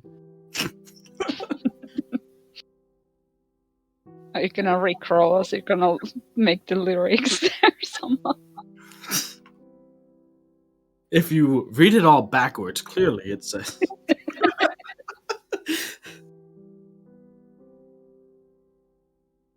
Okay.